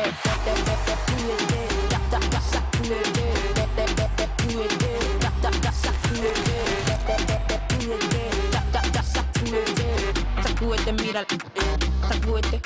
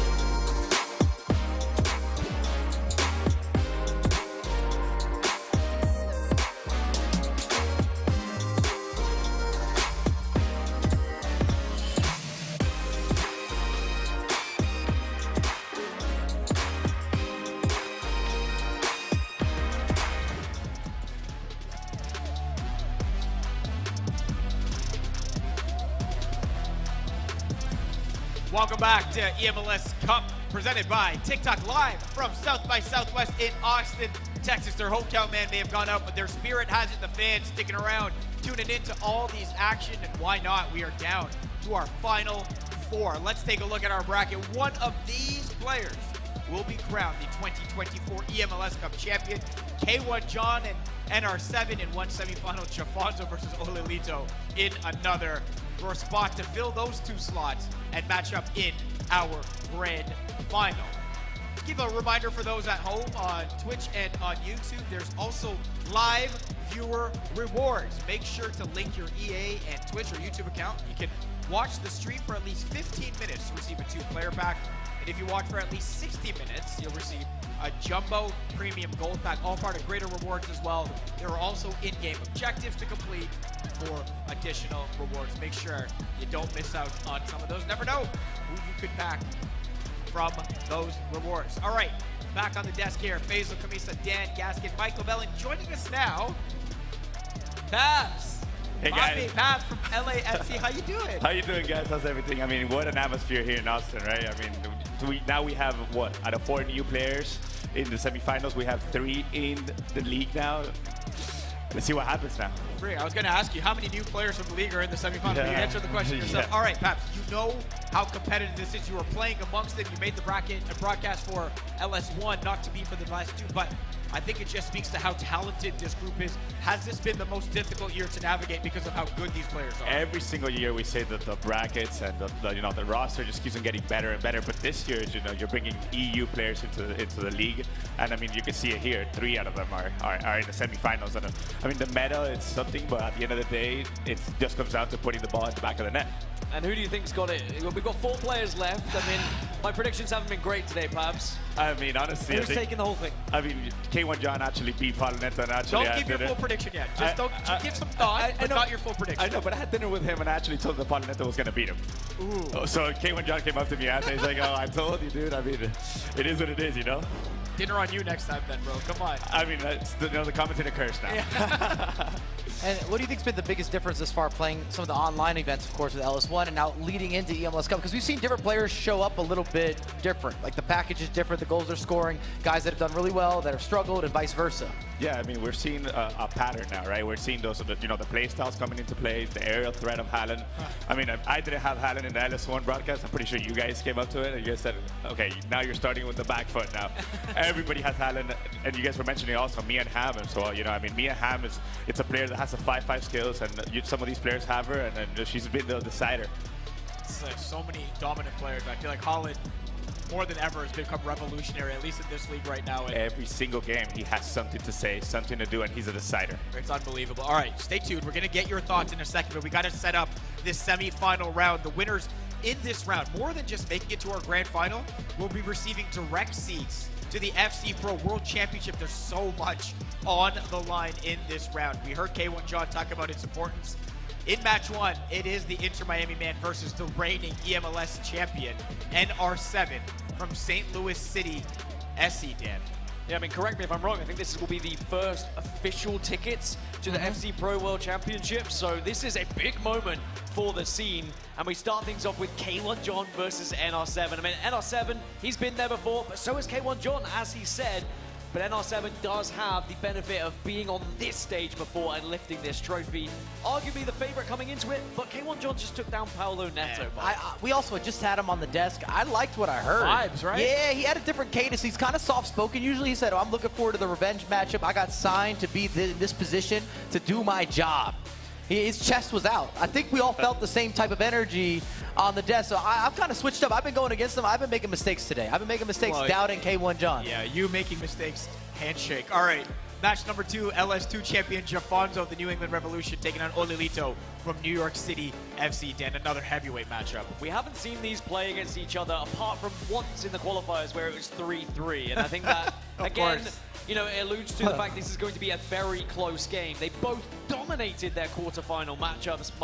Mike, how do you feel about this one? I mean, look at the stats. You want a little more goals for Jafonzo, a little better defense for Olelito. It's almost bang even across the board. It's kind of pick your poison. Who do you think is going to be more dangerous? Even the previous round, they both scored for fun and they didn't concede goals. Well, we're going to to get a chance to pick our poison right now. It's time for the pre-match predictions presented by Avant. We all get a chance to predict the winner. Chat, you've been doing a great job. You can make your predictions by typing 1 or 2 in chat to cast your vote. So we'll start with that first matchup, K1 John and NR7. Pops, what do you think? Your head shaking, you don't know where to go. I mean, honestly, Rasik is the eMLS champ last year. However, we have a new guy in the scene, K1 John. Like you said, he was the only NA player that made World Cup last year, and I'm pretty sure that he's actually going to take this match. So Babs, I don't know how you're 0-4, but you're 0-4. No, that's the get. No, listen, that's not on you. Casey and Tosei 0-2 each in their predictions. So I like it. Put it on the shoulders. I like it. This is going to have to be what you assume. Okay. I'm gonna add the 1 on the winning record now. The winning column. I like your confidence. K1 John. So he's saying K1 John, Mike. I'm not going against K1 John. Like I said, what he just brought up here, I felt different. I felt there was some new confidence that I didn't know that he even had that because he's such a quiet guy. So I felt him. I got K1 John. So that's 2 for K1 John? Correct. I believe that Dan is actually going to go for Rasik now. Well, Dan's been doing fantastic. Pabs K1 John, Mike K1 John, Dan. I don't think Dan, that's really it. what are we doing? It's just a game, guys. It's not important. I'll go NR7. Who cares, you know? He's so bad. He can't finish 500. Remember last year he did really well at this, and he was reminding us. He was in the group chat. I was getting DMs from Dan. I was getting texts in like 3 months after being like, guys, remember when I won the prediction? But now it doesn't matter. He won at K1 John, but he has to go against Mike. Yeah, he's got to go against Mike, man. That's the problem. So, by the way, see, Pabs is bad. Pabs went with K1 John. What's going on here? Dan went with NR7. They're fixing it, Pabs. Don't worry. He doesn't want that other house to be on him. I don't want to go on 5. It's been corrected. It's been corrected. You're good. There you I go, mean, there you you go. can't even separate in the chat right now. 50-50 split between K1 John and NR7. And you know what? A 50-50 split on this panel as well, because it's more fun this way. Life is more fun when you just have some animosity and some tensions that are mostly contrived and don't really matter, but it's good anyway. So we'll go with NR7 in this one. Let's make our pick for the second matchup between Jafonzo and Olelito. Chat, you know the deal, 1 or 2 in the chat. That's how you cast your vote. Pabs, we'll start with you again. I mean, honestly, I played both of these guys in the league, and I think Olelito is just the type of player that, you know, at the end of the day, he was an E-Prem champ last year. And, you know, he came here, he told you guys how much this means to him, you know. And, you know, at the end of the day, he has Edu in his back, in his corner as a coach. You know, it's a high-quality coach, it's a high-quality player. And I think they're built for moments like this. So I would go with Olelito. I think it's the most 50-50 I felt all day. I'm just full trade. Just flip a coin. I'm not someone who likes to sit on the fence. I just want to be transparent. I think you pick whoever you'd like to go with here. I think Olelito's going to inch the result, but both these guys have been fantastic on the year, and I think they looked like they're in perfect form on the big stage. All right, so 2 for the NYC FC. We're just agreeing on this side. Listen, man, you can, like he said, flip a coin and you wouldn't be wrong in your analysis, but you might be wrong in your actual pick, but you can't be because these guys are all so close, Dan. In all seriousness, I have been saying I think Olelito's going to win the entire thing since the start of this competition, so I'm going to go for Olelito. Well, I will be different, and I will take Jafonzo. I mean, how are we not going to pick the guy? Somebody has to pick the guy that won the last event, and it would be logical to do that. So I will take logic on my back and pick him right now while the chat, hey, look, 50-50, split between who they want to see win this one. Jafonzo 50, Olelito 50. It's going to be a great match. Paps, we appreciate you, bro. The best energy, the best vibes. Thank you so much for having me, guys. Nice to have you on your desk, brother. Hopefully we change that O and the winning the column. All right, next time let me finish before you talk. Thanks, brother. Take care. That's Pabs. LAFC is, man, one of the great guys in this league. They all are, to be fair. Both matches are going on at the same time. You can stay right here to watch coverage of both games. We're simulcasting each match on MLS 2 and 3 if you do not want to miss a single second of your team's action. K1 John versus NR7, twitch.tv/MLS2. Jafonzo versus Olelito, twitch.tv/MLS3. Lots on the line, Dan Gaskin. Take it away. It's semi-final time here at the eMLS Cup 2024, live from South by Southwest in Austin, Texas. 2 spots are on the line for the FC Pro World Championship. Of course, only 2 of them can get there. This is going to be crunch time for a lot of these guys. Some of them signed up to this league just to try and get into the FC Pro World Championship. But we are going to have 2 disappointed faces at the very end of it. Olelito looking in form against Jafonzo, also looking in form. And then NR7 versus K1 John on the other side. These are 2 mouth-watering matchups, Mike. And Dan, whether you love it or hate it, I really feel from watching these games that K1 John is playing the meta the best. What works, what's overpowered, what's effective, the way that he sets up some of these crosses, and then the leak outs on the counter-attacking space and those options. Speaking of crosses already, Jafonzo manages to take one down and get the shot away. Offside? But it's going to be offside. A good early attempt from the New England Revolution man, but nothing is going to come from it. And to reiterate, both of these games not only progress you within eMLS, get you into that finale, but they also give you that automatic FC Pro World Championship confirmed, add it to your calendar, RSVP. Just a little added sprinkle on top. Well, Oli Lito kicking from right to left in that right-hand side game and was looking to progress through that defense, but unable to do so. I mean, New York City FC, they made the signing of Oli Lito. The expectations are probably there for him to get to at least the grand final, if not win the entire thing. So the New England Revolution been slightly different. They've not necessarily had players that have made it this far in the bracket. I certainly don't remember a player making it this far for the New England Revolution. So Jafonzo is already in uncharted territory a little bit, but he is the reigning LS2 champion from a few weeks ago. As now Messi is through, and Jafonzo shows why he's the reigning LS2 champion as he takes the lead via Lionel Messi. Lovely footwork, takes it down, little R1 dribble again, just to give you a little bit of boosted pace. They don't close the gap. Fullback out of position, center back out of position, does not matter, across the body. Kind of uses the Trivela with the left foot to make sure you still get that dominant left foot, and he's able to convert. And now NR7's also looking to try and get a shot away and get his first goal, and it's Lionel Messi again on the other side, as the reigning MLS Cup champion finds the lead against Inter Miami. This might be a good thing for K1 John, and now hear me out. Every single game that he's played today, he's gone down 1-0. I would suggest the form book might just give him a way back into this game. And certainly with how he played against Paulo Neto, you can't count him out. As for Jafonzo taking the lead against Oli Lito, I mean, that is certainly a statement in the early stages of this game. But Oli Lito also no stranger of going behind and finding his way back into the game. But Jafonzo is ruthless, he's relentless. We've seen this in LS2. Once he starts to get going, he just doesn't stop. And on the right-hand side of your screen, he is going forward yet again. Messi now edging towards the box, finds one more. It's gonna be two! And the New England Revolution double their lead. Jafonzo showing us what he's made of. Oh, he's gonna have to battle back. He's gonna have to dig deep. This is gorgeous triangles, ping pong passing, sets it up, well weighted, well timed, well aligned, stepped through with it. Ginola able to convert. Well, what a start for Jafonzo. Maybe a response, though, on the other side for K1 John, but that's denied by the defender. 13 minutes gone on both games, but plenty of goals to be talking about. And I think that's kind of been the pattern of play throughout eMLS this season. We've not really seen many ball draws. There's been lots of goals. We've got a lot of attacking players in the league, and the meta does shift towards higher scoring games, that's for sure. Uh-oh. As now Jafonzo looking to try and make it three with Kylian Mbappe here. Does get through, gets the strike away, but it's a great save from Coronel and a much-needed save for Oli Lito. Lito's got to be careful here. He hasn't really generated much, doesn't have the attack. He's down 2 goals early. Kind of got to recompose. His build-up's been a little slow as well. I always look at the build-up play because you want that directness. It's not always about the fastest pace, but being direct or sure of yourself, and there's been a lot of swinging side to side and not a lot of those key forward passes yet for Oli Lito. Well, and Oli Lito gives the ball away, and Jafonzo could make it 3, but at least the NYC FC man does at least defend well and regain possession on that right-hand side. What does K1 John have, though, for Inter Miami? Because we saw so many goals against Paulo Neto. Can he find one here? Yes, he can! There's the equalizer that Inter Miami were looking for. It's 1-1, and it's Erling Haaland yet again. And you can hear his bark a little bit. Lets out some relief, the extra pass, good footwork. Haaland, who else has to be Haaland? Time and time again. Doesn't matter if Haaland's taking it down on his chest, taking it down with his shins.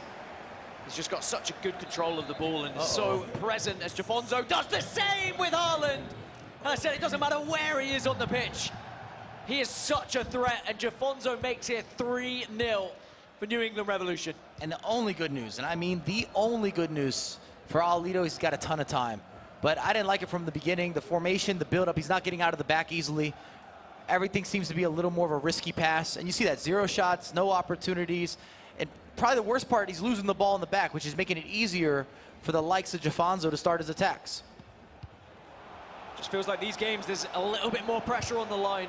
And it's probably the added sprinkle that you were talking about of those FC Championship spots. 1-1 then, between K1 John and NR7, but 3-0 for Jafonzo against Olilito.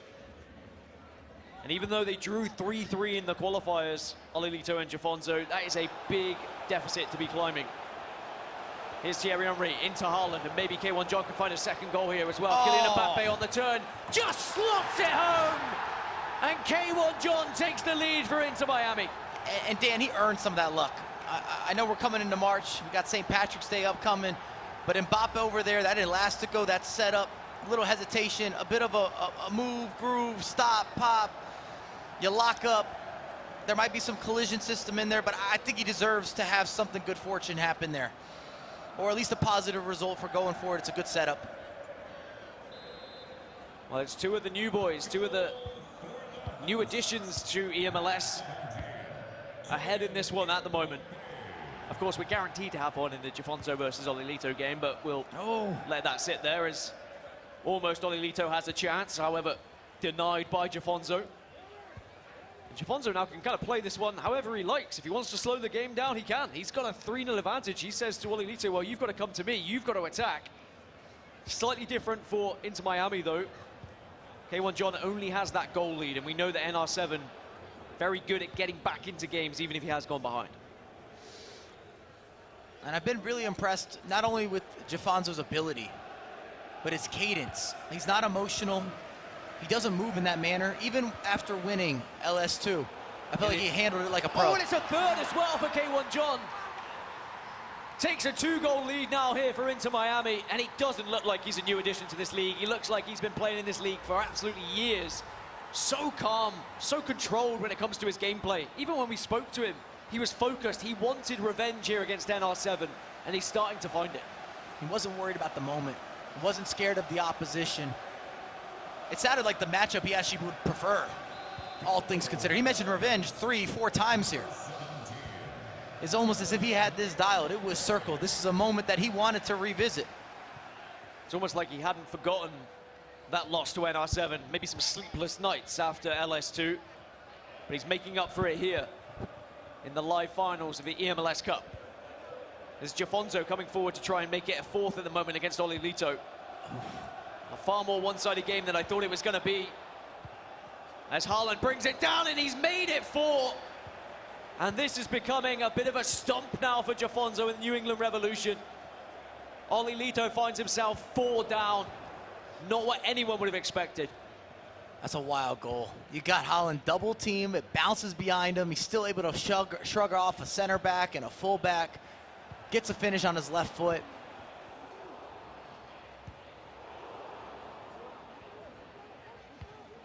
This is going to be a mountain to climb for Olilito now and NYCFC. We're certainly going to learn a lot about him as a competitor and how his mentals are going to be after conceding goal after goal on the other side. NR7 looking to try and fight his way back into the game, but K1 John defending well at the moment and controlling the pace of the game. 37 minutes gone, and he'll be happy, I think, going into halftime with a 2-goal lead here in the semi-final.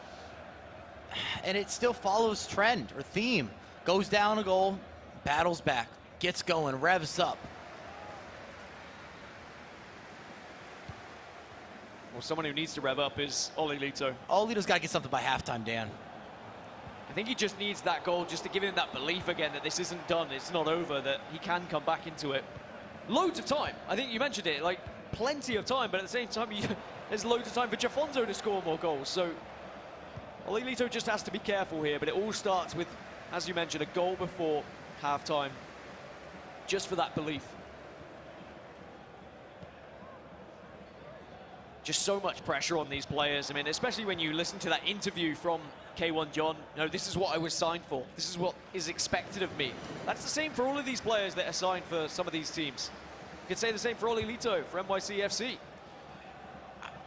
I think what I like so much about K1 John when we talked to him There's a level of focus and intensity that was just undeniable. It was almost as if this is my destiny to get to this point. Well, here comes Olilito. Denied by Wagner. He's just not able to get going at the moment. You were speaking about revving up the engine. Well, I don't think the engine's necessarily started yet for Olilito. On the other side, NR7 starting to come forward. He gets denied. He can't really find his way into the game at the moment. Just 1 minute of added on time between Inter Miami and St. Louis City. And it looks like it's going to be a 3-1 lead for Inter Miami going into halftime on that left-hand side of your screen. Maybe one last chance, maybe another goal could be on the horizon, but it's a good save from Coronel to keep NR7 in the game. From the corner though, there is still a chance to make it 4. Plays it into Kevin De Bruyne here, gets past 1, gets past 2, can't beat the 3rd, Yashin rescues it back. It's a messy defense, but it will end at 3-1 at halftime here, Mike. Were you not impressed? This man is here to stay. Think about it. If K1 John not only takes down Paulo Neto, then goes back-to-back against NR7, looked good against Thiago Capo. If anything, Capo battled back late, but he had already done the job. We talked about him being a little bit shaky. Maybe he's not shaky at all. Well, there's a reason why when we looked at the power rankings coming into LS1, K1 John, as a new boy, as a new player, was right up there. Those expectations were already trending towards him being victorious in this league in some form, some way. And he's edging towards a grand final here at the eMLS Cup of 2024. As for Olilito, maybe those expectations were there, but at the moment, he needs to find something. Anything just to get him going. Here's Kylian Mbappe. Does manage to beat the defender, but the other defender is going to be there to recover. Maybe a second. Wow. No second chance. I thought it was going to be that miracle that he's looking for. So at halftime in that one, it's 4-0 to Jafonzo in the New England Revolution. But he has to have something there. When you're struggling, you can't miss those finishes. You can't miss those big takeaways. You got a 2-on-1 with the player lock. You have a late release. It can't happen when you're chasing a game, especially against someone with the quality of Jafonzo. He's not going to give you a bunch of easy opportunities. He's not going to fall apart. You're going to really have to force him under pressure. You have to change the way that he's playing the game. And now he's starting to run out of time a little bit, like you're going into halftime down 4. K1 John still has the 2-goal lead, and it could be a 3-goal lead, and it will be a 3-goal lead. He is ruthless in front of goal. The trend continues of K1 John just battering his opponents. Oh, give me the batter, the butter, the biscuits. I'll go for the first and the second helping. That was gorgeous. The quick feet they always eat, the left stick dribbling, the overlapping run, the timing of that run, waits for the goalkeeper, scoots him out of position, taps it on the near post. And he made a statement here too. Last year he said he was the only North American to qualify for the finals. That's true. And the 1v1, that's true. And what's more impressive, he does it all at just 19 years old, the joint youngest player in the league alongside Jafonzo. We may well have 2 19-year-olds competing against each other in this grand final, Mike. And we thought K1 John was good online. I think he's better in person. But he could make it absolutely and dominantly. Wrap it up then. A grand final for him. 5-1 now for K1 John and Inter Miami. He may have that spot at the FC Pro World Championship, and he may well have that spot in the grand final of the eMLS Cup here. 4-goal difference, and NR7, he needs a miracle. On the flip side, we're back underway between Jafonzo and Olilito, and it's still 4 goals there, and it could be more, but it is going to be offside. That's good news for Olilito. But he needs something as well here, Mike. I'm not over K1 John. I'm so impressed. He just gets it all, clicking on all cylinders. Give him 4-wheel drive. Let him work. Let him prep it out. You name the vehicle, he's gonna get you. It's gonna get you more horsepower. I mean, if K1 John was to go on to the grand final and play against Jafonzo, his run would have been taking down Paulo Neto, the 4-time champion, the 5-time finalist, then taking down NR7. He's not done, Dan! And he is not He's done not yet. done, Dan! Oh, almost making it 6. He's got as everything. He's trying to swat aside the reigning eMLS Cup champion of NR7. As Jafonzo makes it 5 and maybe books his ticket in the eMLS Cup final and the FC Pro World Championships. 2 games that are heavily one-sided and 2 games which are going to need miracles to get the opposition back into this one. As K1 John, he's through again. This should be 6, and it will be 6. Punch that ticket to the final. Punch that ticket to the FC Pro World Championship. And welcome to eMLS, K1 John. What an amazing first season it's been for him. I'm gonna put my man on an escalator or an elevator. There are levels to this. He is elevating. The guy's in the clouds. Let him climb. Ladder, not enough. Rocket ship, maybe. Call Elon. We're in Austin, Texas. Give him something. I also want what Mike's having him in. I tell you what, Are Mike, you not impressed? Look at the gameplay. Unbelievably. He's unstoppable. Impressed with what I'm seeing from both of these players who are going to be, at this point, it looks like deserved finalists. I mean, the crazy thing is, there is still time for comebacks. No, there's not. But there is. But it's just You can't stop them. You can't stop them from scoring. It's just not going to happen. Not with how they're playing at the moment. NR7, can he get anything back? No, he cannot. Another one. This, I mean, at one point, this is going to be difficult to watch, Mike, if it carries on going this way. A loft through ball does not find the target, though. I mean, we've got 2 different games. I feel like Inrasic gave us something to look at. Like in this game, he fired forward. He just couldn't stop K1 John. I don't know that Alito started in this matchup against Jafonzo. It's been so one-sided start to finish. There hasn't been a lot of play even in the midfield. He can't get the ball off of him, can't stop him offensively. Defensively, he's got the breakups. I think you got to give a lot of credit to Jafonzo and his team. Perfect plan. Oh, how's he missed from there?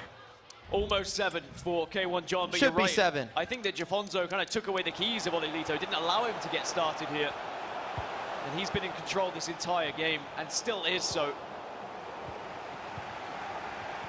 Here's Messi into Palmer on this right-hand side, as both these players now are starting to realize that a final is on the cards. And what a final is going to be as well between Jafonzo and K1 John, who have just been destroying their opponents today, and both at 19 years old.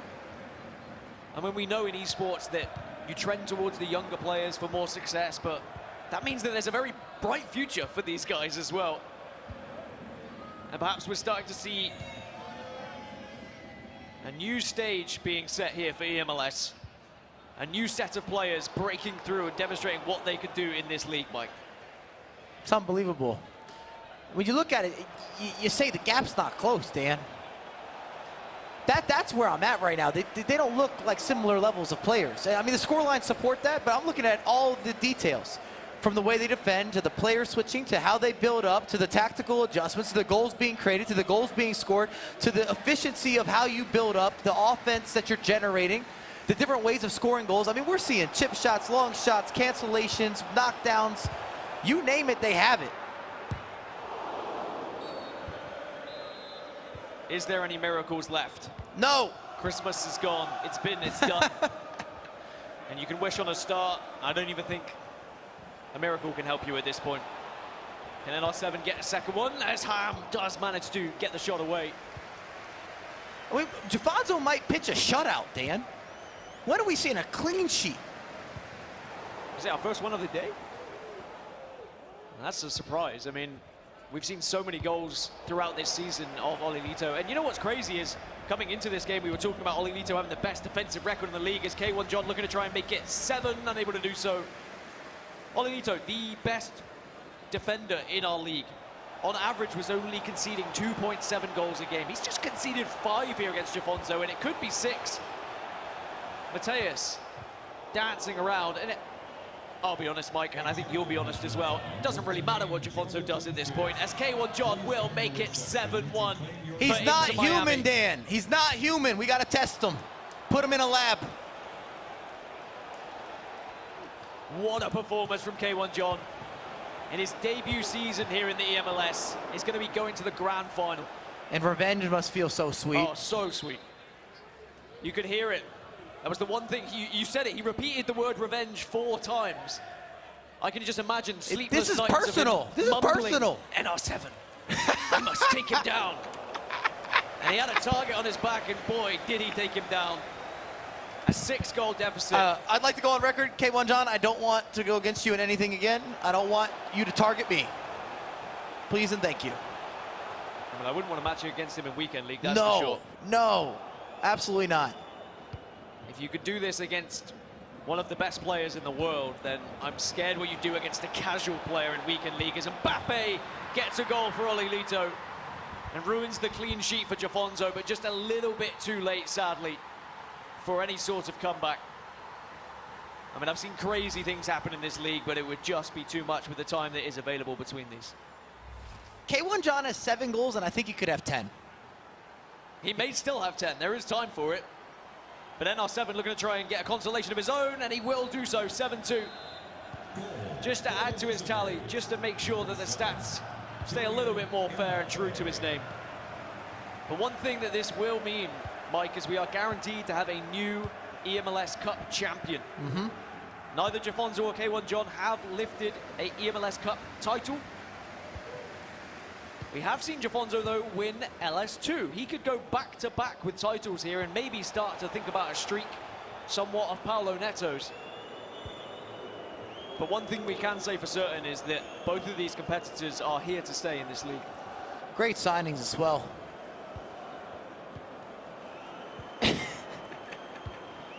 I mean, shout out to the recruitment for the Revs. Again, like you were saying, and you were just speaking facts here, they haven't had successful players in the past. Look at JKO, you look at Carter. Created plenty of content, but they weren't winners at the eMLS level. Jafonzo now is going to see himself in a second final consecutively. At Miami here, K1 John in a rookie season looks anything but a rookie. I don't even know if I like saying rookie. I think we should rebrand it. That's why I said debut season earlier. Because rookie doesn't feel right, doesn't quite roll off the tongue, as NR7 does get a 3rd goal on the left-hand side of your screen. Maybe Olilito could find a second here with Mbappe, and he does find a second, but again, with only 7 minutes remaining, it's still not going to happen. And that's going to hurt Olilito, because he's going to go back and he's going to say, man, if I just played a little bit different to start the game. If I just got into a little more of a flow. If I just shifted some tactics, or if I didn't make this pass or that bad step. It took them too long to get going.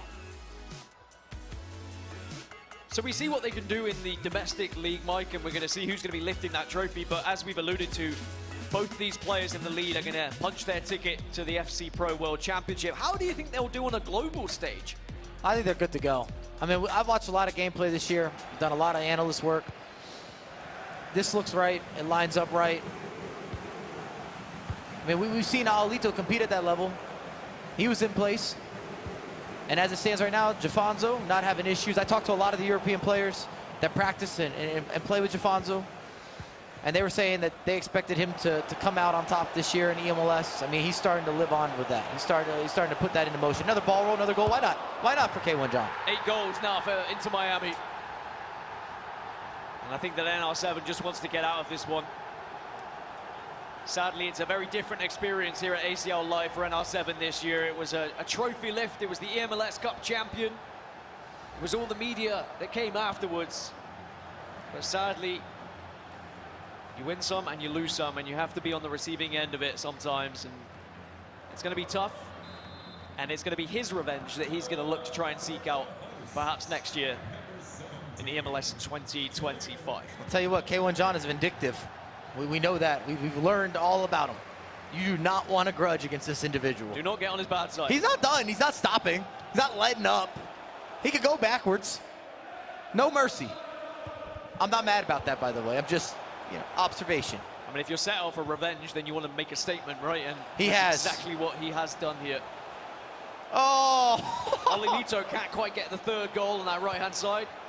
As there's a little bit of showmanship now from K1 John and Inter Miami. Pulling out all the stops, all the tricks for a little bit of entertainment value. So we have our finalists, Mike. Jafonzo and K1 John. Is that kind of what you would have thought at the start of the day, or is that a surprise to you? I don't think either of us or any of us had K1 John labeled because of who he had to go through. in order to get to this point. Maybe Jafonzo, especially based on what we saw in LS2. He's the #1 player on the power rankings. And we were questioning that. We were saying, well, how's Palonetto not there? We were wrong. Jafonzo deserved to be there for sure. Well, Jafonzo guarantees his Oh spot my God. in the final as K1 John also just made it 9-3, by the way. But Olilito and Jafonzo, look what it means to Jafonzo as his spot at the FC Pro World Championship is guaranteed. And also he will be playing in the grand final here to potentially be an eMLS Cup champion. Tears shared between himself and his coach. There is so much on the line for these players, but these semi-finals, they were extra important, Mike. And for a player that, again, is not really known for the emotions, he has a pretty straight line type of demeanor. It just shows you how much time, effort, the devotion he's put into his craft of being one of the best players in the world. But it's difficult this year to find yourself at the FC Pro World Championship. And Jafonzo has done just that. And correct me if I'm wrong, I think the first player to officially be at the FC Pro World Championship. And we're about to have our second now in K1 John as we look through the final moments here. No. 9-3 as K1 John will be going to the FC Pro World Championship and the grand final here at eMLS Cup 2024. And a similar reaction from him. The hood goes up because, you know, some tears to be shed. It's okay to cry. I'll cry with you. What a moment for both of these youngsters. 19 years old. These could be career-defining moments, Mike. Can I just go over some numbers with you? You can. Okay. K1 John just beat Palonetto 8-4 and followed that up with a 9-3 victory against NR7, and he was toying with them in the last 25, 30 minutes of game time. We're seeing something that's unheard of, really, to be able to take down the players in this fashion. But there is still one more job to do for both of these guys, and that is lift the eMLS Cup 2024 Championship. And Faisal, I mean, it's not going to be easy to do with how both of them have been playing. My God, I'm lucky that we still have some time before we have to make some predictions, because I would not know where to go with this one right now. What a dominant performance by both these players. Deserved winners in this as well, and it sets up what's going to be an unbelievable final from two 19-year-olds that are telling the world right now we are ready to take over this esports game. K1 John, Jafonzo, that is your grand final here at eMLS Cup in Austin, Texas. 9-3 K1 John over NR7. 5-2 Jafonzo over Olilito. Both of them direct seeds. You saw what it meant to them, the emotion flowing, the tears flowing, and boy, hopefully the goals continue to flow in that grand final as well, guys, because that was some performance by these guys, and can't wait to see what they have next. So let's take a look at some highlights from Jafonzo's matchup right now against Olilito. It's just clinical goals. A couple of those to start here, but it's the defensive work that stands out too, because his transition from the back end to the front is what helped him create a lot of these goals and led him to victory. We have Jafonzo joining us on the desk right now. First of all, Jafonzo, congratulations. Thank you. The tears in your eyes, obviously more than just making a final. What comes after that as well? Why are you so emotional in this moment? It means the world for me. 2 years ago, I lost in the start to qualify for the World Cup. And yeah, 2 years later, here am I. It was really months of preparation for this tournament. And yeah, it's not over. I want to win it, so let's go do that. And that was a dominant performance against Olilito, and he is one of the world's best players as well. How on earth did you do that? Was a game plan coming into it? Yeah, I had a game plan with my coach Armando. We knew what he's going to do, and I also have my plan in attack, so I just did that, and it ended up well. So yeah, I entered really good in the beginning of the game.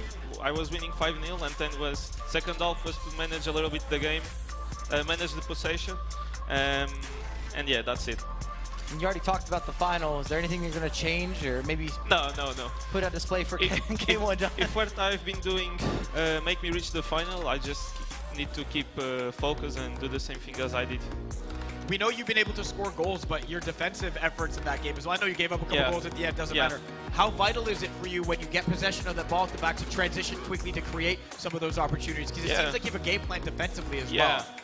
I was, my main goal was to be focused and try to avoid losing the ball that much. I tried to create opportunities with the fullbacks. And yeah, it's the meta of this EFC, so yeah, that's what I did, and it ended up well. These guys both picked against you. So did Pabs, by the way. I'm saying I'm the only one that believed. Hope they pick against me in the final. That will be good. He knows I'm cursed. He only said that because he went for you. No, like, this is still about Faisal. I'm just kidding, man. Congratulations. Well-deserved spot in the final. We're looking forward to seeing it again in what should be a great matchup. All the best to you in there, okay? Thank you. No, we're just playing around with the predictions, as you guys know. Let's take a look again at that bracket, confirming what we had just spoken about. Jafonzo versus K1 John in that grand final at eMLS Cup presented by Tik Tok. Dan, man, I know you asked Mike the question, did you see this coming? So I'll ask you the question, did you see this coming? I did not. I had Oli Lito getting to that final, and maybe I underrated what Jafonzo is capable of, but I think that he just put on a display for the entire world, not just for the MLS, but the entire world, because he's going to be playing at the World Championships alongside K1 John, who also has just been on a demolition crew here. Okay, you take down Paulo Neto, you take down NR7, by the way, champion, cup, back-to-back years, and now League Series 2 champion standing in your way, K1 John, but he doesn't seem to mind. And you know what? This makes me happy again. As an enthusiast, I feel like we have the most in form and the best players in this final. You look at it, K1 John beat Thiago Capo, he dominated Paulo Neto, dominated NR7. That's how he got here. Jafonzo had a bye, of course, won LS2, so there's not a player in better form. Beat Alan Avi 7-1, beat Alito 5-2. I know we're just going over some of the results, but they're definite.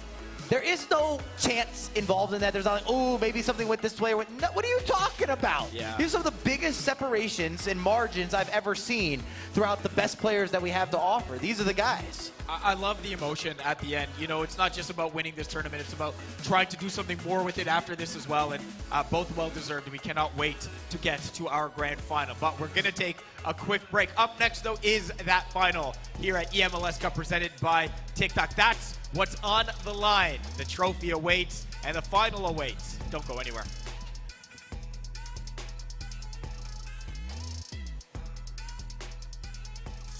Right, MLS store, I need something fresh and clean. Let's see what you got.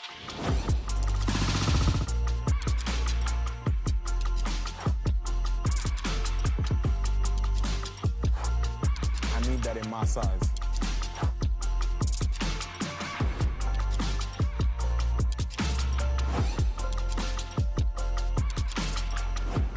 Right. See, now we ready. Now we're ready for the season. Your batteries are dying. Because all of your batteries are dying all the time. You could let that stress you out. Or you can come to realize that this is no longer a problem. Because you can just instantly order some new ones. Your door to unlimited power. DoorDash.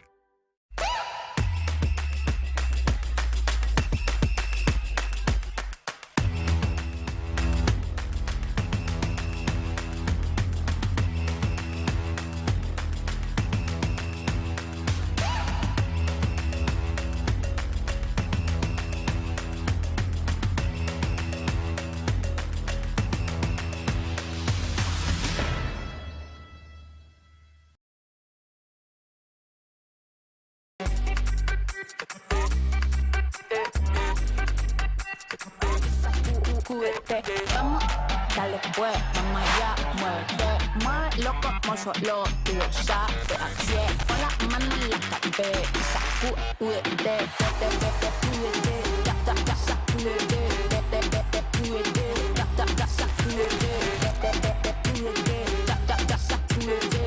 sacúdete, mira, sacúdete. Do you know if you have milk right now? Do you know its condition? Are you afraid to look? Who knows? Who cares? Because now you live a life where fresh milk is always on hand. Your door to crisis-free breakfasts. DoorDash. All right, MLS store, I need something fresh and clean. Let's see what you got.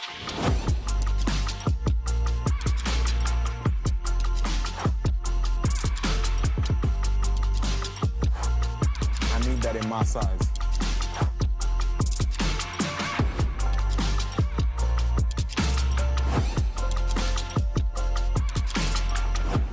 Right. See, now we ready. Now we ready for the season. Looking clean.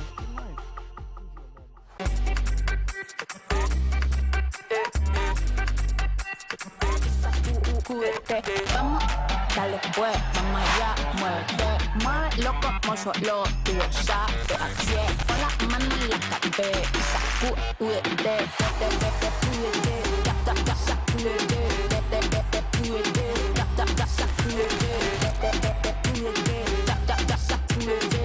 sacúdete, mira, sacúdete.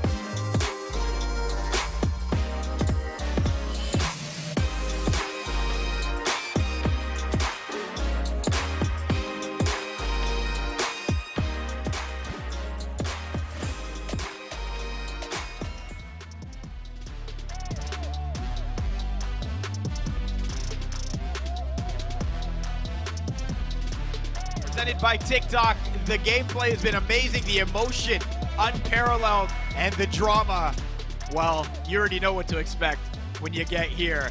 You're gonna get the most dramatic, the most competitive, the most shocking results you can see, with some nice goals sprinkled in between. It's been such a wonderful build-up to our grand final, and we are nearly at that time to play for that trophy. I'm Faisal Kamisa, happy to be joined by Dan Gaskin and Mike LaBelle. We're just about ready, almost there, for the eMLS Cup final. It's been a long road of action, so let's take a look at the bracket to recap all of what has happened in the build-up to this final, where we have K1 John getting set to take on Jafonzo. It started many hours ago with our knockout round matches. Alan Avi and Lamps moving on that right side, while K1 John and NR7 moved on the left. Staying on the left, K1 John taking down Paulo Neto, four-time eMLS champion, to book a spot in the semifinal, while Diogo, the hometown crowd favorite, was bested by NR7 in extra time. Jafonzo made quick work of Alan Avi, while Olelito made quick work of Lamps. They clashed in a semifinal that went the way of the LS2 winner, while K1 John took down last year's eMLS Cup winner, a guy who was on this stage hoisting the trophy a year ago, now out. Somebody new will be hoisting it here. It's either going to be K1 John or Jafonzo.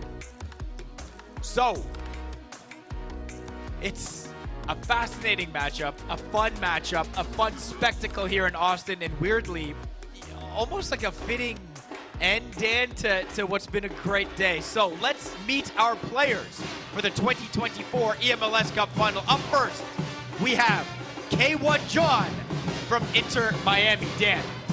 the man who is on the revenge tour. He made it very clear that he wanted to take down NR7, and Jafonzo may just be the next one with a target on his back.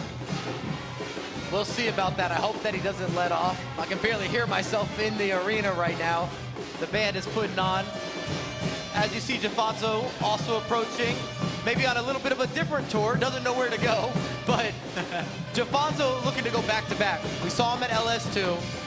Now, of course, coming into eMLS Cup Final, can he put his foot out, make a real statement, and be the undefeated, well, maybe not undefeated, but undefeated back-to-back champion when it comes to eMLS, and maybe the next even Palonetto, kind of taking that next stage, that next step. We see Jafonzo from the New England Revolution on stage as well, both handshake, little love and formality at the beginning, but then it's time to get set up for this head-to-head matchup. Dan, take us through this statistical analysis. Well, a grand final with two players who very much deserve to be here. However, if we talk about revenge tours, Jafonzo has taken down K1 John all 3 times they've matched up against each other so far this season. So K1 John will definitely have that in the back of his mind, but Jafonzo now knows he has what it takes here to take down Inter Miami Man and win the entire thing here, Mike. I think anything is possible. Both the players, you could tell they felt some relief to get through those semifinals, even though they were dominant, just to make sure they solidified their position for the FC Pro Finals. Now they're playing for the big money, the big claim. They want to walk away with the trophy. And it's big for your reputation. I think it's good for your future contracts, your future opportunities. You have that champion pedigree, certifiable. Can't take it away from you.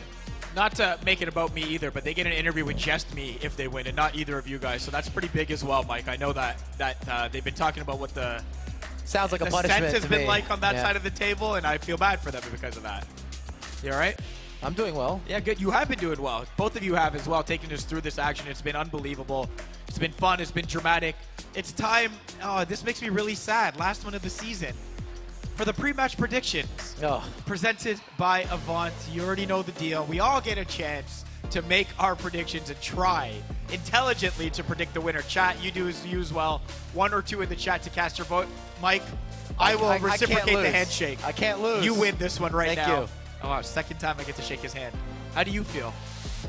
You know, well under 500. After winning last year, I just wanted to make sure someone else was able to win. Have you successfully called just 1 today? I don't know. 2. Okay. Maybe 3. I don't know. We'll have to go to the stats and pick that one out. So we'll see what you got at the end here right now. Mike.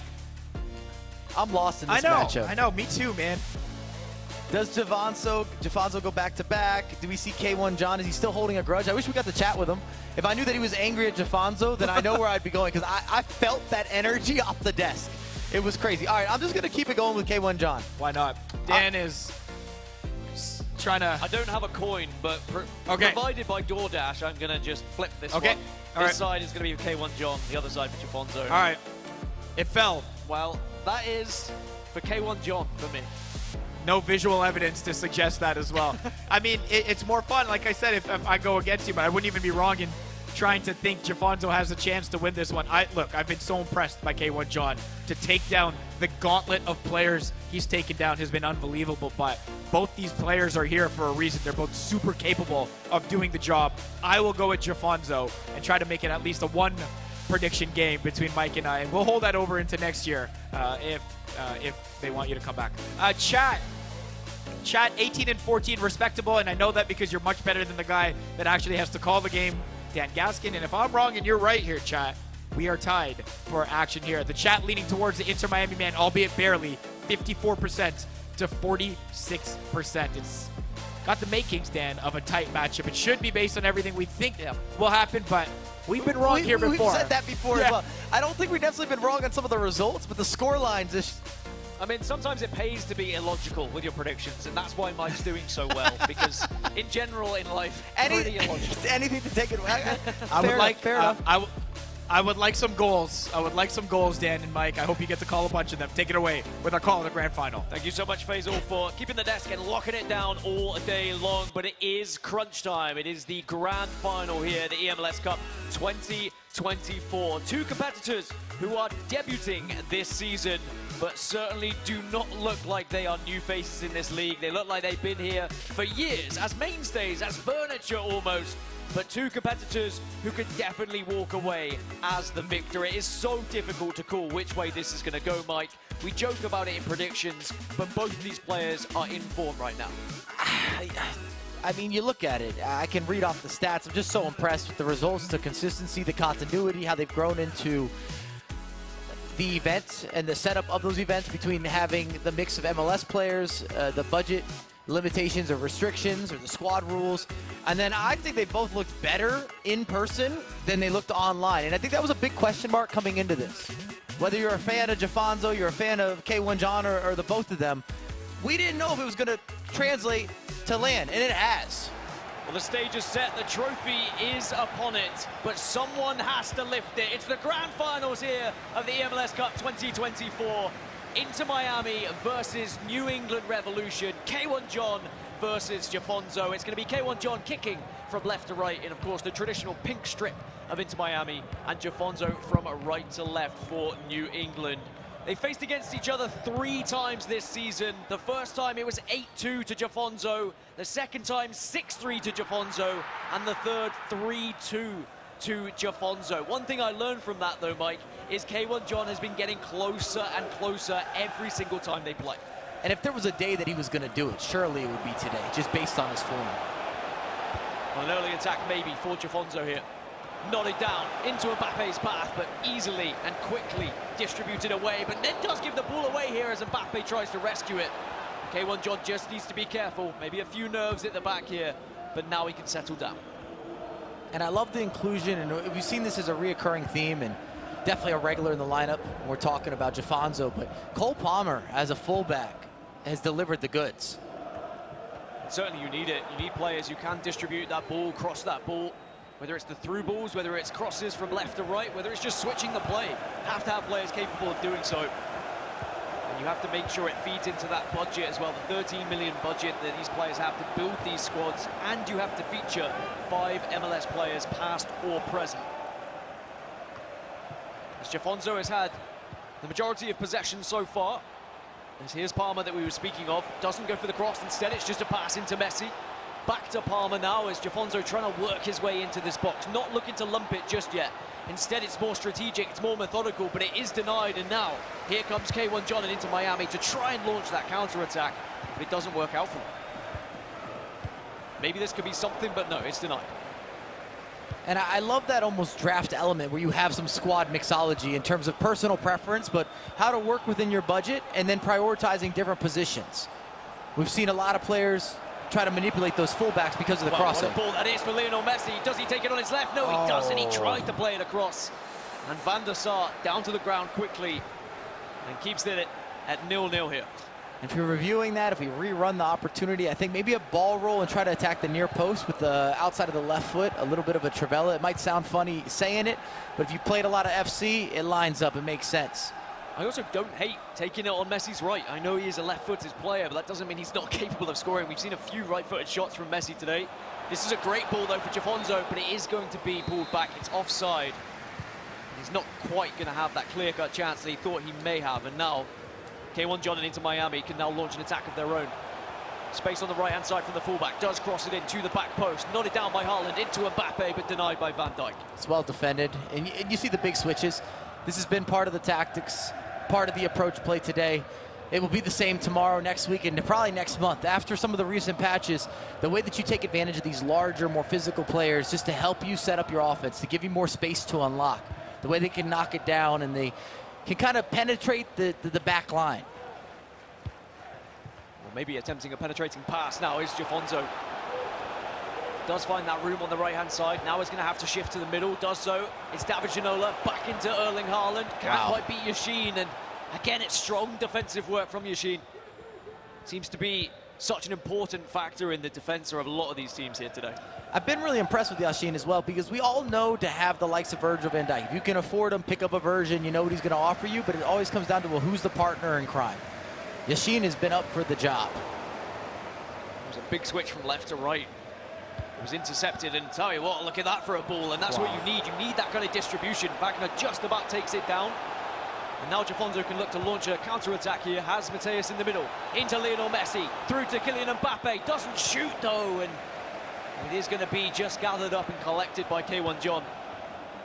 Nothing to split the two after 20 minutes here. Bit more of a stalemate, and what you're seeing that's different than some of their previous opponents, these guys are doing a better job with that last-ditch defending. They're locking down some of the aerial pursuit, but they're able to take the ball off of each other when it comes down to that final dribble, that last touch, something that's needed to manipulate. That's a great ball. Doesn't quite get hold of it though, and Palmer doing work defensively, but ball does go back, and Mbappe strikes, but it's saved by Van der Sar. It's a good goalkeeper movement there from Van der Sar as well. First big mistake thus far, coming out of the back. Here's Kevin De Bruyne. Can he get the shot away? Plays it across. Haaland! Oh, and it's again just gone out for another corner here, but it's K1 John. It's into Miami. Looking the more likely to score at the moment. Chance after chance. Can you get something here? Wow. Somehow that's gone wide. And you see KDB with some of the providing, what he's known for. These deep-lying, almost playmaker types in the midfield have become so required, almost mandatory. They're evident, they're prevalent. They give you a different feel and a different look. The reason we talk about it so much, we speculate, is because in previous iterations, that just was never the case. Those guys typically got left off the lineup. They weren't on the call list. Well, it's been a very different day for both of these players. For Jafonzo, he's been scoring that first goal and then going on to dominate that game, going up 3 goals, going up 4 goals, and then just closing out that game in an impressive fashion by dominating the possession. For K1 John, he has constantly gone a goal behind, but then come back to score 6, come back to score 7. But one of those records kind of has to change here in this grand final. But neither player able to find that breakthrough just yet. They are so evenly contested here. And I think you alluded to it, maybe a little bit of pressure off in some ways. Now the FC Pro World Championship spot is secured, and you could really set your sights on becoming the eMLS champion here. I honestly think it's better tactics between the two of them. They've both adjusted. They're taking away a lot of these wing options. Here's Thierry Henry, could get the first goal here. Shifts it across, maybe finds one more. Van der Sar, again, so strong between the sticks. It's played short from the corner. Here's Kylian Mbappe. Step overs get through, but not far enough as Mateus rescues. And it's that last challenge, that little last piece of space. You can't unlock it. And it's not that they're not innovative. You're seeing a lot of different skill move packages. You're seeing different ways to approach the offense, to build up different runs being triggered. What a ball for Palmer, but do you trust his shot? Doesn't get the chance to get the shot away. Great defensive work, but maybe a second chance here for Kylian Mbappe, but again, he can't get past the defense either. If anything, that might be a detriment in that position. Cole Palmer's got the pace, got good size, but you kind of got to get it on his left foot, which means you need to be cutting inside. And in fact, even with the crossing, you're seeing Cole Palmer have to cut inside to whip in that back post to aim for Haaland. A little bit of a different tactic. It's I don't want to say unorthodox, but it's not that natural in-swinging motion that we're used to seeing. Typically, you would have a right footer on the right side, a left footer on the left side. It does also become a little bit predictable if you've got a player who can only use one foot, but maybe that's why he went for the shot on the right there. It just wasn't quite quick enough. But still looking dangerous as now Mbappe is into the box, tries to dink one to the back post. Haaland somehow rescues it and keeps it alive here.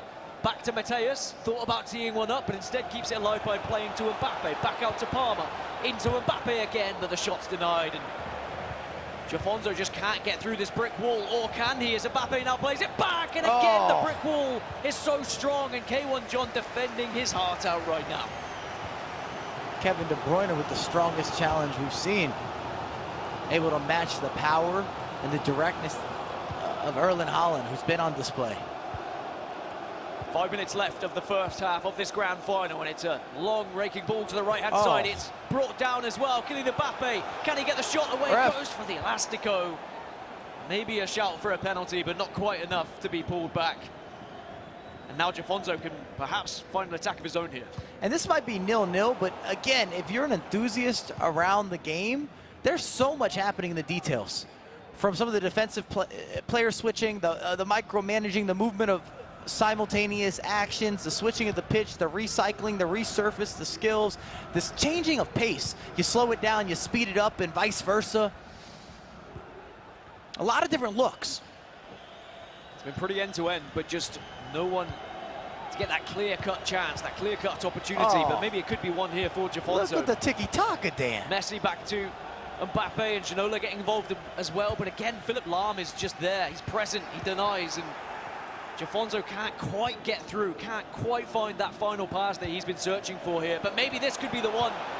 Here's David Ginola, and our opener for the New England Revolution.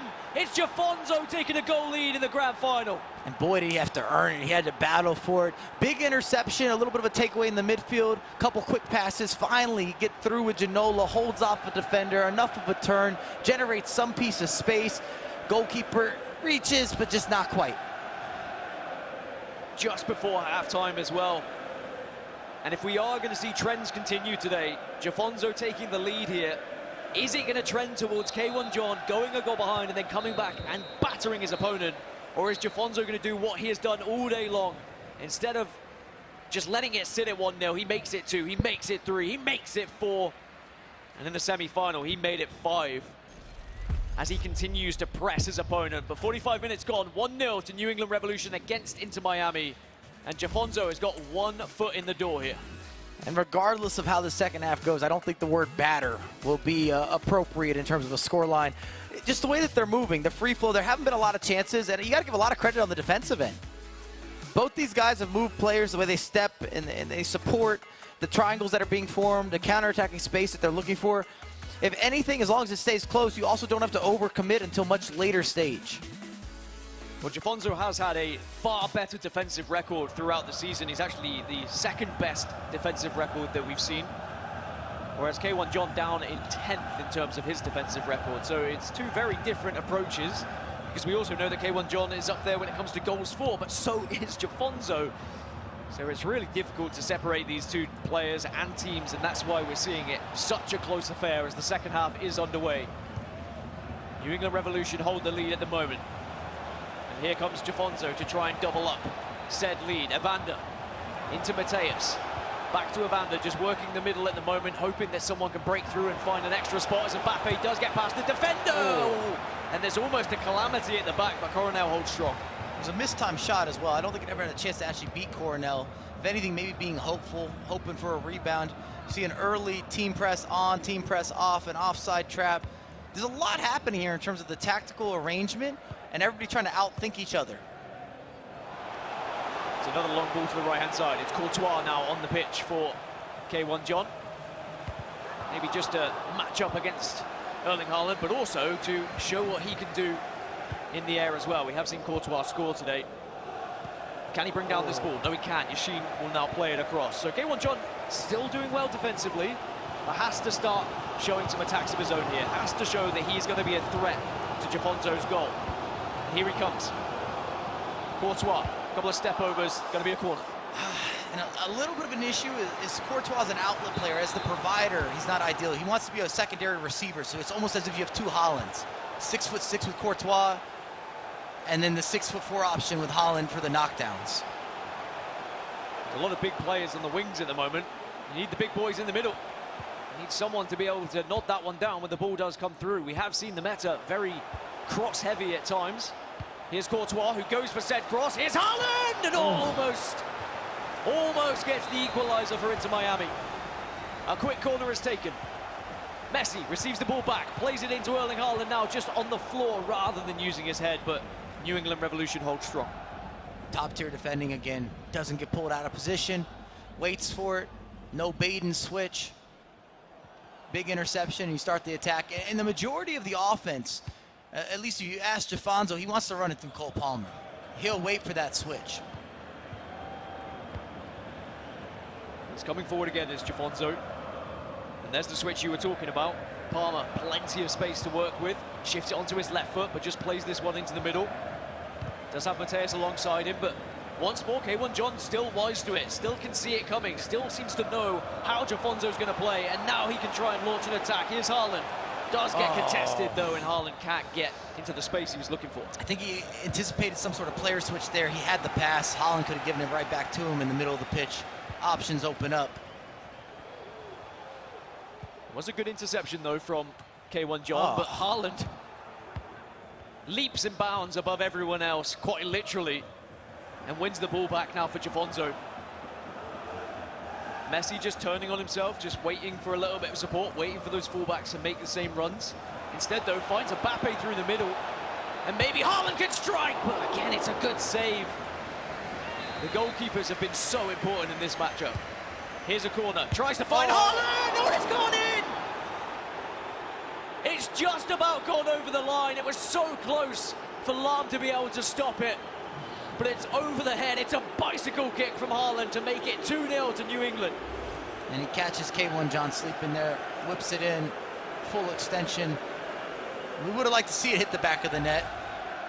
I don't think we can deny VAR when it comes to an FC replay, but it looked like Lahm was on the line.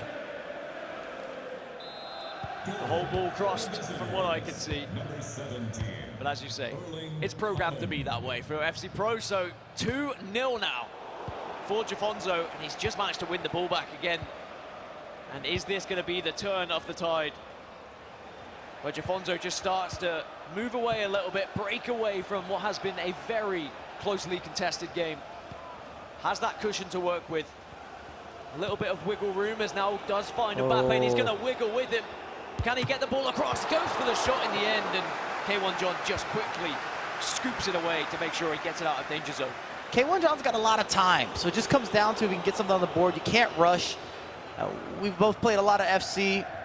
Whether you're a beginner, an intermediate, advanced player, rushing your offense, rushing your defense, none of that is going to turn into any magic. But if you take your time, it might just result in a chance. But sadly, Jafonzo has just been holding so strong in terms of his defensive capabilities. And if this is onside, this could be a problem, but it is going to be offside. As Jafonzo just a little bit annoyed with that when he thought maybe he had a chance to make it 3. Yeah, I was going to say a positive action or maybe even a consequence. It's just rushing just doesn't work. Timing is so important in this game. What does Lahm have? It's a pass into Mbappe. Manages to get a second chance. And again, it's another save. Without Van der Sar, I mean, this could be 2-2. Let's be honest, as Mbappe plays it out. It's a quick corner again. Ginola tracking back to defend with the rest of his team, but it's De Bruyne who wins the ball, but Evander finds the end of it. We've not seen necessarily as much clear-cut chances for K1 John. Took the words out of my mouth. I was going to say, in general, even for Jafonzo, it hasn't been a game full of a bunch of clear-cut opportunities. A lot of half chances on both sides. K1 John could do with a clear-cut chance to get him back into this game. 18 minutes now remain in the grand final here of the eMLS Cup, and this could be one of them. Mbappe, though, turns back, finds Messi, back to Mbappe, but it's not clear-cut. There's too many defenders, and Jafonzo is tracking it so well. But you have to credit that defense. I mean, the reading of the game, because he's manipulating offensive players so well.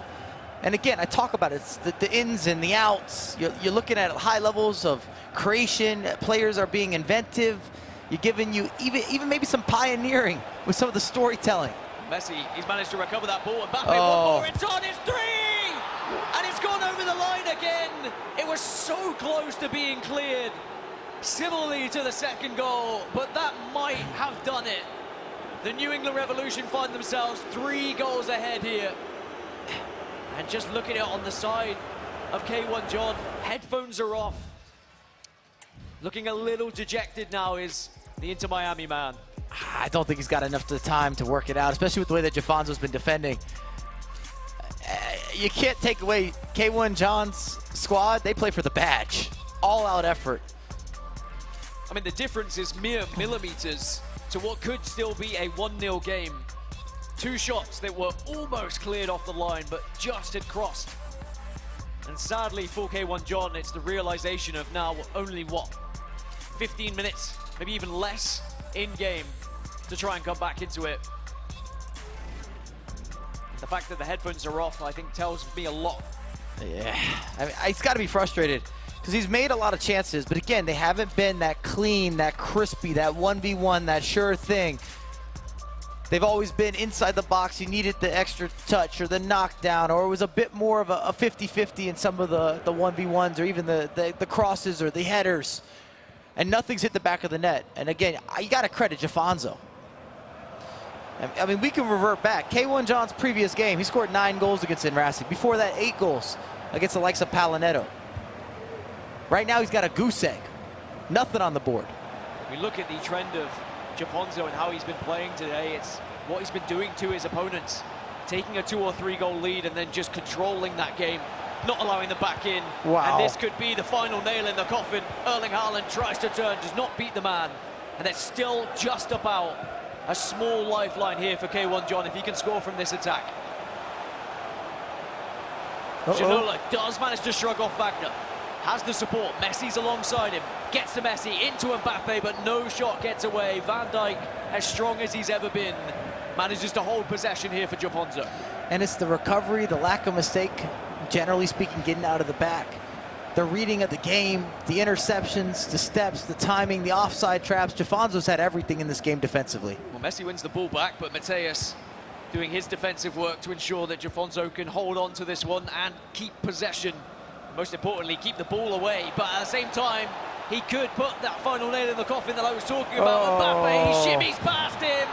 4 for Jafonzo, 4 for New England Revolution, and the eMLS Cup is about to be his. There is just not enough time for Inter Miami and K1 John.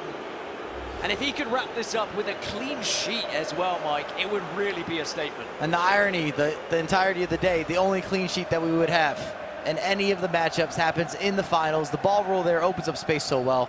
I always talk about this, but if you're getting into FC and you want the skill moves, start with the basics. The ball rolls, the fake shots, the step overs. The universal skills are always the most effective. So 7 minutes remain for K1 John and Jafonzo here. But the result at this point is inevitable. And it's been a fantastic day for both of them. And they both have the reward of being FC Pro World Championship competitors by winning the semi-final and getting to this final. So it's not all doom and gloom, but it could be 5 here. Oh, and he's putting on a show for us as well. It's fancy, it's delicate, it's entertainment at its very finest, but it also is rubbing salt in the wounds here. Makes me think back on a Balotelli moment. Didn't quite go that way, but what a finish, what a conversion. The flair 1v1 Mbappe. Talk about seeing the game a little bit quicker than your opposition. 5-0 in a final. Wow. And he's on track to be back-to-back champion then from LS2 into eMLS Cup. We've not seen back-to-back champions since Paulo Neto, and he went on a streak of 4 championships, 5 finals in a row. And perhaps Jafonzo could be the next to try and break that record, but we'll have to wait until next year for that to happen. For now, we can just talk about what an incredible day it has been for Jafonzo. He has annihilated his opponents here. And you said that battering wasn't going to be a part of the day, Mike, but 5-0, I mean, it's still one-sided. I think if you wanted to use the word batter, we'd have to accept it. It ended up being fitting. And I mean, it's not by accident. Again, it's not as if we're talking about K1 John hitting the post a bunch of times or there being so many opportunities. There's just the steps and the organization and the structure. Defensively, it's been perfect. Well, 2 minutes of added on time. Oh! And 2 minutes of showmanship, of entertainment value from Jafonzo as he wants to try and make it 6 here to really put the icing on the cake as Erling Haaland's through. And it is going to be absolute magic. Give him that trophy. Give him that title, because Jafonzo has been undeniably unstoppable when it comes to his gameplay today.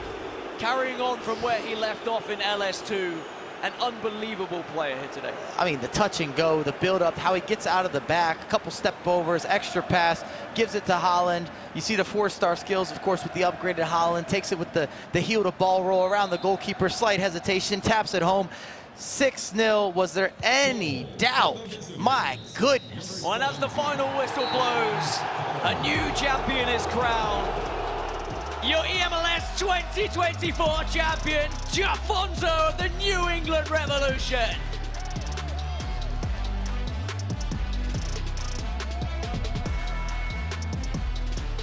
What an amazing day from that young man, 19 years old. Both competitors in this grand final were 19 years old.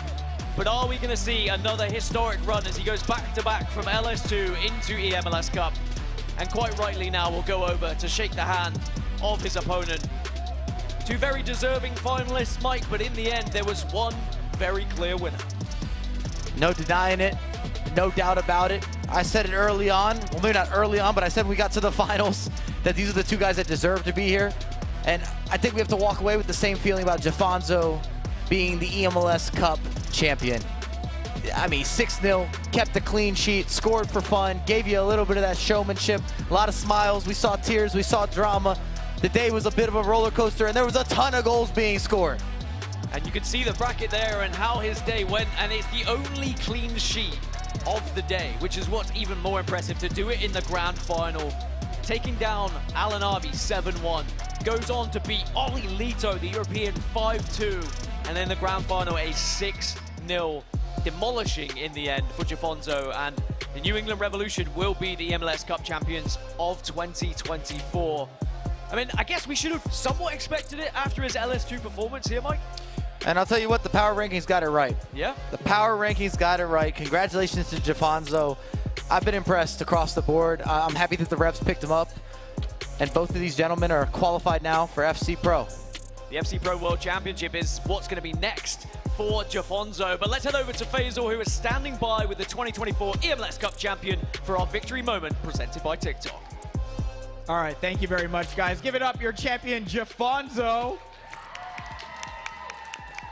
League Series 2 champion is one thing, but coming here, taking down the group of players that you have to take down, given how talented this group is, how does it feel to be the guy standing at the end and hosting this trophy? Yeah, it feels really great. The final was 6-0, but it was 1-0 at halftime, so it was 50-50 during that time. I also want to say DG Cook K1 John and congratulate him for making the World Cup as well. And yeah, I'm just enjoying the moment. Like I said before, I train really hard to be here at my best level, and yeah, I could do it. So yeah, I'm really happy. We don't see clean sheets in esports at this level, given how talented these players are. I know you mentioned 50-50 in the first half, but then it ends 6-0. The nil, the important part. We talked on the desk there about your importance defensively and making sure that's part of your strategy. I mean, how perfect was it in this game, your strategy and how it executed? It was the same strategy as before. I feel in the final I defend really well. I was tackling. I made a few tackles that were risky, but in the end, it ended up well. So, yeah, I don't have like a strategy or something to win the player. I just have to be confident, to be myself, and yeah, I'm really happy. Thank you. Find Erling Haaland is part of the strategy in this game as well, but it's been working for everybody. Look, you come into this league, a newcomer. Maybe there were some people that didn't know who you were, but we talked about how talented this group is. We've got champions from across the world that have made their part here. For you to be this guy against that group of players, what does it say about you, and what have you learned about yourself through this process over the last couple months? I feel I worked a lot this year in the ZFC 24. I saw in the beginning, guys put me on 10 in the power ranking. I get a bit mad, but yeah. This league have a lot of good players, Palnet, Olelito, Kevin John, CJ, a lot of players that I could be all the afternoon saying their names, but in the end, only one wins, and yeah, I'm really happy. I really trained a lot, and it's also not me. It's also for Revolution that give me a lot of good conditions. Also Diogo Jota as well, CEO of my team, Luna Galaxy, my team, and also Armand, my coach. If it wasn't him, I wasn't here today. So I want to thank them all, my family, friends, girlfriend, and yeah, that's it. Thank you all. No longer 10th on the power rankings. Very much number one, Jafonzo, your eMLS Cup champion. Guys.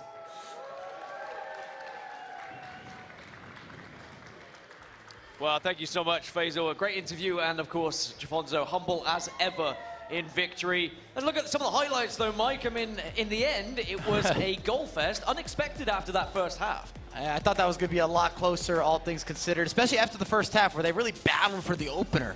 But once the floodgates opened up, I'll tell you what, Jafonzo put on something special. But K1 John, you see a couple of the missed chances, trying to work it inside. Haaland, De Bruyne making tackles. A lot of big deep balls as well. This is the opener from Ginola right at the halftime whistle.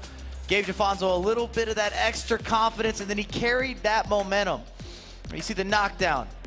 going for goal. If anything, we should probably give some credit to Vanderstar. Some of the choices from Jafonzo made all the difference. And here's the VAR. Is there some questionable? Was it on the line? Was it off the line? 1 is good, 2 is better. Look at the athleticism, though. Courtois went for it. Could have been so different for K1 John. At that point, it would have still been 1-0 had he been able to get those balls off of the line. However, it then ended up being 3-0, and from that point, K1 John had to throw everything forward, and it just opened the floodgates for Jafonzo to make it 5, and then he made it even more. And look at the celebration. I mean, Faisal, you had the chance of being able to interview him. He's a great interview as well. You can see how much it means to him. Man, you know, thanking everybody he needs to thank, of course, the coach, the team, everyone that made this conducive for him to go and succeed. But the credit at the end of the day has to go to a guy like him. He said it. You guys thought I was 10th in the power rankings, but to be fair, he's new to this league. And so you earn your credit here, and he certainly earned it. We even questioned why he was #1 heading into this one. We all did. Fair enough, right? Because Paulo Neto, you lose once, you probably don't deserve to be knocked off that porch, but we very much have a new #1, and a #1 that might be that way to start next season, given the success that went into this den. And it's wonderful to see. Seems like a great guy that certainly deserves this moment. Yeah, certainly when you get to power rankings and you look at, you know, is it recency bias? Do you focus on who's kind of hot coming into it, or is it the overarching story of who's been playing well across the entire thing, in years, in Paolo's case? But one thing that certainly was answered today, is Jafonzo good enough to lift the trophy? Most certainly, yes. That was an emphatic lift at that as well. My mic is giving me problems. We're we going to go. make it work. Wait, Just wait. hold There it. we go. Yeah, There we thank go. you, See? thank you. I have to run around, as you guys saw here a little bit. All right, thanks, guys. We had a few nominees today for our TikTok moment of the day. Mike and Dan, let's watch these and let's break them down. I mean, this is from Alanavi against Dulsta, one of our very first matches of the day. Whoop, whoop, whoop, Mike. How nice was this? I'm not mad at a little turn and burn. It ends up being a rebound, all things considered, but good left stick dribbling to start the day. Got underway. All right, how about K1 John? A bunch of goals scored. He could have probably picked a bunch. Ricky Puig, at the end of the day, getting it done. Not bad. Again, old school with the left analog stick, the extra pass, floating it into space, able to take it around the goalkeeper. All right, we didn't get to see him for too long, but we did see some great moments from Lamps. The bicycle kick to start things off against Ololito, Dan. It's one of those, isn't it? It doesn't matter what game you're playing. It's just always a beautiful goal to watch. On the other side, you've got Jafonzo and what he did for his 5th goal, putting on a little bit of flair. That's probably the moment of the day for me. All right, chat, you can vote on your favorite by typing 1, 2, 3, or 4 in that chat. Look at the group of eMLS pros we have here. Just like we've said it a bunch, guys. This is a great group of guys. You know, they're friends with each other. They support each other when they're not playing against one another. I know they've got to be happy for Jafonzo. They're happy for each other when they succeed. And it really is a wonderful group, Dan. I love this league. I love the players. Yeah. It's so nice to see outside of the game, them all interacting. Yeah. And, you know, they went and play golf with each other before they play a game. For Dulsta and Alanavi, that shows how close these guys are. But an amazing day, an amazing performance, and I'm very impressed with everyone who competed today. But we had some incredible matches. What's not close right now is the vote for favorite moment of the day, the TikTok moment of the day, overwhelmingly going towards the champion, as if he hasn't won enough already, guys. 100% of the votes leaning towards that wonderful 5th goal by Jafonzo on his way to clinching victory against K1 John. Lamps' bicycle kick getting some love as well. We should give some love to Alanavi and K1 John's moments too. They were both fantastic, but fittingly, it's Jafonzo, the champion, earning the overwhelming amount of the votes right now. It is wonderful to see it. Look at him, a man of the people. Pictures with the kids, pictures with his fellow pros, pictures with everybody. We're going to remember the moment he had with that Mbappe goal as well when we look at the reels of this eMLS season and what a wonderful one it was. Mike, another great year, another great season, another one where we're maybe shouldn't have been, but we're shocked by how things played out here at the MLS Cup. But that only speaks again to the great quality and the high level of players that exist in this league. And I shout out to the 2 rookies. I don't know if you were using the word rookie or not, but K1 John, what a signing. Jafonzo, what a signing. I look forward to watching them later on this year as well and seeing what they can do on the international stage. We saw the emotion, expressed after they clinched that final spot. These are 2 guys worthy of being on that global stage. And I can't wait to see what they do on the global stage. It's going to be different in terms of what squads they can use. They're not going to be restricted to just eMLS players, of course, or MLS players, excuse me. But it's still going to be the same kind of format. And I think that they could really go on a run. So I think, you're the rest of the world and you're watching this league, be prepared, be worried, because these two guys, they're coming for you. The only eMLS player that could translate there on the pitch is Tosaint Ricketts, who, by the way, did it a lot there. Okay, before we go, there were a lot of great assists today. But let's take a look at the delivery of the day presented by DoorDash, and who else but Mike LaBelle to break this one down for us. Let's see where we're going. All right, K1 John versus Thiago Capo. Break it down here, Mike. I thought you'd never ask. A little back and forth on the corner kick, or return to sender. You whip it to the back post. Janola gets onto the end of it. It was a big game changer, actually, in that match in terms of shifting the momentum. It was a 1-1 game, and K1 John went on to score 3 in a row and then held on for that 4-3 victory against Thiago Capo. A very fitting delivery of the day presented by DoorDash there, and a very fitting goal here. Boy, it's been a wonderful day. It's been a wonderful couple months for this league, guys, and it always turns up just a little bit more when we get to Austin and South by Southwest for eMLS Cup presented by Tik Tok, and no surprise, man. Just a fantastic day.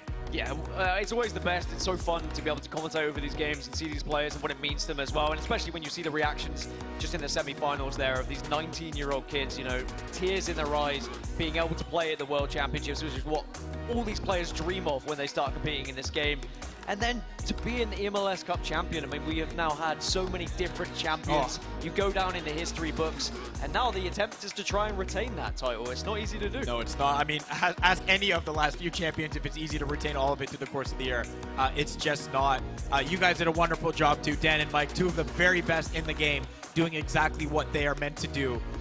Look at how great this is, eh? Jafonso giving everybody a chance to touch the trophy. That's what I'm going to do next. Yeah, I'm going that way. All right, we should wrap up then. That does it for us today at eMLS Cup presented by Tik Tok. We thank you all so much for watching. Congratulations to our eMLS Cup champion, Jafonso, for getting it done. Dan Gaskin, Mike LaBelle, for both of them, I'm Faisal Kamisa. We'll see you next time. Peace.